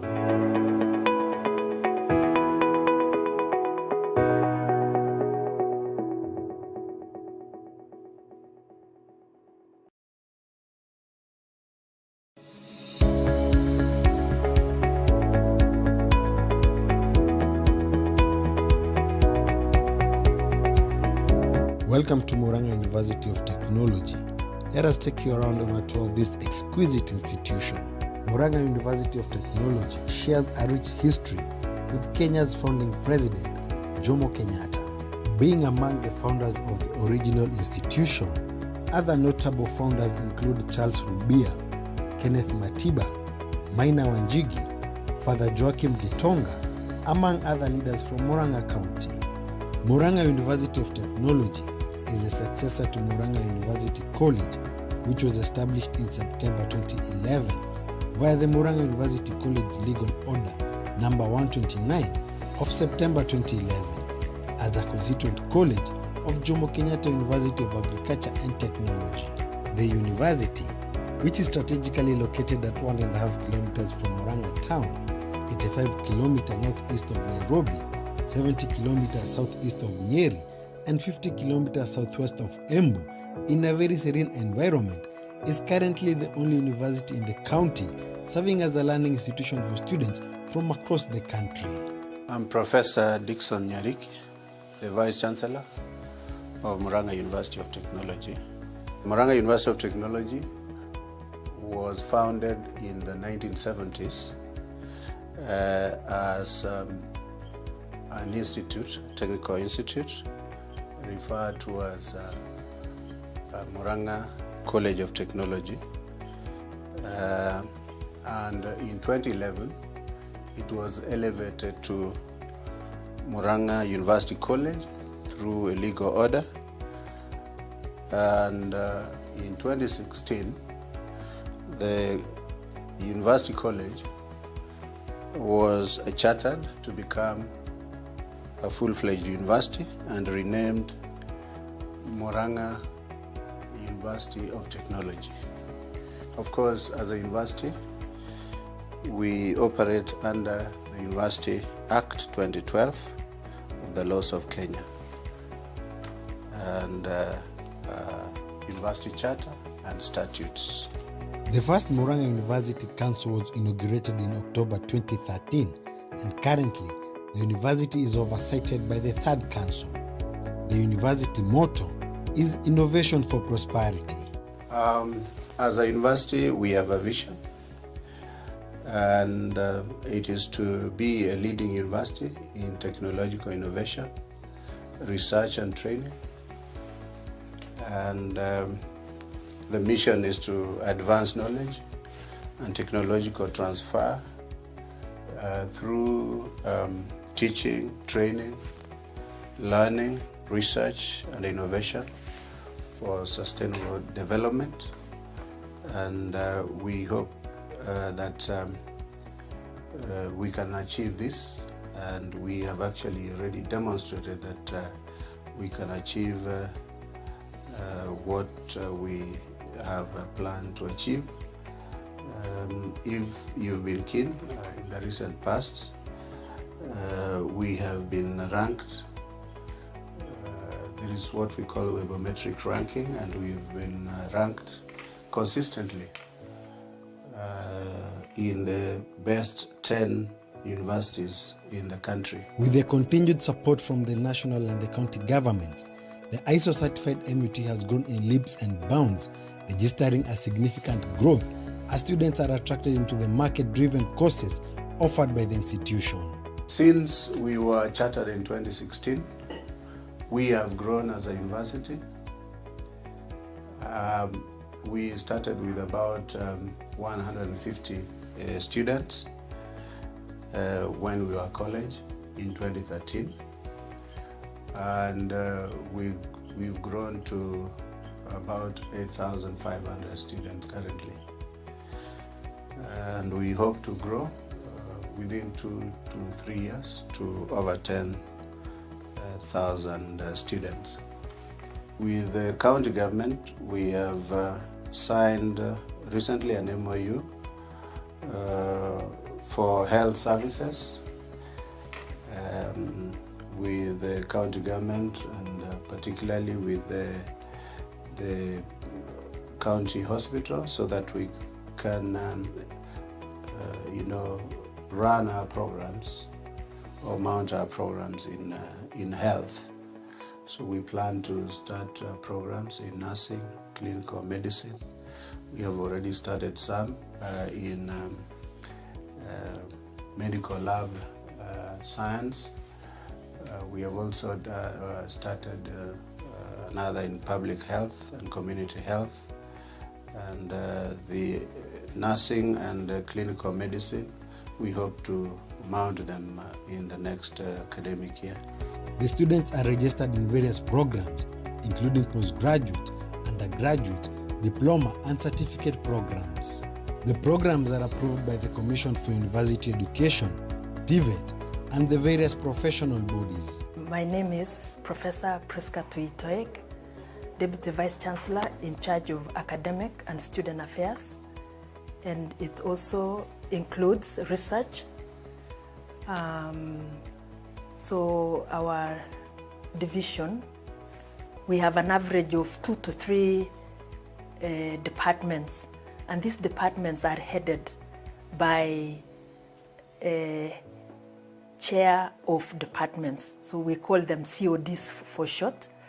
So we have 14 departments. We have a School of Business and Economics, School of Computing and Information Technology. We have School of Pure Applied and Health Sciences. We have also School of Engineering and Technology, School of Education, School of Hospitality and Tourism Management, and our new school created recently called School of Humanities and Social Sciences. The university has established the Directorate of Academic and Performance Management, Quality Assurance, and Career Guidance. The institution has also put up a fully fledged guidance and counseling department. The students are free actually to talk to us, and even today we are doing registration. A student has just called me from the rural areas, somebody who knows me, but we also are open for students to call us because we have a direct line, has called to say that they are having some issues on registration, and we are able to talk to them directly and advise them on what to do. And for the students from very needy background, the work-study program adopted by the university is working wonders to keep them in school. We have something called work-study program, where a student studies and we give them a few hours to work either in the library or in some of the offices to make some money that can go into their school fees or to their maintenance. So students apply and are considered to work in these different departments. The enhancement of quality skills and knowledge has remained a central focus for the university. Thus the need for the well-equipped workshops and laboratories to cater for the student needs. And more are coming up. Thank you very much for this opportunity. My name is Professor Beatrice Mogendi, the DVC in charge of Finance and Development at Murang'a University of Technology. The division that I head is charged with the financial responsibility, financial management of the university. It is also charged with responsibility to take care of all development projects, infrastructure development within the university. I'll start with the projects I'll start with the projects that we have currently in the university. We have 3 infrastructure projects. One of them is a science complex, which you'll be able to see. The science complex is going to support the School of Pure and Applied Sciences. It will house laboratories, teaching and research laboratories, and some offices for administration. We have completed about 70% of the project, and we hope to finish this project in this financial year. MUT has a state-of-the-art library with a seating capacity of over 1,000 students. We have a well-equipped library and enough space for students to use. We have over 50,000 volumes of books that can be available for our students, and online materials. And I've also mentioned that we have we installed a remote facility where staff and students can access information from outside the university. And this is very relevant, especially right now during this corona period or COVID-19 period, where most of our working, teaching, exams and the rest is online. So I would like to mention that even as we talk right now, we have exams going on, and we have exams for our postgraduate students and finalists going on online, and we will roll out this later on to all the other continuing students. On accommodation, there are hostels within the university compound for both male and female students. Safety of students on and off campus is paramount. Currently, we have a capacity of 426,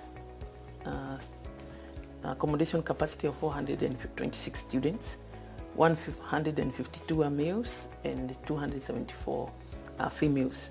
The 2 hostels that we are developing, one will be for ladies, and the other one will be for the male students. ICT is also a very integral part of the university. My name is Stephen Kahara. I'm the Director, Information and Communication Technology at Murang'a University of Technology. Welcome. The Directorate of Information and Communication Technology is responsible for providing the necessary infrastructure to support teaching, learning, and administration. As a directorate, we offer a number of services. We have an internet service that is accessible to all students so that they are able to do their research, they are able to learn, and also network with their students socially. Also, we have a website where all our information is posted, and all students can access any information regarding the university through our website. Again, we also do have our enterprise resource planning system, which holds all the information about the university. So students can access information about their school fees, payments, their examination results, and also course registration through the system. They only need to log into their students' portal, and they are able to access this information. We do also have an e-learning platform where now, because of the COVID-19 issues, we are able now to have all students log into an e-learning platform and register for units and get to learn a number of courses that the university offers. It is a very easy step to log into the system. We provide all the necessary support to the students. We do have also support structures such as a help desk, where students can be able to log in and send their support tickets and receive real-time support from our able officers. I am Dr. Jacob Asige Chavolimu, the Dean of Students, Murang'a University of Technology. Sporting activities are available. They range from football, volleyball, basketball, netball, hockey, and many other indoor games. The university also conducts a cultural week where students from all over the country showcase their culture. Every year we also have the cultural week where we will identify Mr. and Miss Murang'a, and the week is always very busy with very many activities that touch on our culture. We actually try to bond up the culture in that week, yes. MUT has so far held 4 graduation ceremonies, inviting various guests, including former Prime Minister Raila Odinga, who attended the second graduation ceremony. The first one having been held in 2016 at JKUAT as a constituent college. The other 3 have been held in MUT, overseen by the Chancellor, Professor Justin Irina. As a result of the quality of training and facilities available, the university has a dedicated team and was ranked 10th position in Kenya by the University Webometric ranking. Last year, the university developed its second strategic plan for the year 2019 to 2023. This strategic plan, of course, is geared at focusing on expanding programs in our area of focus, and also then infrastructural development, and we are referring to basically areas of technology. We currently have one science engineering, which is electrical and electronic engineering. We are moving to mechatronics, hopefully next year, academic year, and civil engineering and other areas of engineering. And then, as I said earlier, we are going to also focus on health sciences and agriculture. These are captured in our strategic plan. As I said, we'll expand beyond this area, which is about 70 acres, and also get to establish, with the approval of the Commission for University Education, we shall establish another campus. And this will help us, particularly in this era of COVID-19, help us create more space so that we can have so-called social distancing. But in the meantime, we will be starting programs online, and don't miss to join or to attend the program, the lectures online. We need to ensure that you don't miss out, and you don't fall back or behind your peers elsewhere who are following these lectures in their various universities. I wish to welcome our students to Murang'a University of Technology, and I hope that you will enjoy your stay and will be fulfilled once you join the university, and we are looking forward to receiving you.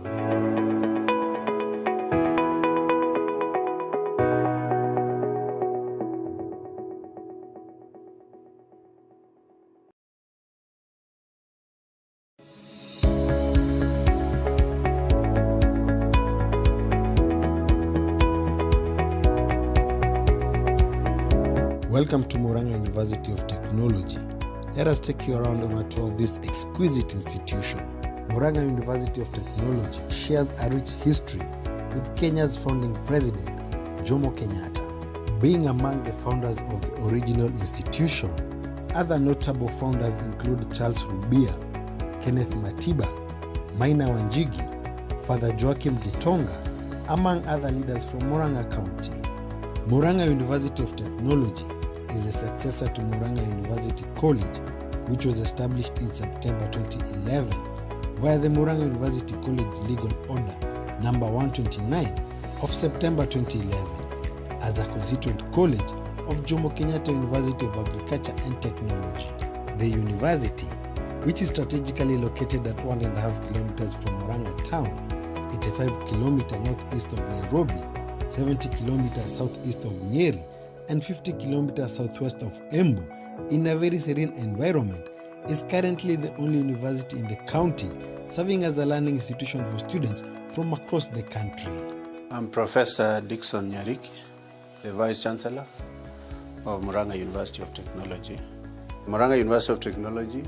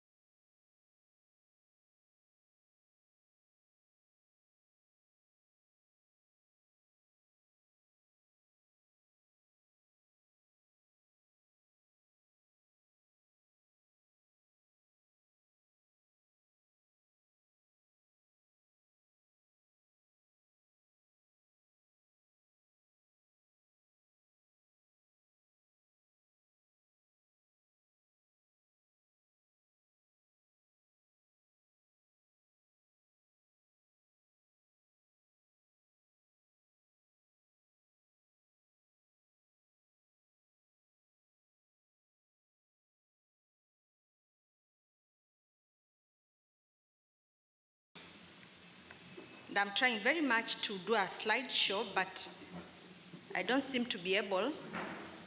Okay, it's about luxury brands.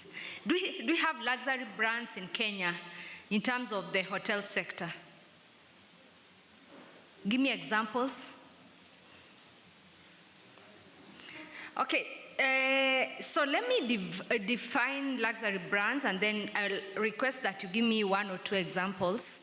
A luxury brand is associated with perceptions of high level of price.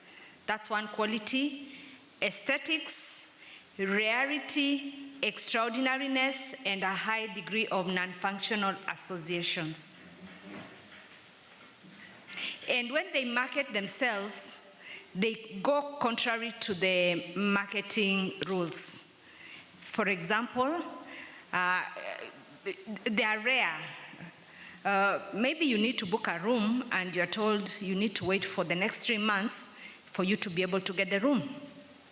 And probably the room is going to be sold to you at 300,000 per night. Okay? Their market is actually called the anti-laws of marketing. They go contrary to marketing. Do we have such a brand in Kenya? You want to try? Yes.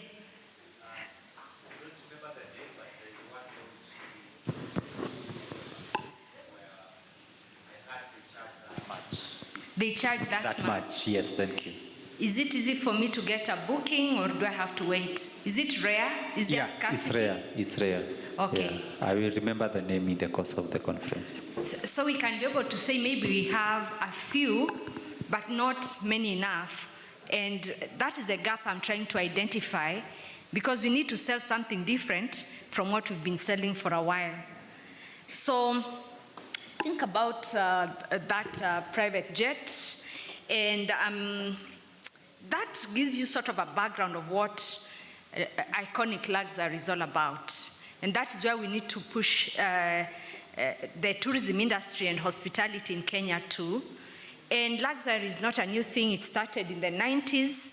That's my first bullet, which is not so clear, but it has grown considerably. The reason for the growth of the luxury sector is there's rising demand for luxury goods. Why is there rising demand? The people with a high income bracket is increasing, and there's also increased spending, which is encouraging many of us who fall in the middle class to probably procure these services. Hence the need for more luxury brands in Kenya. So we are saying now luxury is not for the royalties only. The middle class should be able to afford it. And this process has been called democratization of the luxury market. So if you look at luxury brand strategy, to establish a strategy, you need to understand the characteristics of luxury. The financial value, it should be high. Then there's the functional value, the individual value, and the social value. Those are characteristics of brand strategy, and I'll be looking at them in a short while. So, like I said earlier, when you market for the luxury industry, the kind of marketing tools you'll use are developed differently, and they are developed by top leading successful brands in order to communicate brand value. And when you're in luxury brands marketing, competition does not arise. You are not competing with anyone. So you should not do any benchmarks to find out how has, for example, Serena furnished their hotel after renovation, or Sarova, or whichever other one. Because another characteristic of luxury brands is uniqueness. So there's no competition, all right?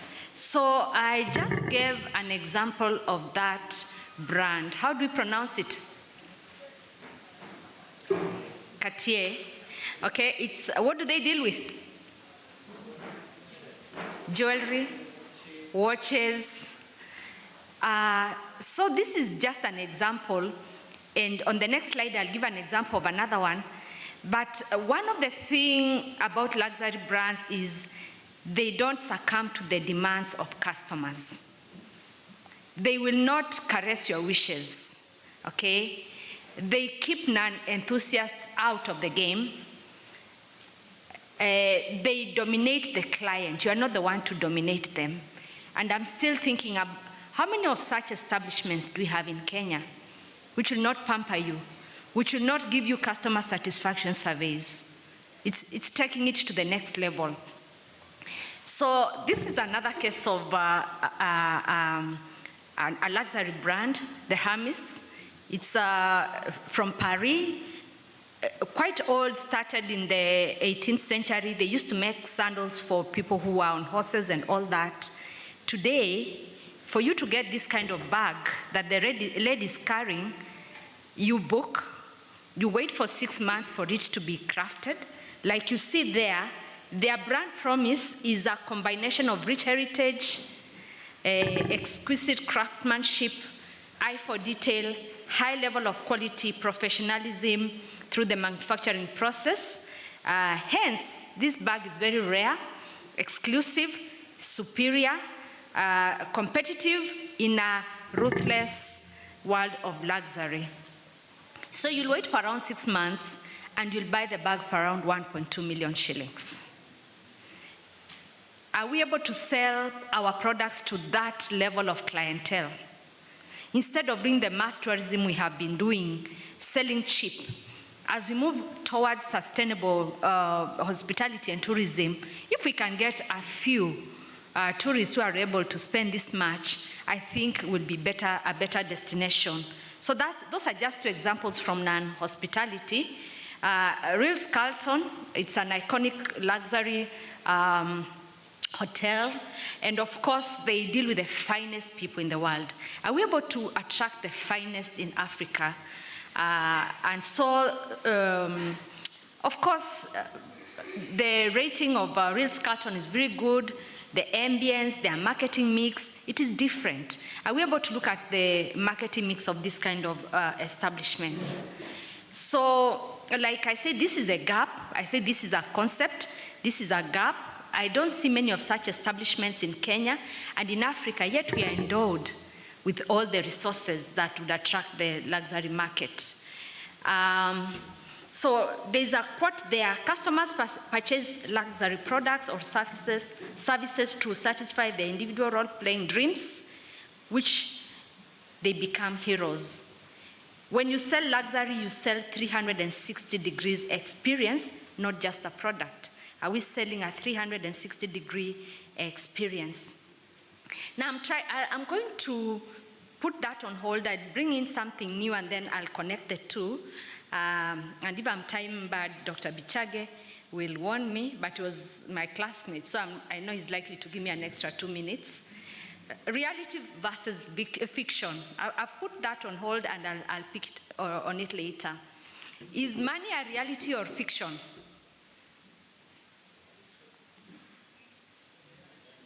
Reality.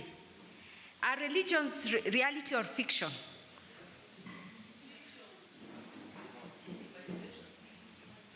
Are corporations reality or fiction? Look at Apple there and Meta. So some are reality, others are fictions, okay? So in our world today, we are becoming more and more a mix of the two, a symbiosis of reality and fiction, and we are becoming more augmented, reality kind of human beings, and I think those a lot younger than me, who are mostly at the back, understand this better than I do. So we are moving to the metaverse, a world full of fiction. How many of us have heard about the metaverse? Just one person to tell us, what is a metaverse? A metaverse? Mike, Dr. Njau, do you want to explain what's a metaverse? Or Dr. Mengo? They can't hear. Where's the other mic?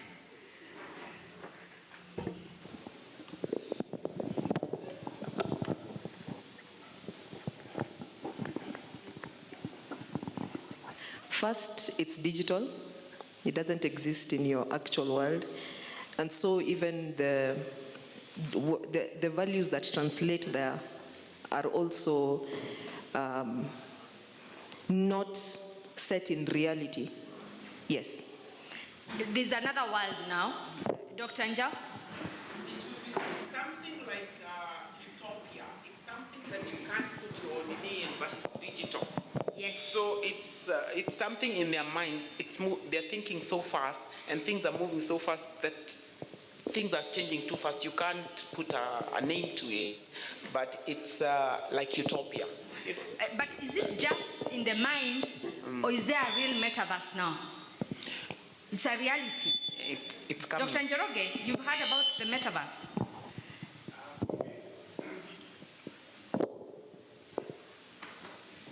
For me, I think it's digital related to 3D, whereby, Yes. yeah. And it does exist now. You can actually subscribe and go in. So in that world, you can choose where to live. You can choose the car to drive. You can choose the dress to wear. You can decide who will be your neighbor based on how much you pay there. We are moving to a world where we'll not need to buy real houses, we'll not need to buy real cars, we'll not need to buy real clothes. You do it in the metaverse, and the people there can be able to see you and you make a statement. That is where we are moving to, and we are seeing that in the movies we are watching, how our future will look like. If we are moving there, are we prepared for it in hospitality and tourism, where I'll feel good to be in a real skeleton in the metaverse? And I feel good because staying next to me is maybe Bill Gates is in the next room, okay? But for me to be able to afford a room next to that of Bill Gates, probably I have to part with several millions of shillings. That's where we are moving to. Yes? Yes, the Bitcoin. All right? So let me just show you a short clip, and Dr. Bichage will tell me if I'm time bad. You'll tell me if you have seen it. Just 1 minute. Something I saw.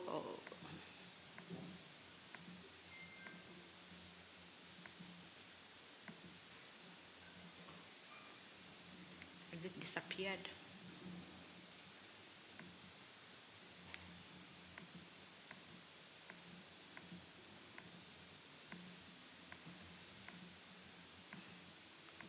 I had so set it up. Sorry, let me just pick it, if you allow me.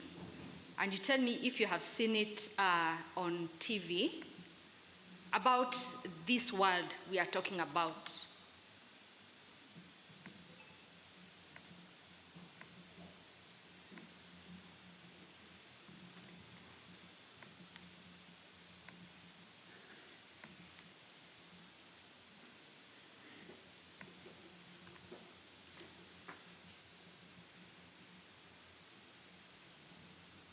It will be a 1 minute clip.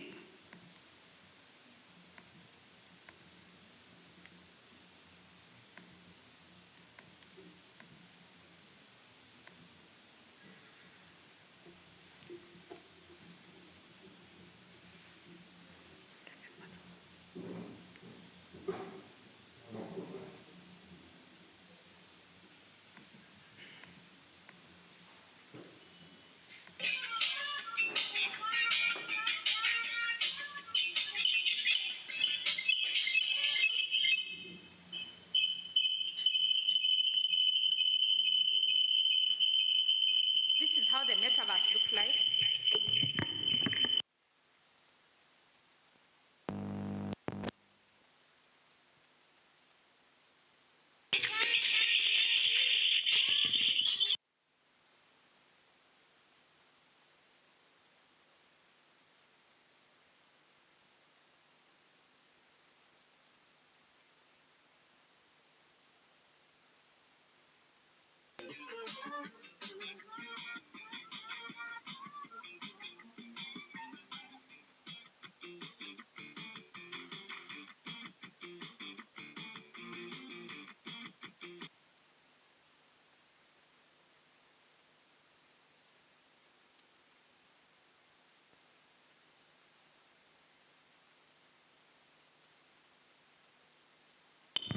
Emirates is doing its advertising now.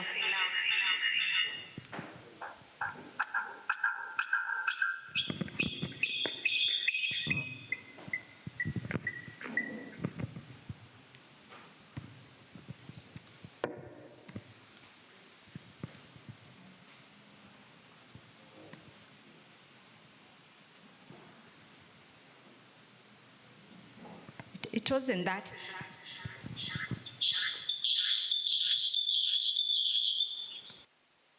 But have you seen this advert by Emirates to advertise their airlines? Now there's a bird sitting on the seat. They are no longer using human beings. Remember, the airline industry is part of hospitality. So that is the direction we are moving, to pure fiction. So moving on with my presentation, I'm almost through. And the aim of this presentation is just to challenge all of us. Metaverse has been defined as the emerging 3D-enabled digital space that uses virtual reality, augmented reality, and other advanced internet semiconductor technology to allow people to have life like personal and business experiences. So you do everything online.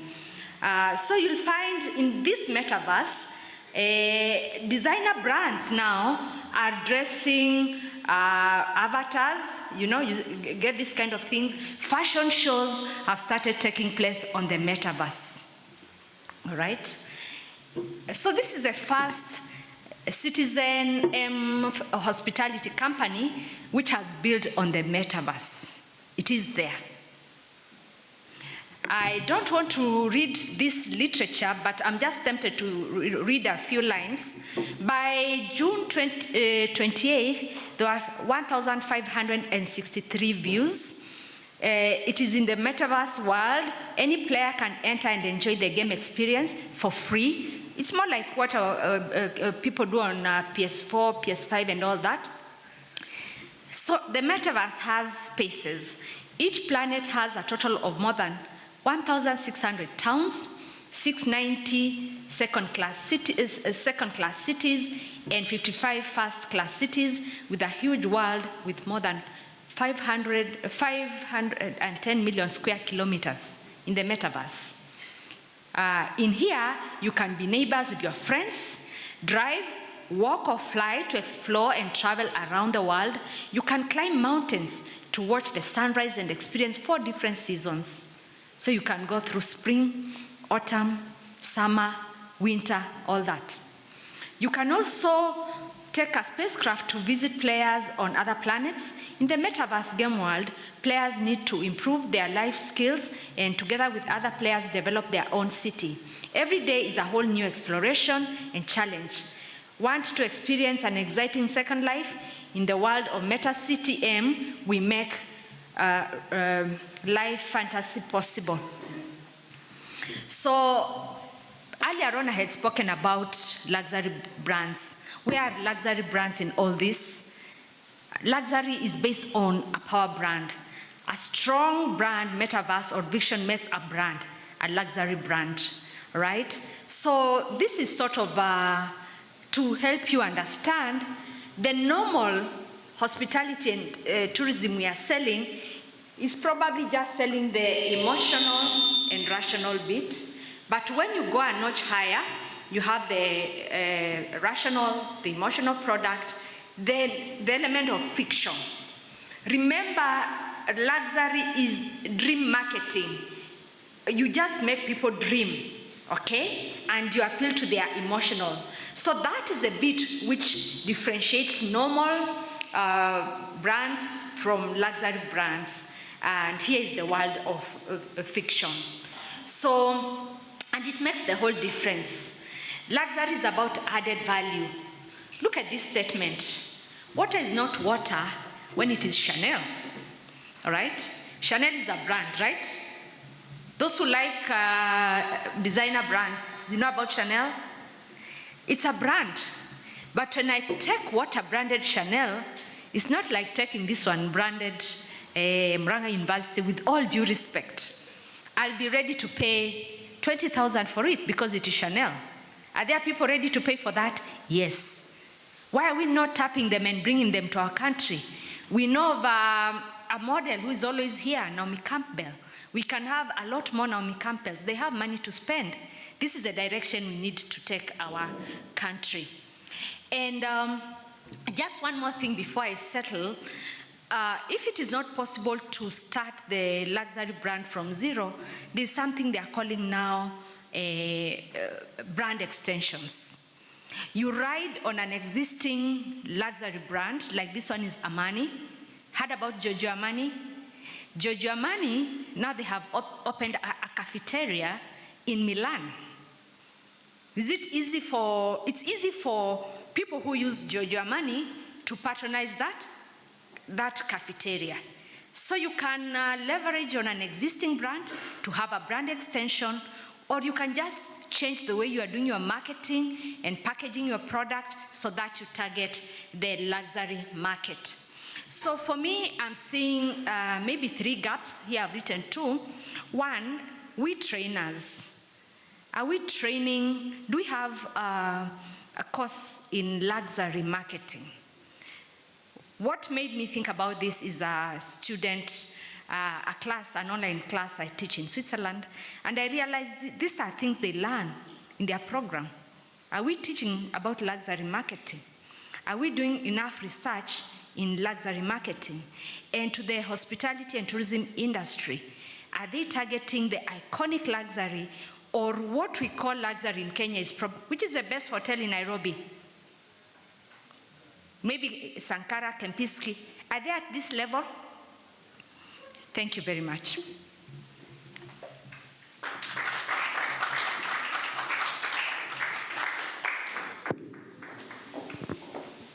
What a discussion. Doc, I'm reminded of quantum physics and nanotechnology. So I don't know if I should allow for 2 comments, a question. If I should allow for a comment or a question. Daktari, you talked about a high degree of non-functional association. What could that possibly mean? And secondly, do you think Kenya, we are ready for such a market? And if we were to construct such a facility, do you think Nairobi is the best location, or we choose one, perhaps in Masai Mara, and build that extra brand that you're talking about? Those are my concerns. Can I allow a comment or a question? Yes. Give the gentleman the mic. So that's a nice presentation about luxury. My question is, the luxury market is a very, very small market. And would you prefer, or is it right to have a larger mass market tourism that contributes more to the GDP, or a small luxury market which also contributes high, but it's harder to achieve compared to the mass tourism market, bearing in mind that when you have that luxury market, it may not be an inclusive market, because it's a very, very exclusive market for the high-end clients. So if you want to include tourism, like domestic tourism, then mass tourism is maybe the way to go. So I don't know, what would you prefer, a larger mass market that contributes more, or a small luxury market that is just there? Thank you. Thank you. Another? Yes, give him the mic. Thank you. I just wanted to note the lodge that I was talking about is Sirikoi Lodge. They claim they charge the room 300,000, and I wonder whether that is, compares to what you have shown as Daktari. Thank you. Maybe one more? One more. So there's none. So Doc is asked, should we look for this market and forget about the mass market, or we do the mass market and forget about this, or you think we could do both at the same time? Thank you. I know my friend Dr. Ray is a great campaigner of sustainable tourism, and I'll ask him to help me answer the question of should we focus on the mass market that we are right now, or should we move that direction, or both? Dr. Ray, kindly help your sister. My pleasure to do so. Yes, I'm a campaigner for sustainability, but sustainability also in incorporating competitiveness. My take would be looking from a destination point of view. Then we need to look at product diversification. In the same market, there will be the market that will go for the mass. In the same market also, we also need to differentiate and have also provision for the high-end market. And so that is what now she's talking about, the market for these luxury brands. Then it will not be the budget traveler or the mid-scale traveler, but the high-end market. And so we need to have a provision for them. And my take would be, we integrate the two within the market and provide for everybody. Thank you. Thank you. That's also my position. And learners, I know we have many of our students here. You know the ills associated with mass marketing, the climate change and all that, because you're straining your resources. They say in the Mara, in 1950, we used to have one man watching 50 lions. Today we have 500 men watching one lion. If you have been to the Mara in July, you know that is what is happening. And then also we are saying now the luxury is no longer just for the royals. There's democratization. There's a good captive market from the middle class, especially the upper middle class, that is able to afford this. And yes, that lodge indeed falls in that category. Thank you. Okay, can you please give a mic?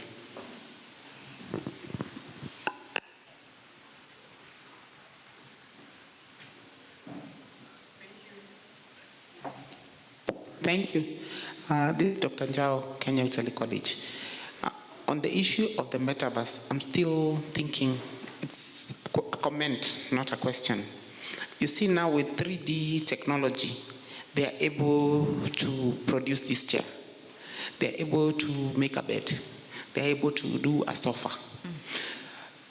What does that mean for us in the economy? And it's happening even in Kenya. Some of the people already have those machines that are doing that. That means our education system, will we be training the architects who yet I can immediately just put a button, switch on a button and have a chair made, have a house built? What does that mean for us for the future? Okay. Thank you. Dr. Bito? I'll take one last one. Yes, Dr. Bito. Okay. Thank you, Dr. Mutumbi, for that presentation. Prof. Yeah, thank you. Yeah, when we talk about the metaverse and the aspect of technology, so we are consumers of the technological innovations, and when we talk about the metaverse and the tourism industry, where do we fall? Would we wish to be the developers or the consumers of these technologies? Thank you. Thank you. Do we need? I think you can take those. Okay. Should we be developers or consumers? For the longest time, we've been consumers when someone else is making the decision of the script. Why can't we also be developers? And that ties with what Dr. Njao has asked. I've heard severally, we don't know the jobs of the future. I don't know that you are aware of that. And us as trainers, what we need to do is not remain so rigid. We really have to keep doing research and trying to know where is the world knowing. Otherwise, we are going to be obsolete to these young people. Is that so? At times, we teach you things and you're like, mwalimu ni aje? you know? So, yes, we don't know about the jobs of the future. There'll still be jobs maybe to make that chair, to make that table on the metaverse, but of course the physical world is not going anywhere. It will still be here. It is just now, as people move in that direction, we do not want to be left behind. Let us also be in that space as we open this kind of space. Thank you.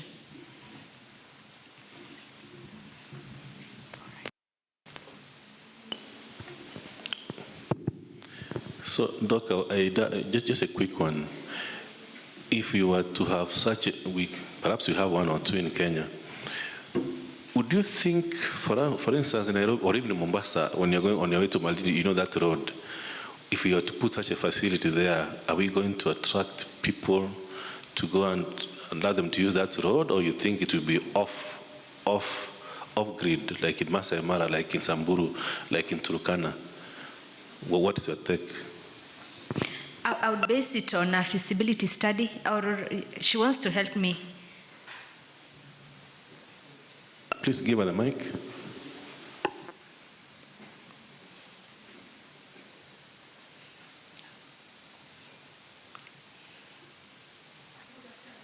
Good afternoon. I think we got it wrong. In fact, we are trying to now derail Dr. Mutungi from where she was. She's telling us metaverse is actually a fiction. And I want to relate to my earlier statement. We have hotels with no occupancy. Dr. Mutungi is telling us people now are occupying fictitious hotels in the space, and they are willing to pay for those fictitious rooms in the space. So actually here, she's not referring to physical building. Is that true? Yes, it's twofold. Yeah. We need the luxury hotels that is asking where we can have them. So of course, that would be based on feasibility studies. Yeah. But I'm also saying we think about the next level.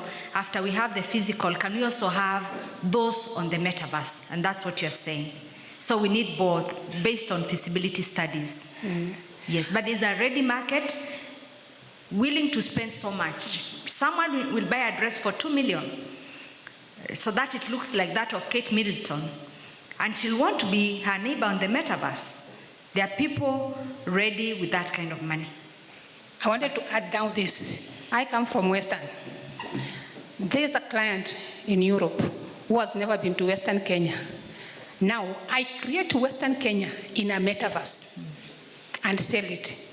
Somebody, because of my culture, that Mzungu seated in Europe or something, he gets attracted to my culture and he wants to learn this culture from where he is.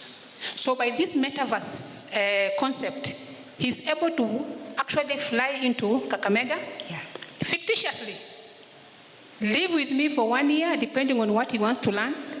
And you know, he acquires that knowledge from wherever place he is. He can speak the Luya, he can cook the mlenda, he can do everything. Because I've brought now Western Kenya to the cloud. And there's somebody who wants to consume this culture.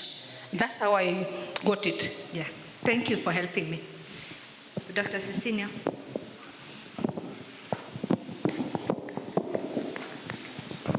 Yeah, thank you.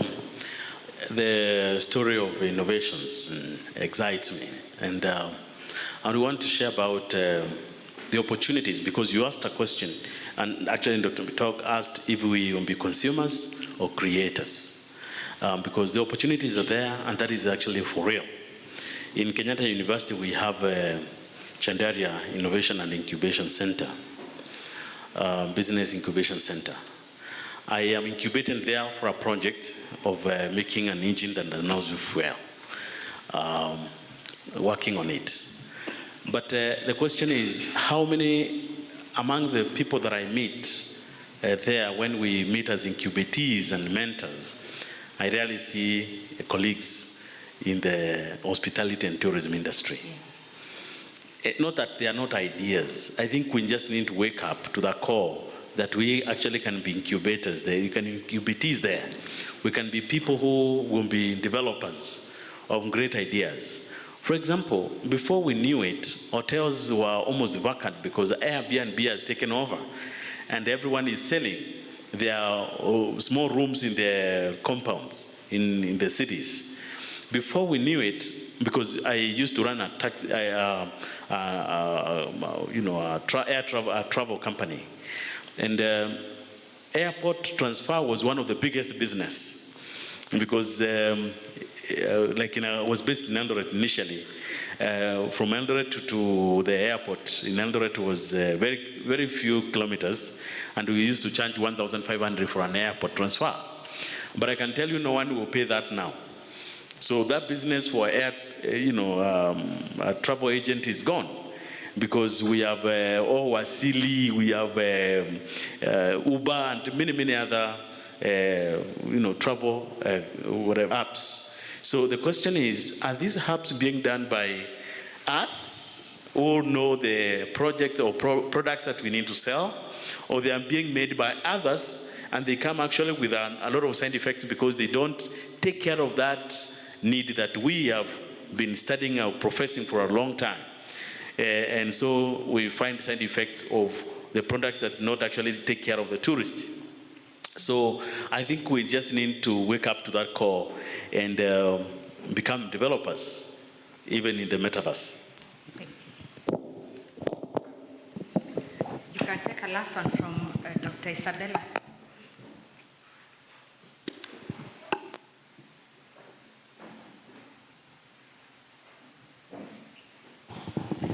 Thank you very much, Dr. Mutungi.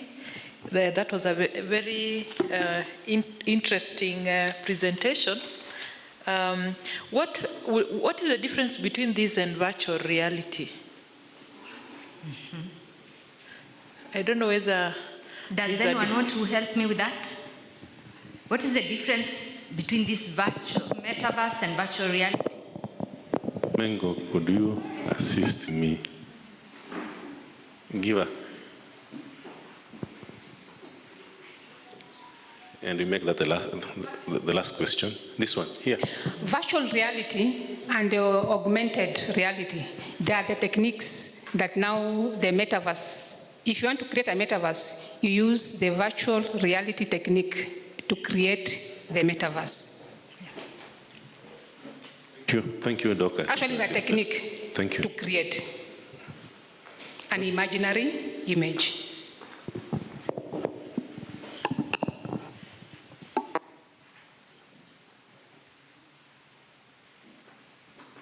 I think you could proceed, Dr. And Thank you so much.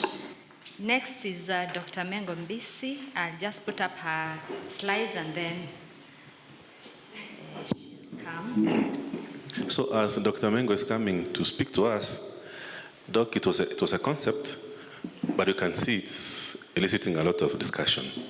And that tells you that you should proceed with it. Thank you. When there's a discussion and people are asking questions, that tells you that could be an area of interest. Actually, I saw two very nice gaps. Do we need to do luxury marketing as a course in our universities?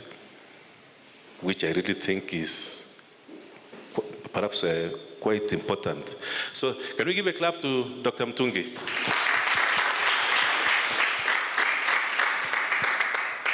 Thank you. Mary. Okay.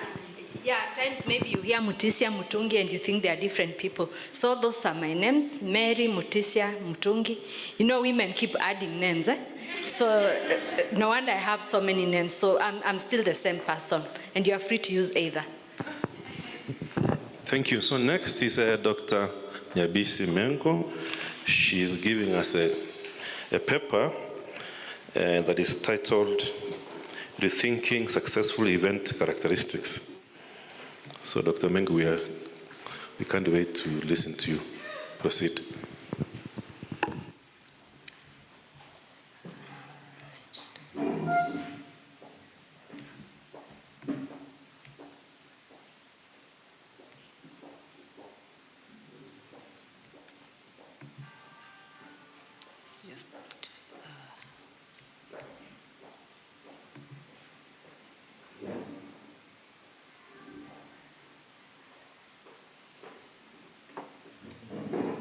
want to open it so that it opens on the slideshow. So just give me a second.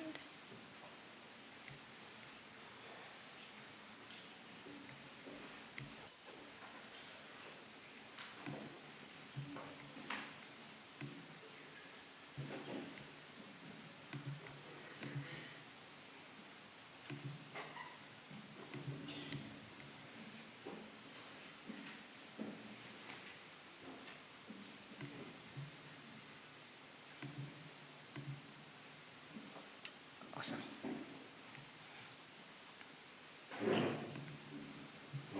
So, good afternoon. This time I'm saying good afternoon, not good morning. I don't know how long Dr. Bichak is going to give me. Unlike Dr. Mutungi, I'm not his friend, so I don't know how long he's going to give me. But I'll try to run through before he chases me from the podium. Unlike Dr. Mutungi, I don't know whether my topic is as exciting as hers, but I will try to make it very exciting, extremely exciting, in fact. So, what I wanted to speak about today, and it's not a full paper yet as well, still working on that. Thank you. Still working on it as well. And I'm sure it's something we have all experienced at one time or another during these COVID times. It's about concerts, and COVID concerts to be specific. I'm sure we have experienced concerts, music events, and I think during this time I am hopeful that we have also been able to experience COVID concerts. I want to open with this statement. It's just one statement, but I've broken it down just for easy readability. Fortnite, it's a streaming platform, yeah? Fortnite partnered with artists such as Travis Scott, BTS, Diplo, and The Weeknd to host a live, interactive, virtual concert. Three things: live, interactive, virtual, right? On TikTok, that pulled in more than 2 million total unique viewers. At its peak, the event recorded 275,000 concurrent viewers. I want us to think about that.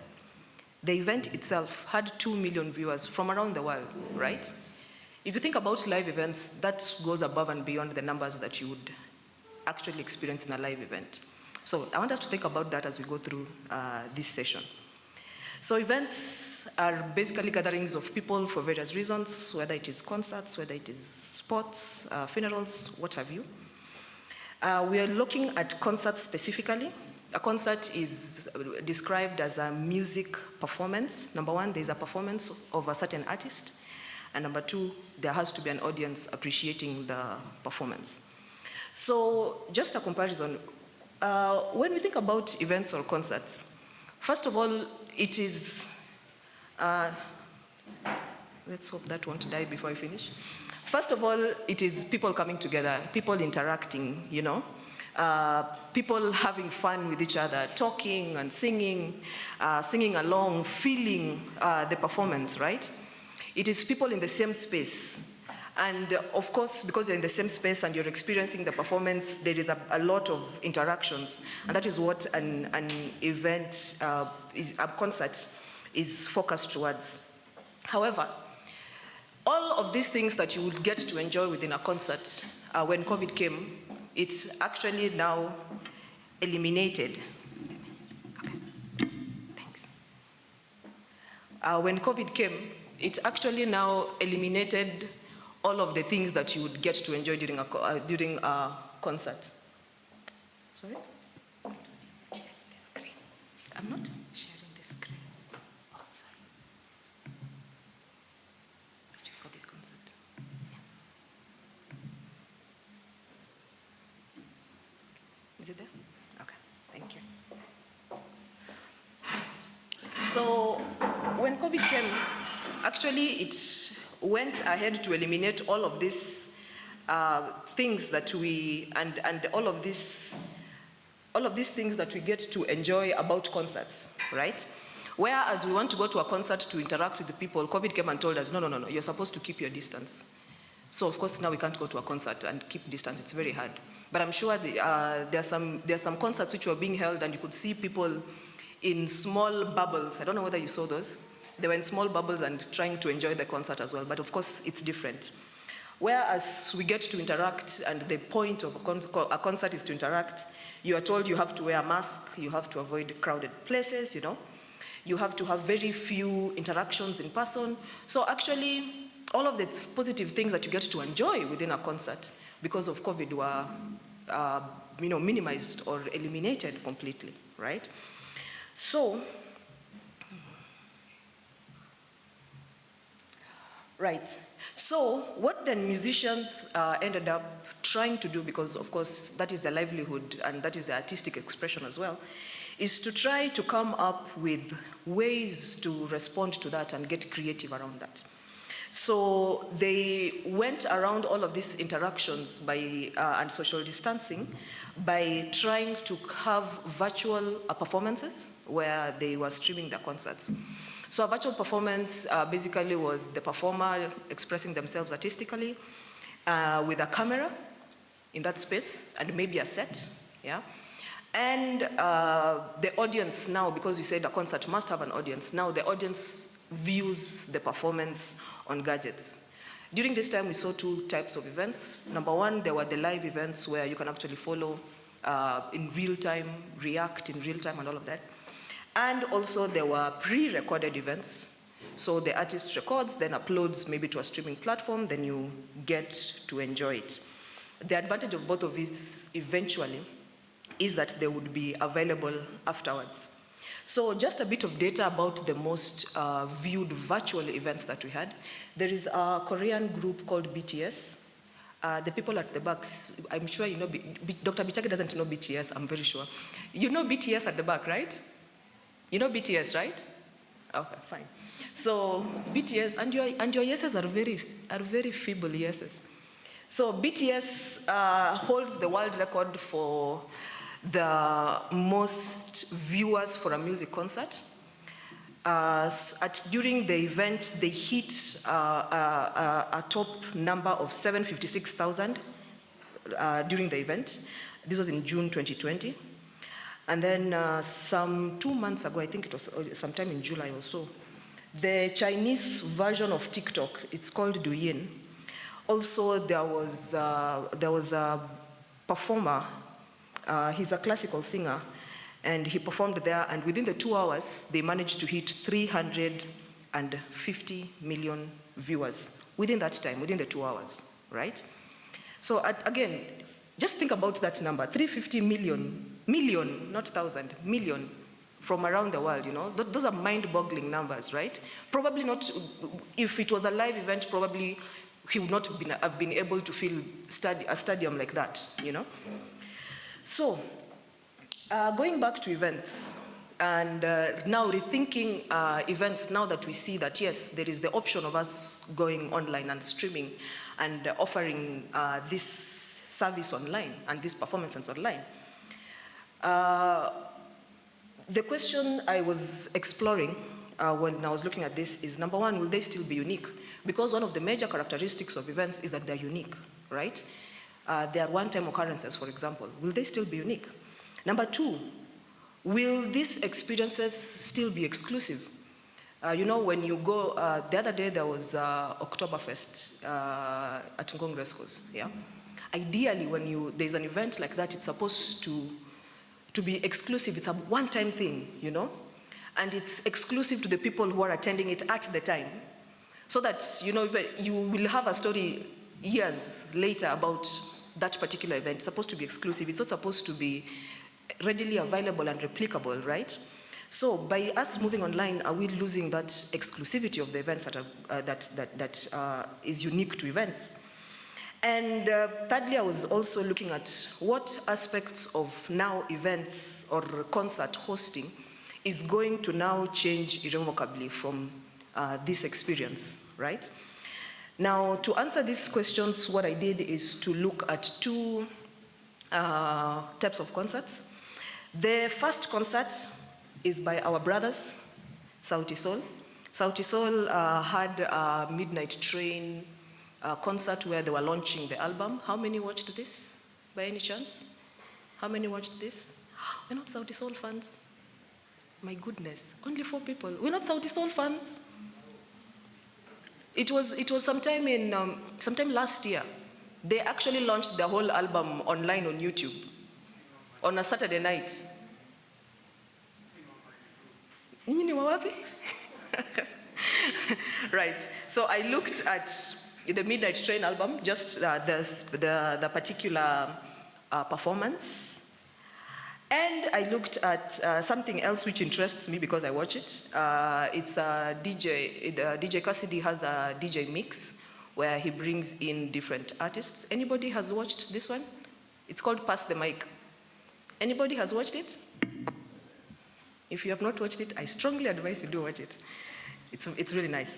Anyway, so Sauti Sol are Kenyan, and the reason I chose both of them is Sauti Sol is local, DJ Cassidy is international, so it would give various views to it. So Sauti Sol is Kenyan, and that event happened in 2021, January 28th. I remember it was on a Saturday evening. Within 12 hours on YouTube, they had garnered 210,000 views. And currently, I just checked earlier, they are at 1.3 million views for the album launch, which is a good figure. Could be higher, but it's a good figure nonetheless. DJ Cassidy is a DJ who does a lot of mixes from the 70s to the 2000s. And Pass the Mic, basically what it does is it fills he DJs, and then it fills musicians from their homes, and then he merges them together. I don't know how else to describe it. So he's DJing, but the musicians are singing, but he's also DJing. You need to watch it, is the point. I'm describing it poorly. So just from that, right? I don't know whether you can see that. Just from that, I did a comparison between the concerts. Number one, for in-person concerts, they are very one-time performance concerts. You really have to be there and experience the hype, and feel it there.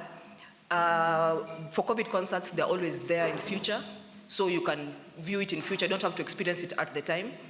You can even stop watching it at some point, then come back and watch it later, Now, that affects an event experience, if you think about it, yeah? It affects how you get to experience and enjoy the event. Secondly, in-person concerts, you can sing and dance and chant and move together. If Sauti Sol is singing inauma, unaweza sikia vile inauma, right? Now feel vile inauma, especially if you've gone through a heartbreak. Anyway, on the other hand, the fact that you're laughing means you have gone through heartbreaks. On the other hand, when we are having COVID concerts, now you're just singing inauma in your house. And you're not feeling it with the crowd. That's a good thing about events and concerts. You feel a collective feeling within the crowd, right? And not only that, the interactions that you have are just pressing a button for the like or for thumbs up. There's very little emotion involved in responding to the performance that is going on. Which brings me to stronger experiences, of course. When you're in person, the experience is stronger. You're swept away more and all of that. In COVID concerts, yes, you can be enjoying the live concert together. So you are remote, but you're together. You're apart, but you're together. So there's the remote togetherness, yeah? The affective end of concerts also, the feelings that you experience when in the concert, because again, it's very hard to go for a concert and leave just like that unless you have a rock hard heart, So of course there's going to be some affective responses for you, whether you cry, whether you laugh, whether there's going to be some responses from you. But in COVID concerts, again, the feelings are tempered down because you can turn down the music. You can walk away from the streaming and things like that, yeah? And there are live reactions, live raw feedback. Even the performer can actually interact with the audience and feel the feedback from the audience. Whereas in COVID concerts, the way the performer is interacting through emojis, for example, just a button, They can actually they are just seeing the likes piling up, but there is no exchange of emotion at any time.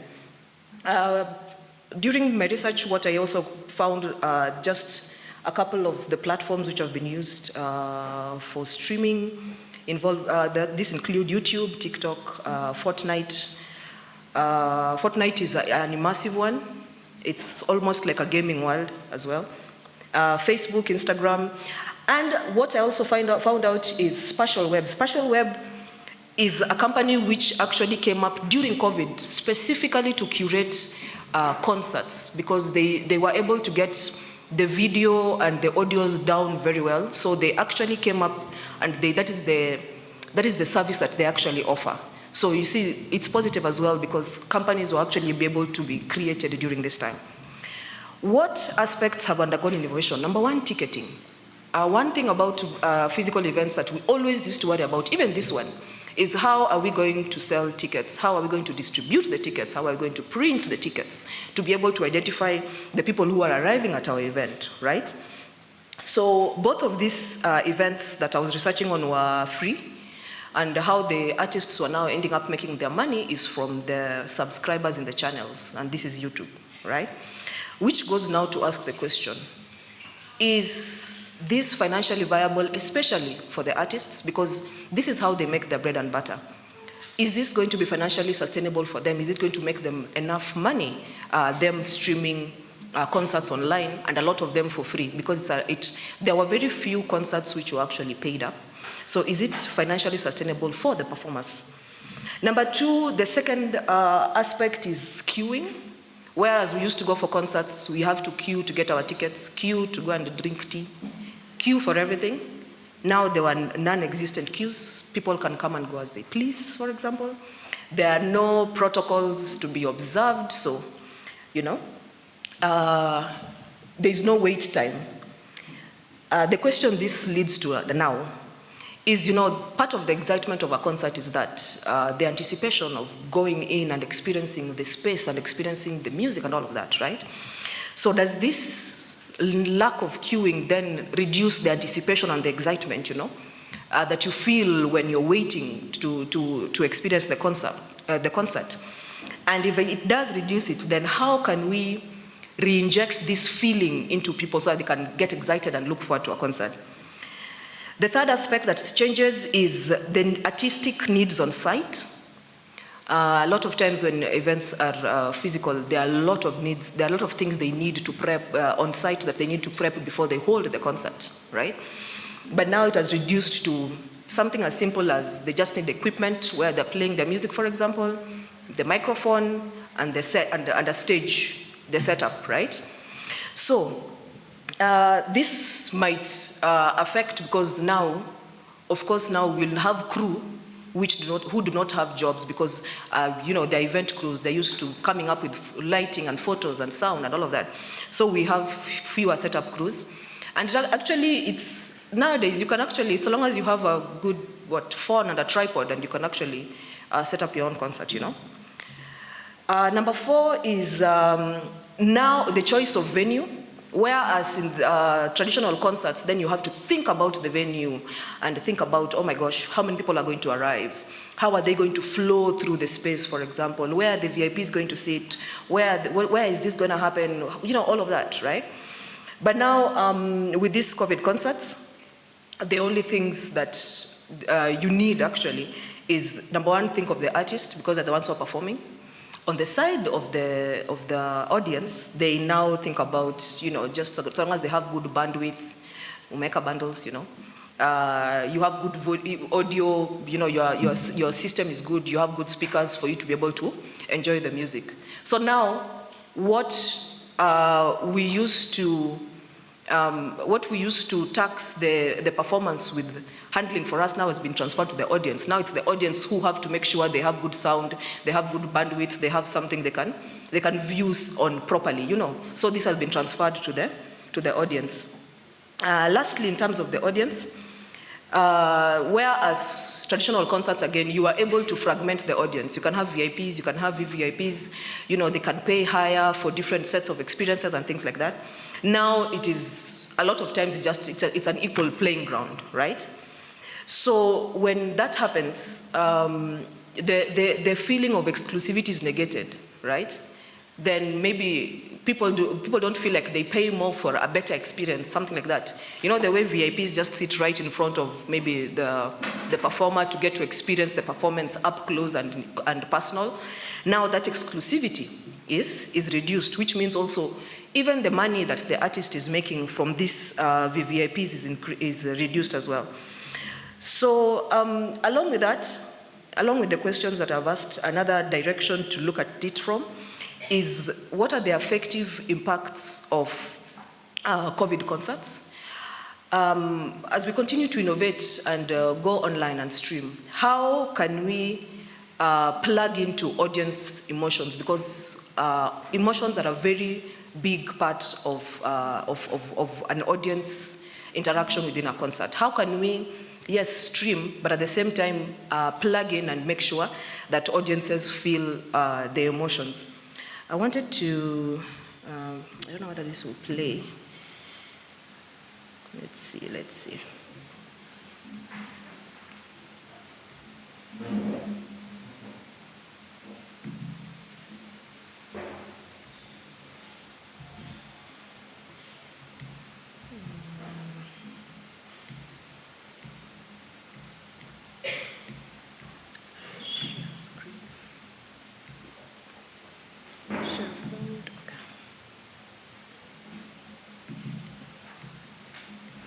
I hope it plays the sound as well. It's not.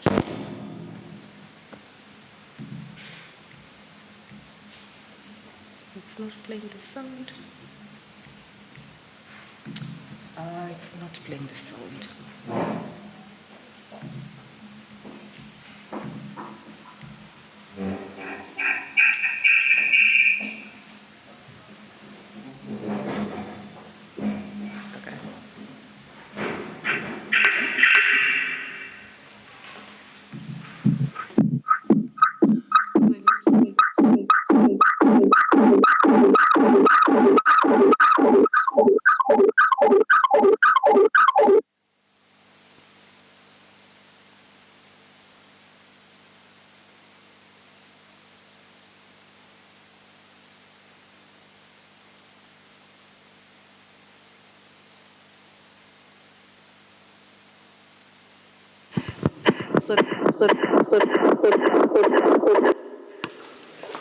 This is an event where they were able to actually have VIPs, and these are paid VIPs, and it's hosted by Spatial Web, the company I mentioned earlier, and they were able to actually have an event where the VIPs get to directly interact and even speak to the performer. So it's just a short video clip to show you how the event was going.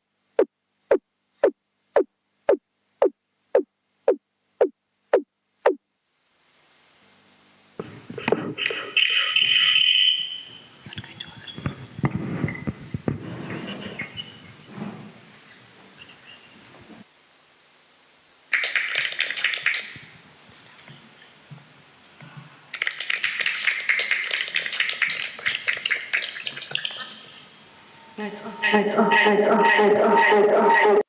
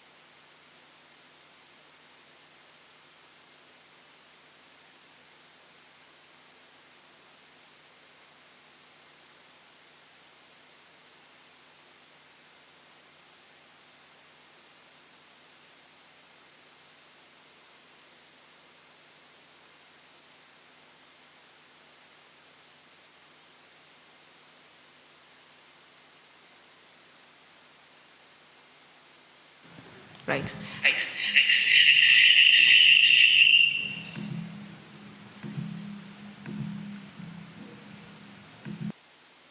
So the bubbles you're seeing bubbling over are actually people at the event, right? And she was able to actually speak to them and them speak back, and she's asking them where they're from, and she can actually see the people from Germany, from Italy, from wherever. So they were actually able to experience directly and interact directly with the speaker. But then again, this is in a very specific, it's a very specific concept, and it was specifically for paid viewers who wanted to experience this particular performer live, and they actually paid for it and paid for the interaction that they got, and not only through the chat, but verbal interaction. All right? So I think I can stop that.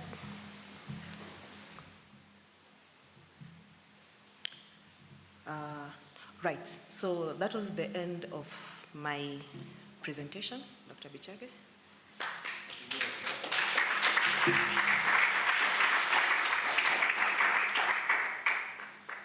Then I think you can take a few questions.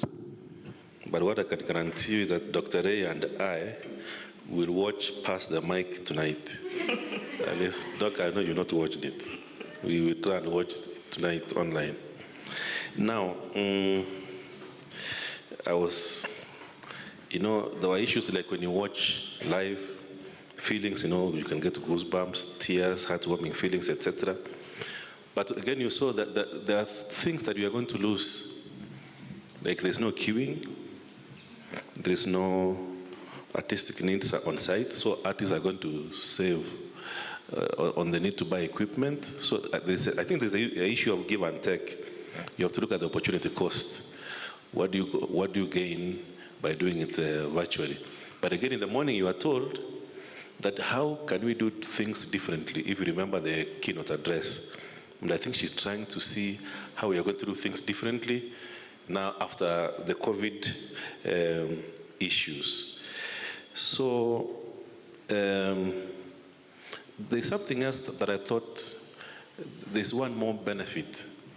There was this artist in America who had a concert, and somebody went and shot a lot of children, if you remember. Was it last year? What was her name? Ariana Grande. At least I know Ariana Grande. There was a concert where somebody went and shot a lot of people. So in the process now, when it's virtual, we eliminate a terrorist going to the plan to go and kill people. And this is a threat that we even have here in Kenya. But anyway, can I afford a couple of questions from the audience? Can we give, Dr. Mapelu, and then.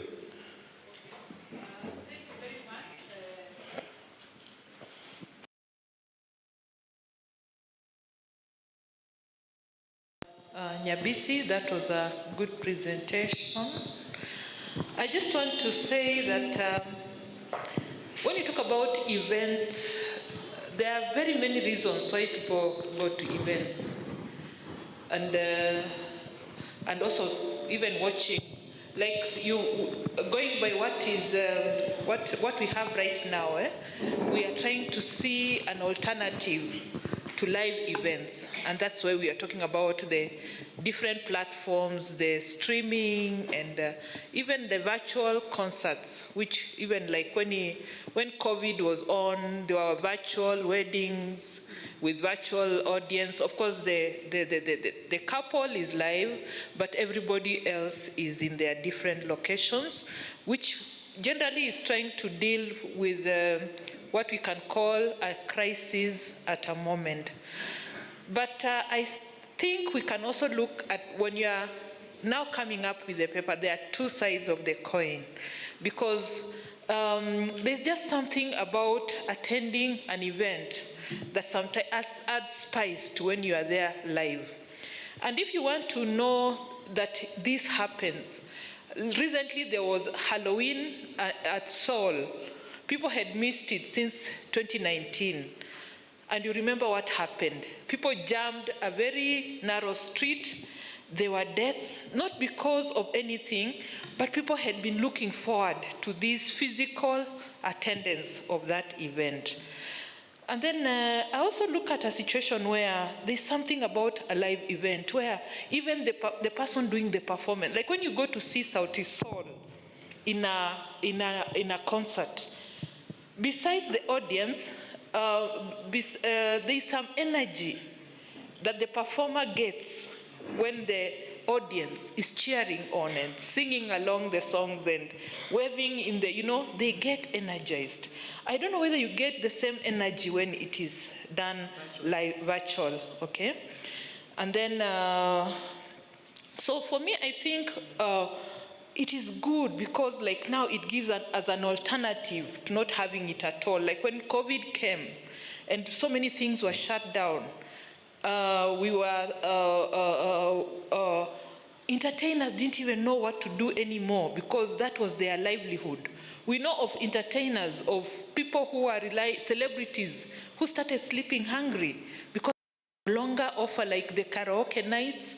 They could not do bands, live bands, and so on. So it offers an alternative. But still, I would like to say that there's just that thing about attending an event in live, in person, that brings some spice to that event. So it is a beautiful presentation, but also you add that much as we emphasize this, there's something that attending the event in person, that spice cannot be wished away.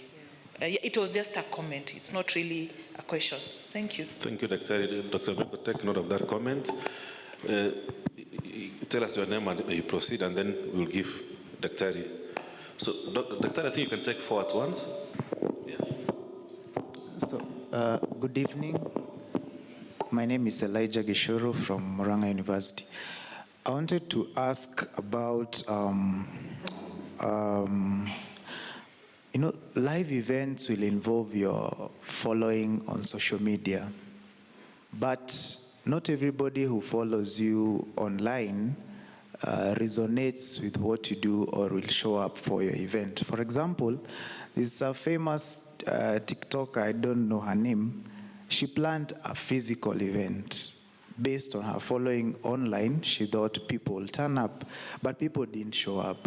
So I don't know if there's a disconnect between the people who follow you online and the physical relationship you have with them. Bearing in mind today, it is possible to purchase followers. It is possible to get people to follow you, but they really don't follow you because they want to. They follow you for other things. Then my second question is about, will you prefer the physical and online events to run concurrently, or will you root for the online concerts more than the physical, bearing in mind that the question of the energy. When you're setting up a concert, these are people who have heard your songs online.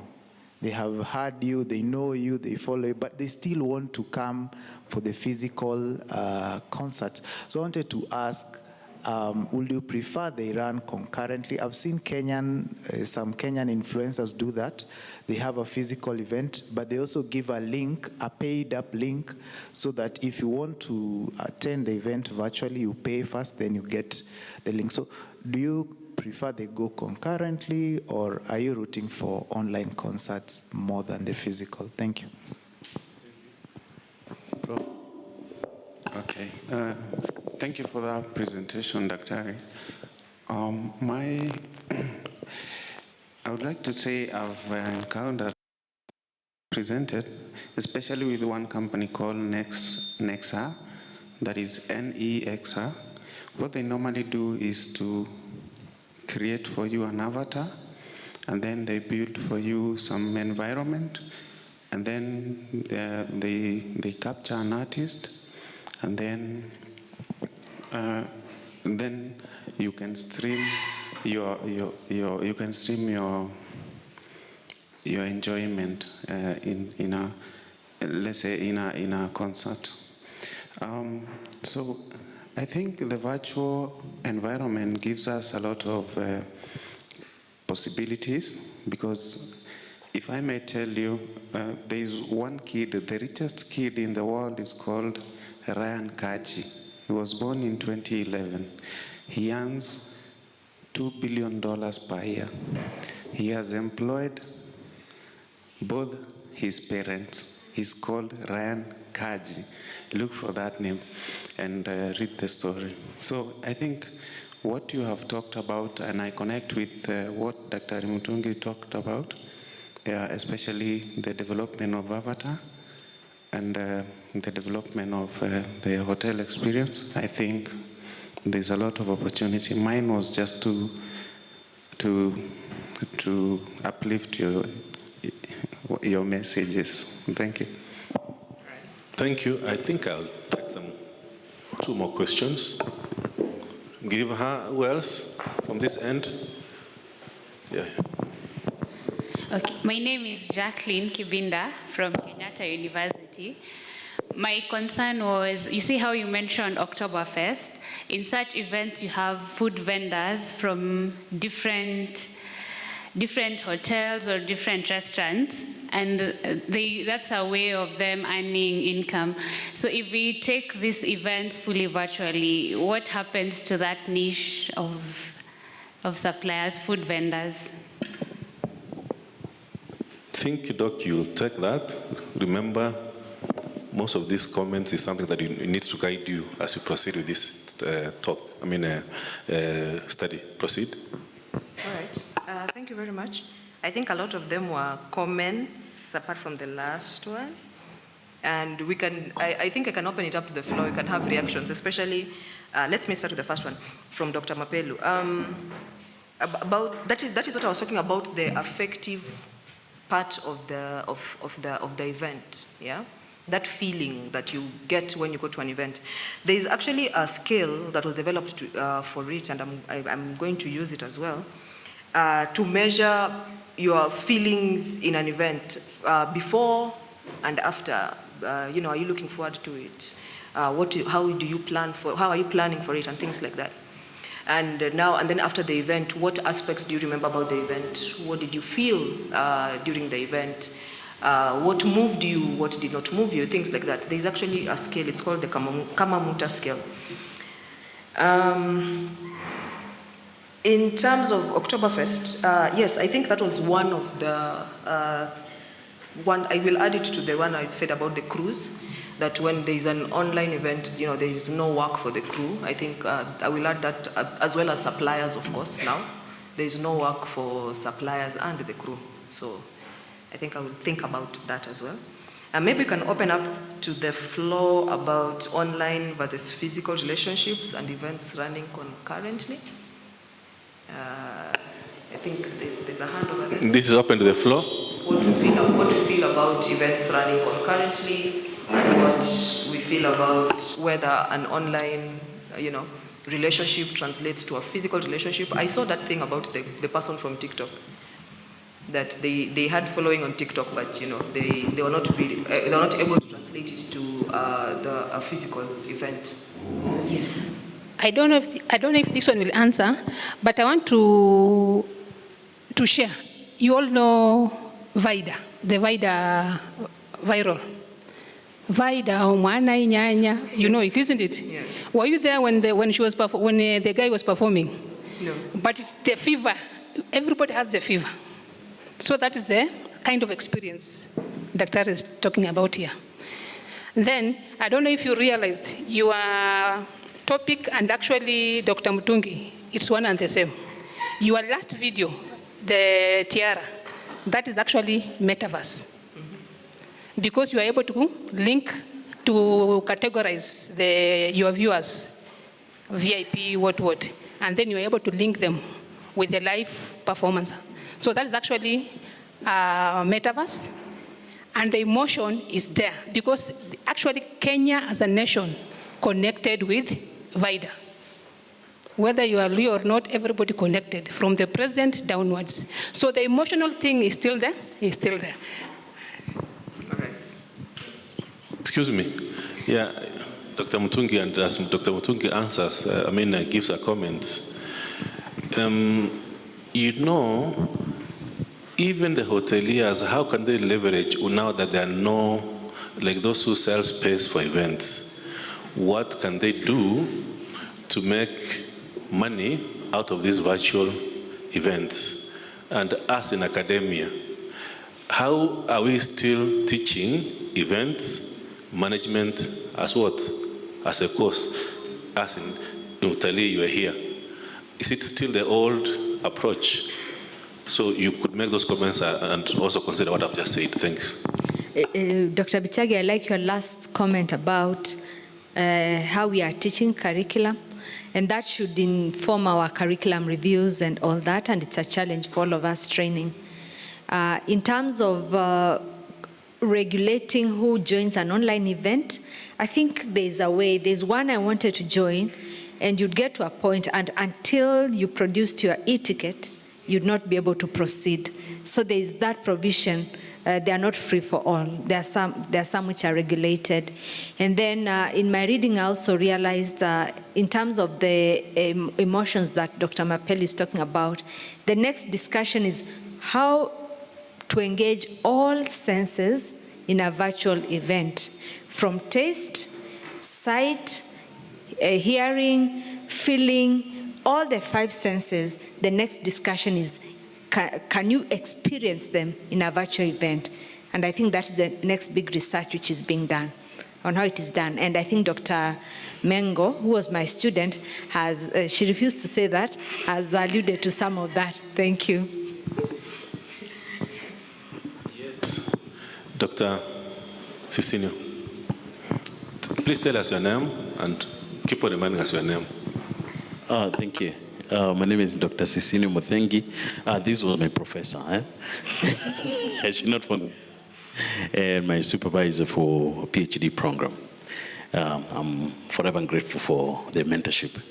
So I just want to, the question that she asked about what is happening to jobs creation and all that when we have all gone digital.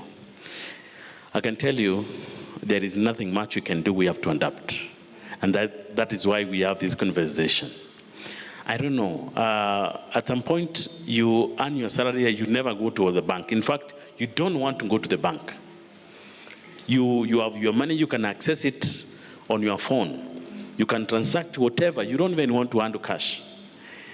And what happens to the bankers, the tellers who are waiting, to serve people and seem busy? What is happening to them? Slowly, people are going to accept these issues of real, the virtual.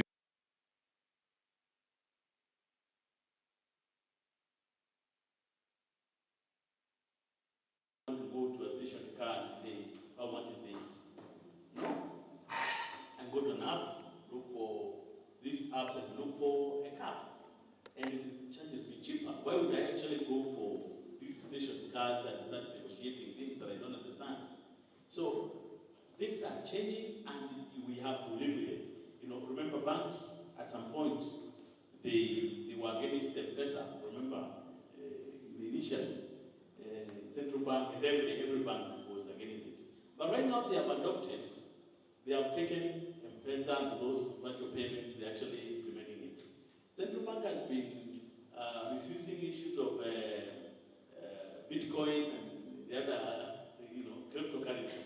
But I can tell you, Wapenda was pending. They have to adopt. So we are here in hospitality and tourism space. Things are happening, and we are speaking as people who are seeing things happen. Let us start adopting and creating. Let us bring all these great, brilliant ideas that we have, and all those of us who have come here interested in ICT and related. Let us create things, because we are not training only students to just go and work in a traditional market. Things have changed, and we are telling you that in this conference. Yeah, vindu vishenjanga. Sawa. And this could be a message for our students. Things have changed.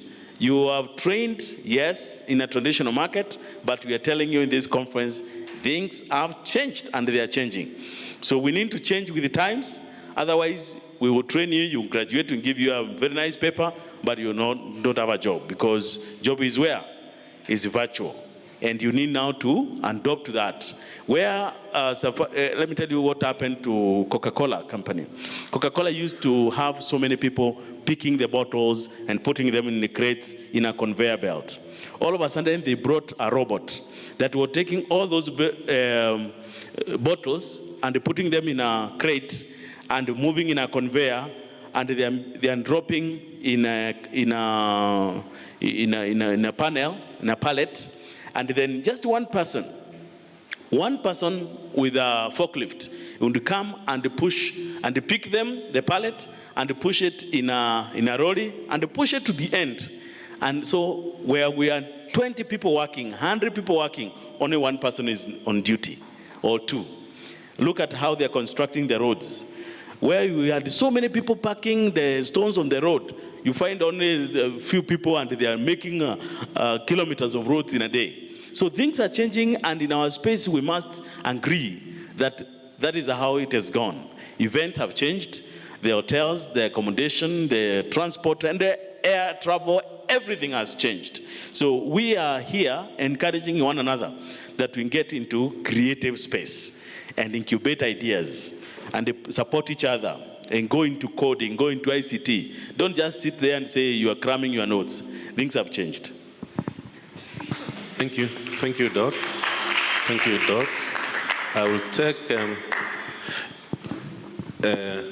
Zamzam from Utali, I guess. And just a last one. Dr. Mengo, there was a question.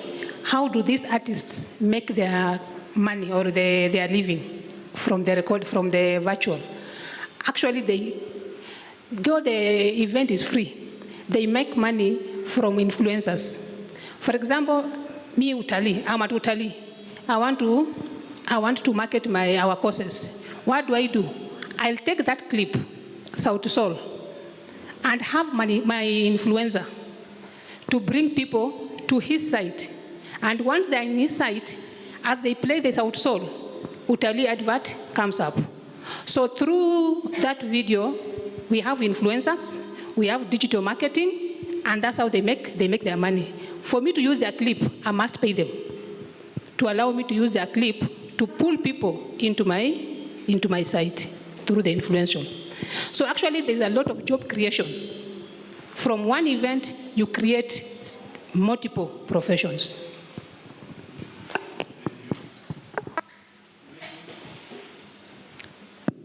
thank you.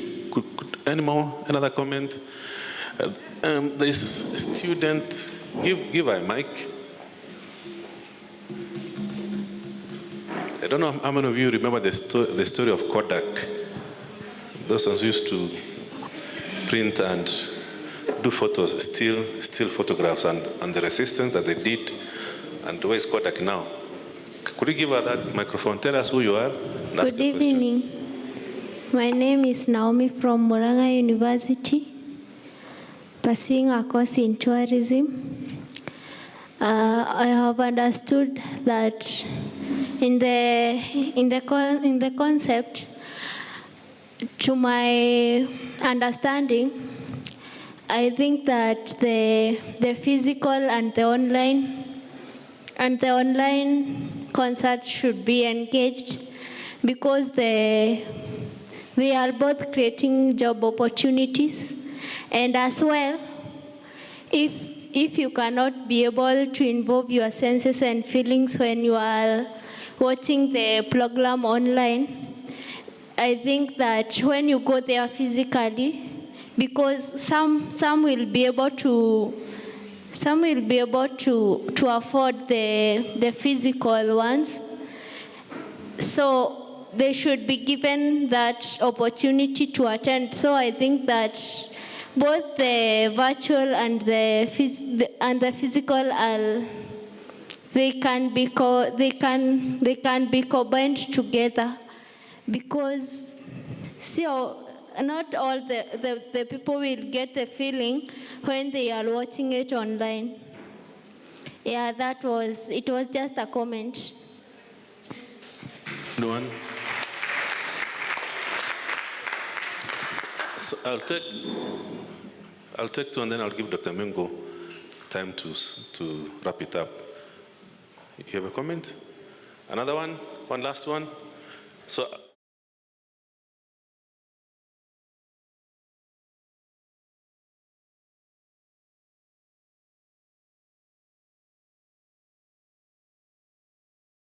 Evening. My name is Elvis Mati from Murang'a University, pursuing BSc Tourism. My concern was about the physical and online, following the trend that we are on our day-to-day life, that many people are brokies and they may not be able to acquire, or they may not be able to acquire that transport cost, if you consider that.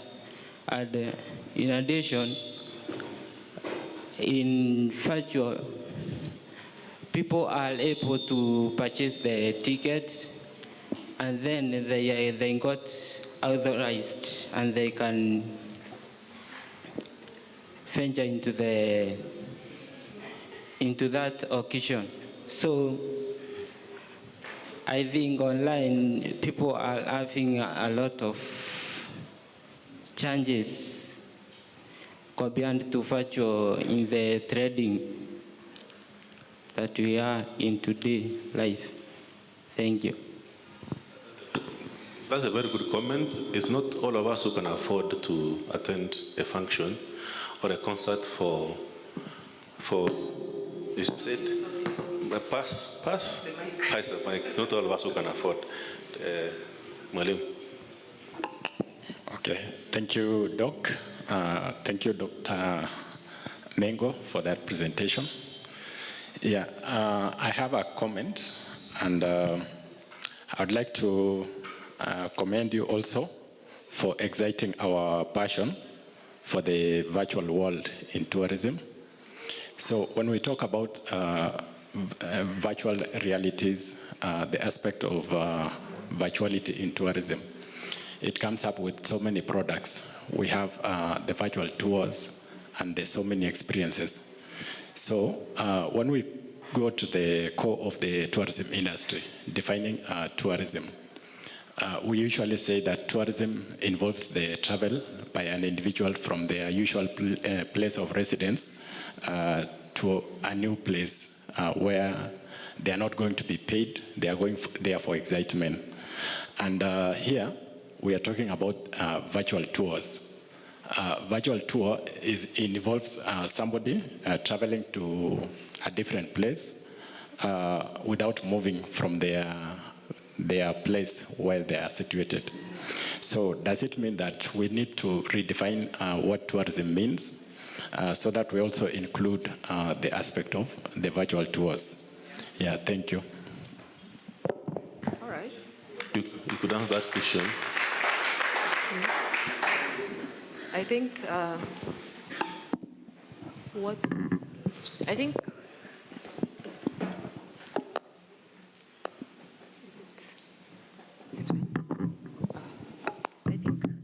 I think what's coming out, it's not very loud. I think what's coming out, just to give an overview of what we are hearing, I think what's coming out is things are changing. And in fact, the one word in my topic was rethinking. Things are changing. We have to move with the times. Things are changing. In the same way, as an industry, we thought Airbnb will not pick up, and we fought it in very many ways. And right now, we are the same people, individually, who have Airbnbs in our SQs and in our own houses. Things are changing. We need to rethink the traditional way we have been doing things and to move into a new way of doing it. Even if it includes, yes, even changing the definitions of what we know as tourism, we need to rethink a lot of things because that's how the world is moving. I think that would be my comment at the end of all of this. We need to just rethink all of the traditional things we have been learning, all of the classical ways we have been taught what an event is and what tourism is and what hospitality is.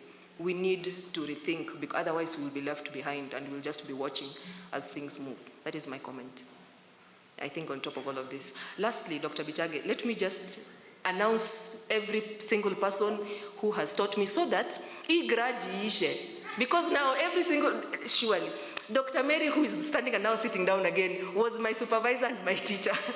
Dr. Sisinio was also my supervisor, my teacher at some point. Dr. Mapeli was also my teacher. Surely, igraji niache kuambiwa na sawa walimu wengine. All right, thank you very much. There is, let me see. Wow. That won't.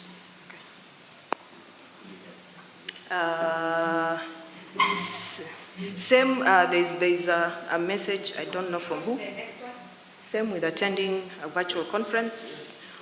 We are not feeling we are not feeling that you who are there physically, right? This is somebody online, same thing. Yes, the world is changing every day. So the two concepts are welcome, but something must be done to trigger the young minds to think big concerning employment, since ICT is replacing us at a very high rate. And that's what, again, the undergraduate students that we have, that's what we hope these conversations are triggering in you. There are jobs which exist now, which I can tell you for free, didn't exist 10 years ago in 2012. There are social media managers, for example. We didn't know who social media managers were. We were calling them marketing managers and we used to trust them with everything. But now there's a social media manager who lives in Turkey and is managing the social media campaign for your hotel, and you have never met that person. But they're actually running your social media campaign, your Instagram, your TikTok, your Facebook, your website, and you've never met them. So there are jobs which will exist in the next 10 years by the time Ruto is ending his term, that do not exist right now.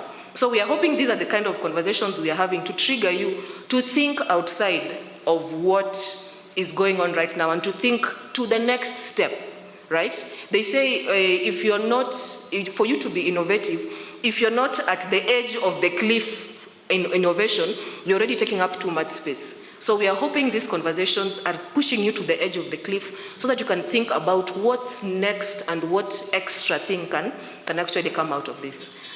Thank you, Dr. Bichage, and thank you for not chasing me away.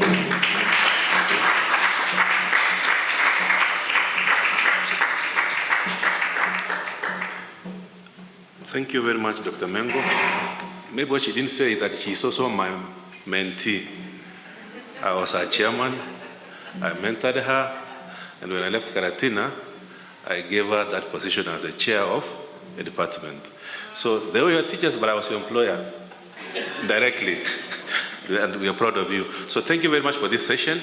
And I want to hand over the mic back to Dr. Mutinda. Thank you.